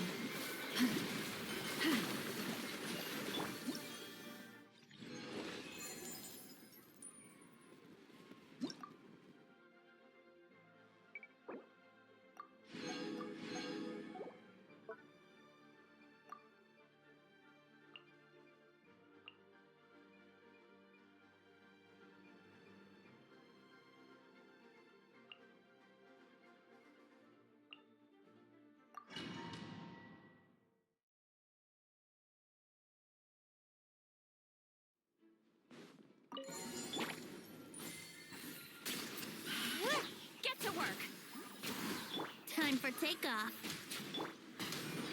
Decay! New life! Gears of the storm. Too late for regrets. Ha! Show no mercy.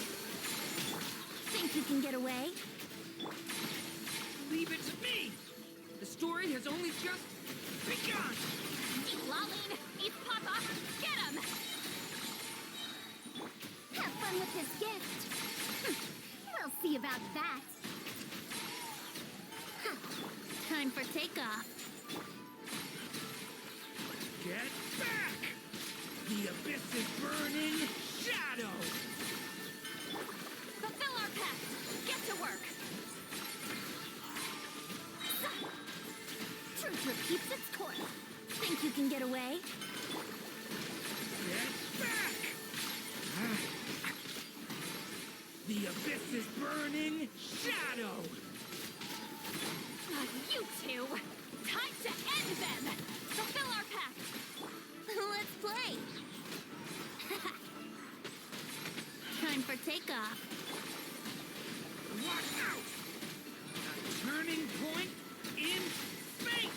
Have fun with this gift! Too late for...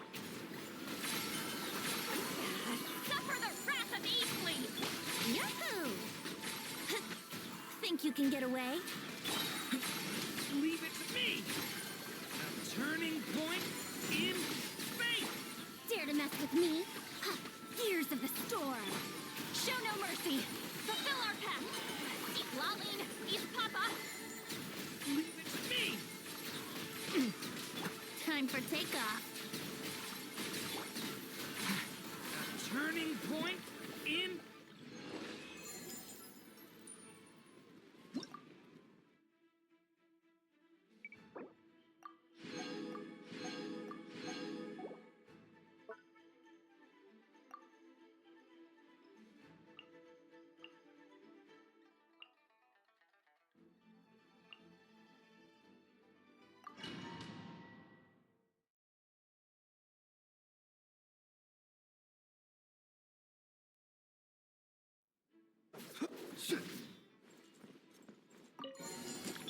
Wayne. Quietly now. Things are about to get set. Defensive mode engaged. Preparing for dust up. Be silent. Observe. Do you fear the dark? Be silent. Night falls. Insulation chamber. Take it easy. Close your eyes. Observe.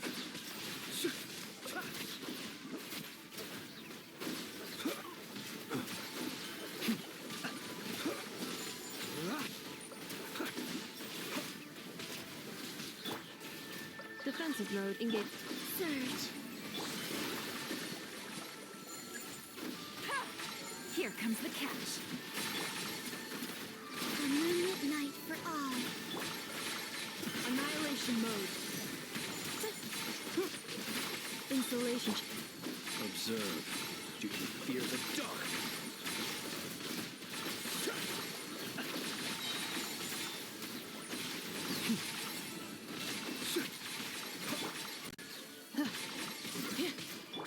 Wayne. Busted. Cleanup sequence initiated. Ultimatum protocol. Green moons converge. Be silent.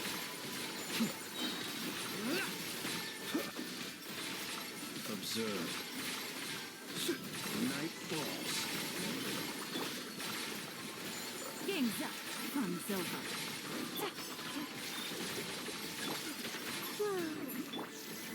Close your eyes.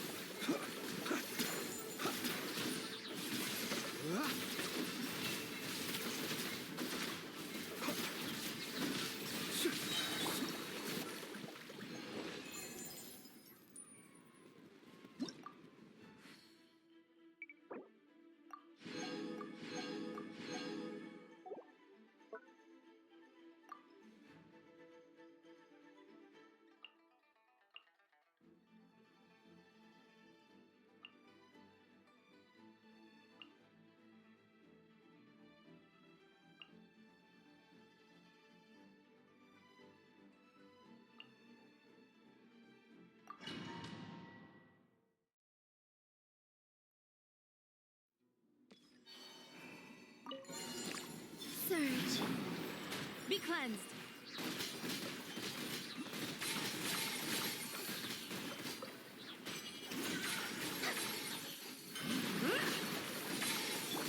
And step. Break a leg. It's nothing. A moonlit night for all. Wane.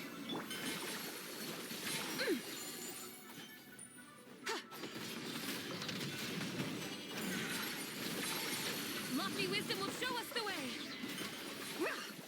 Smite the dust. Three moons converge. Strike is one. Don't waste my time. Your life is mine.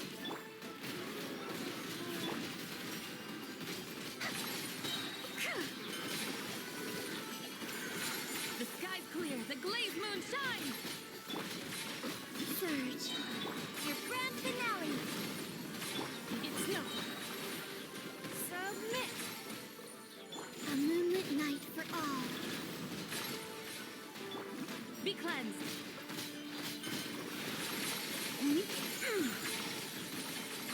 Divine light, shield them. Smite the dust. Break a leg. Don't waste my time. Your life is mine. A new moon rises. Lofty wisdom will show us the way. Smite the dust.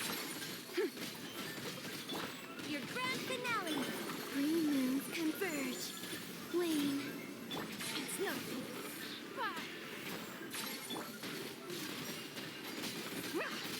The sky's clear. The glazed moon shines.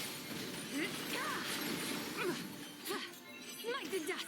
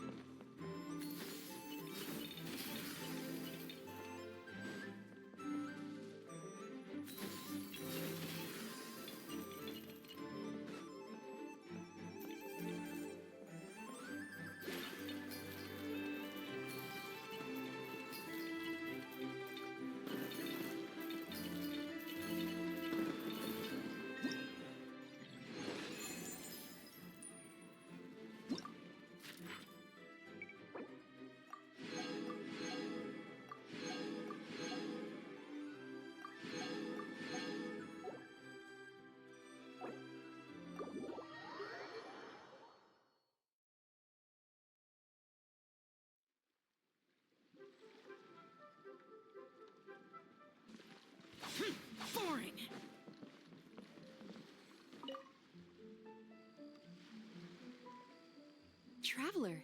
What a pleasant surprise. Happy Lantern Rite. Ah, I did ask Miss Pingshi to help arrange a commemorative photo shoot. You must be the photographer she had in mind then. Wonderful.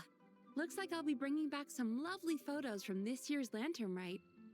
All right then, Master Photographer. What kind of pose do you think would be the most photogenic?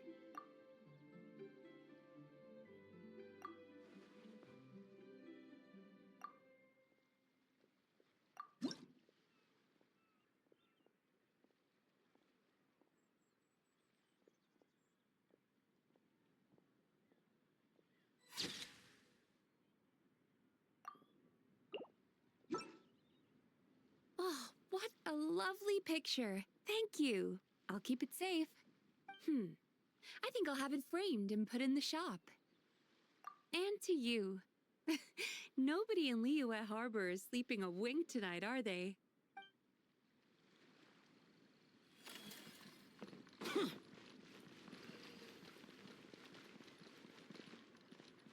much stuff. I need to find a spot where I can write all this down. Whoa. The craftsmanship of these Xiao lanterns is something else. How does Lanyan do it? Oh, hey, Traveler! Happy New Year! Yup, took me ages, but this one's turning out pretty decent. I'm gonna paint Manzai on it, too. Oh, and I gotta make one for Pops. Whew, that should do it. All that's left is sending it off to the sky.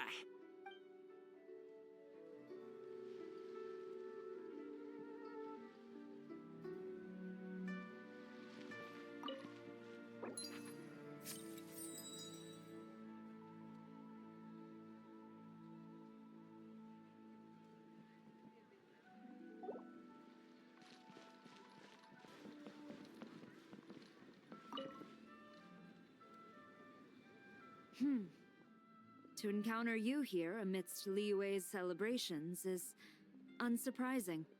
Happy Lantern Rite. Indeed, I submitted the request to Miss Pingshi. Evidently, you are the professional photographer she mentioned. Very well. I trust you will take excellent photographs. Let us begin. In that case, please advise me on an appropriate pose while we prepare.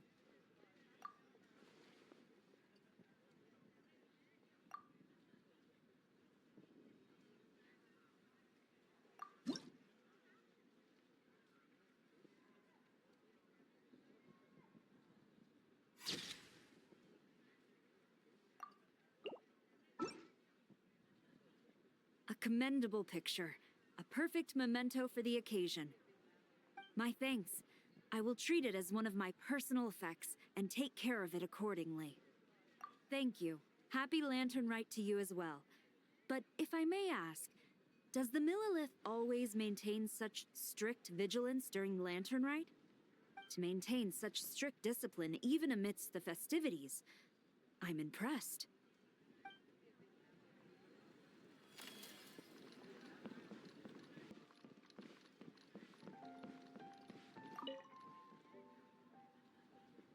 If you make a lantern like this and release it, will the wish really come true?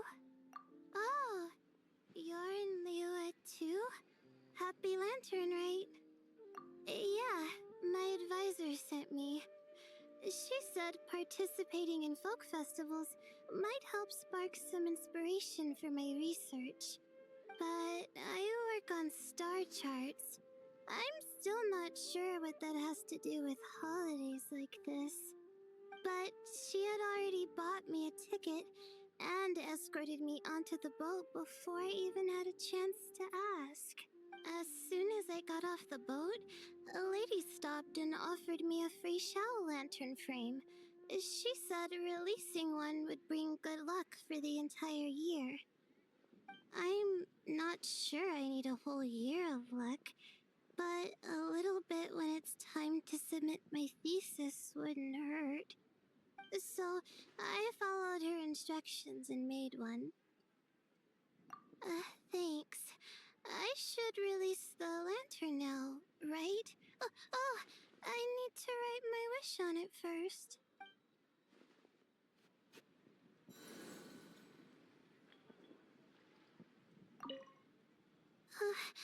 Please let me pass Let me pass. Please let me pass. Huh?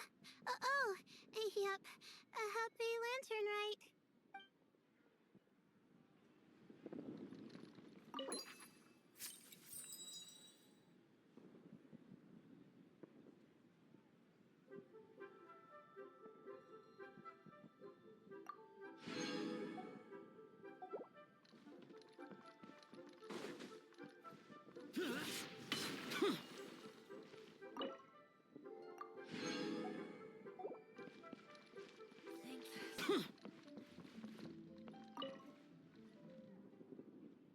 Traveler?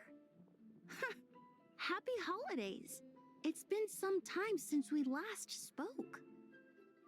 Huh, you could say that. I had already planned to come to Liyue to research floral essences, so when I heard there was a merchant ship heading here, I decided to join them. I had no idea I'd arrive just in time for Lantern Rite. In deference to the season, I've decided to put all work aside and simply enjoy myself. I even asked a young lady to teach me to craft Xiao lanterns. In fact, I was just about to release it. Thank you. She told me it's tradition to write down a wish before releasing it. Still, I'm not quite sure what to write.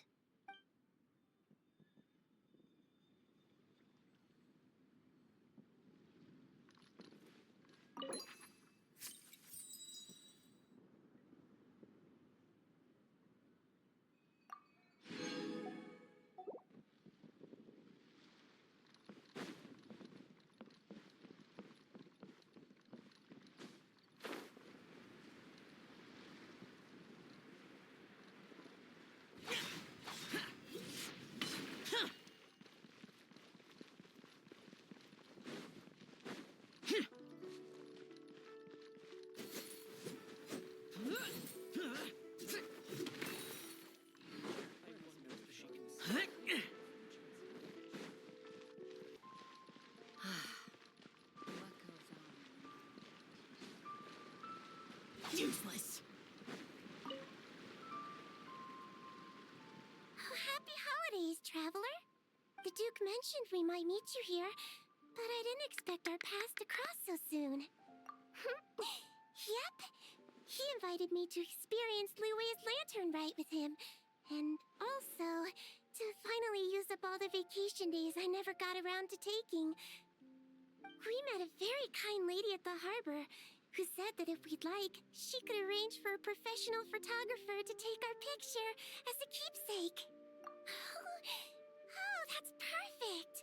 Oh, I'm sure you'll take a really good photo, and then I'll be able to show it to Monsieur Nervillette later.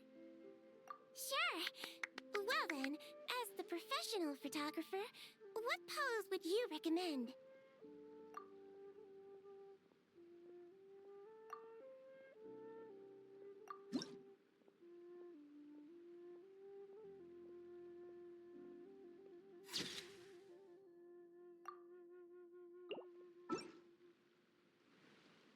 All done? May I look? My expression looks great! Oh, it really is a lovely photo. I'll keep it close and treasure it. Bye! Have a wonderful Lantern Rite!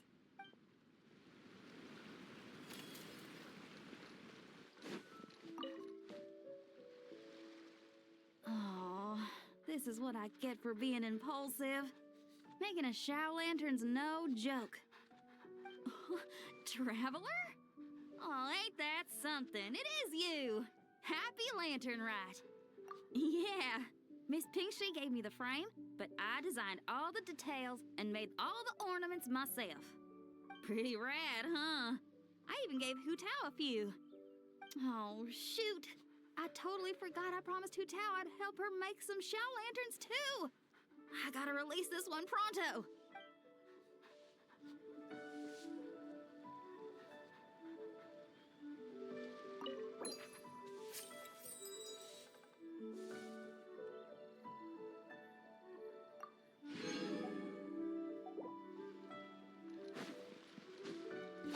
Useless.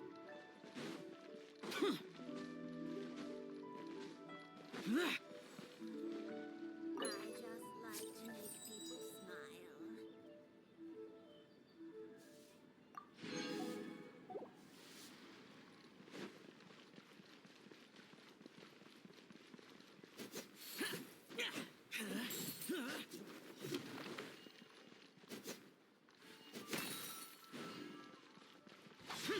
useless.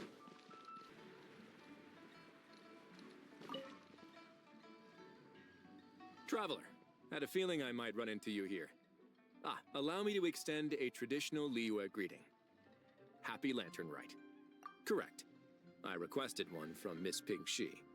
Seems she really did secure a professional photographer. Shall we, then? Take a good shot. I plan to stick it up on my office wall when I get back to Fontaine. Sure. Do I need to strike a pose? Or... Suggestions are welcome, Traveler.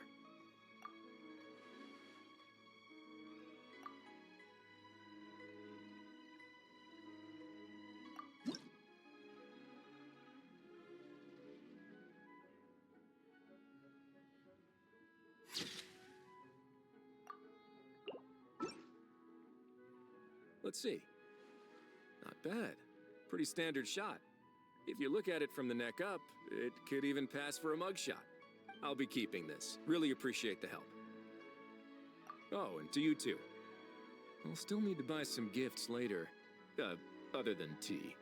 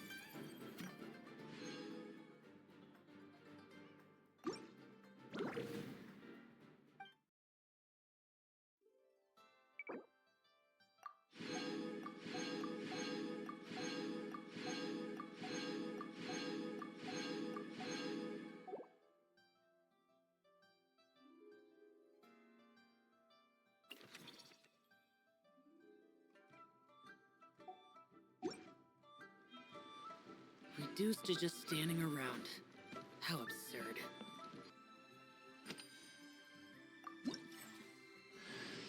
I cut some bamboo today to make a special jade robe.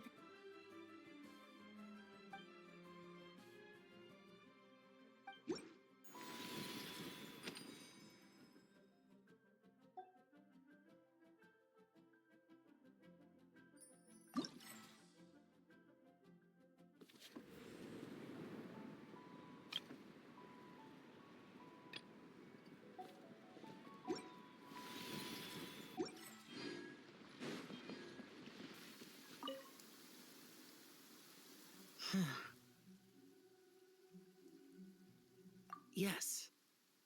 I saved someone from monsters earlier. She was carrying a frame and tools for making shell lanterns, and gave them to me as thanks. She also said this type of shell lantern can be modified however you like. So... yes, well, I tried my best. I suppose the next step is releasing the shell lantern.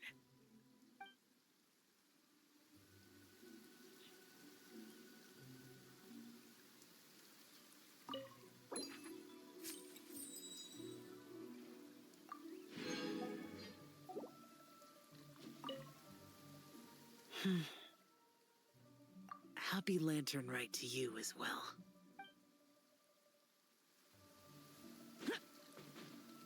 I concern myself with the weather.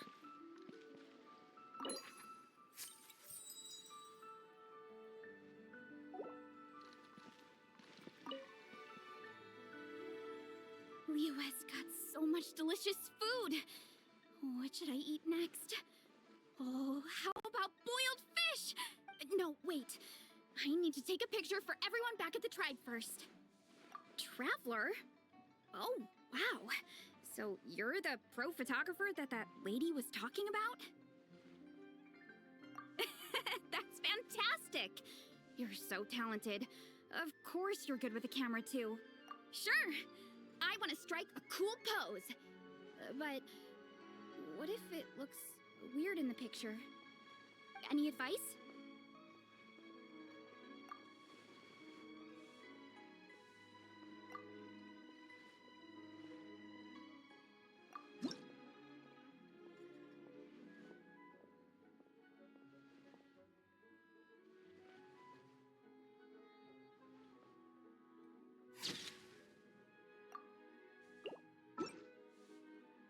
Done already? Let me see. Whoa, told you they'd be good! Now, would it be the best spot in the orchard to hang it? Thanks! Next up, some more delicious food. Starting with... boiled fish.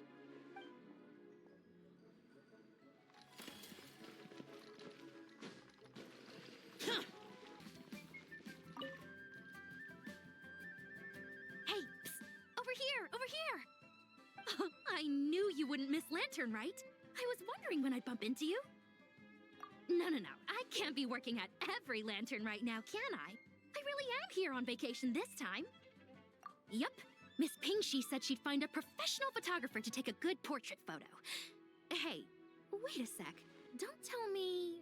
Oh, it really is you. That's perfect then. Come on, take my photo. Let's see who's better behind the lens. So, ready to start? Alrighty. Can't take a picture without posing for the camera, though. Any suggestions, traveler?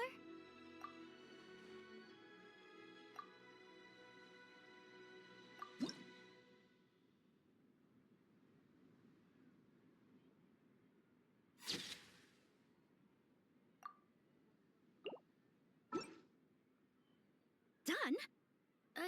Did you adjust the lens and check the lighting? Make sure the focal length was properly set?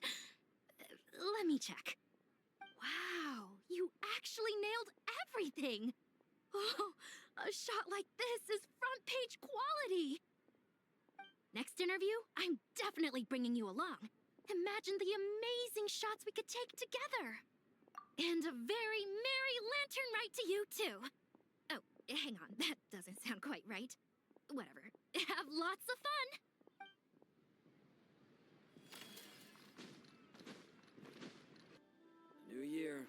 brings new perspectives.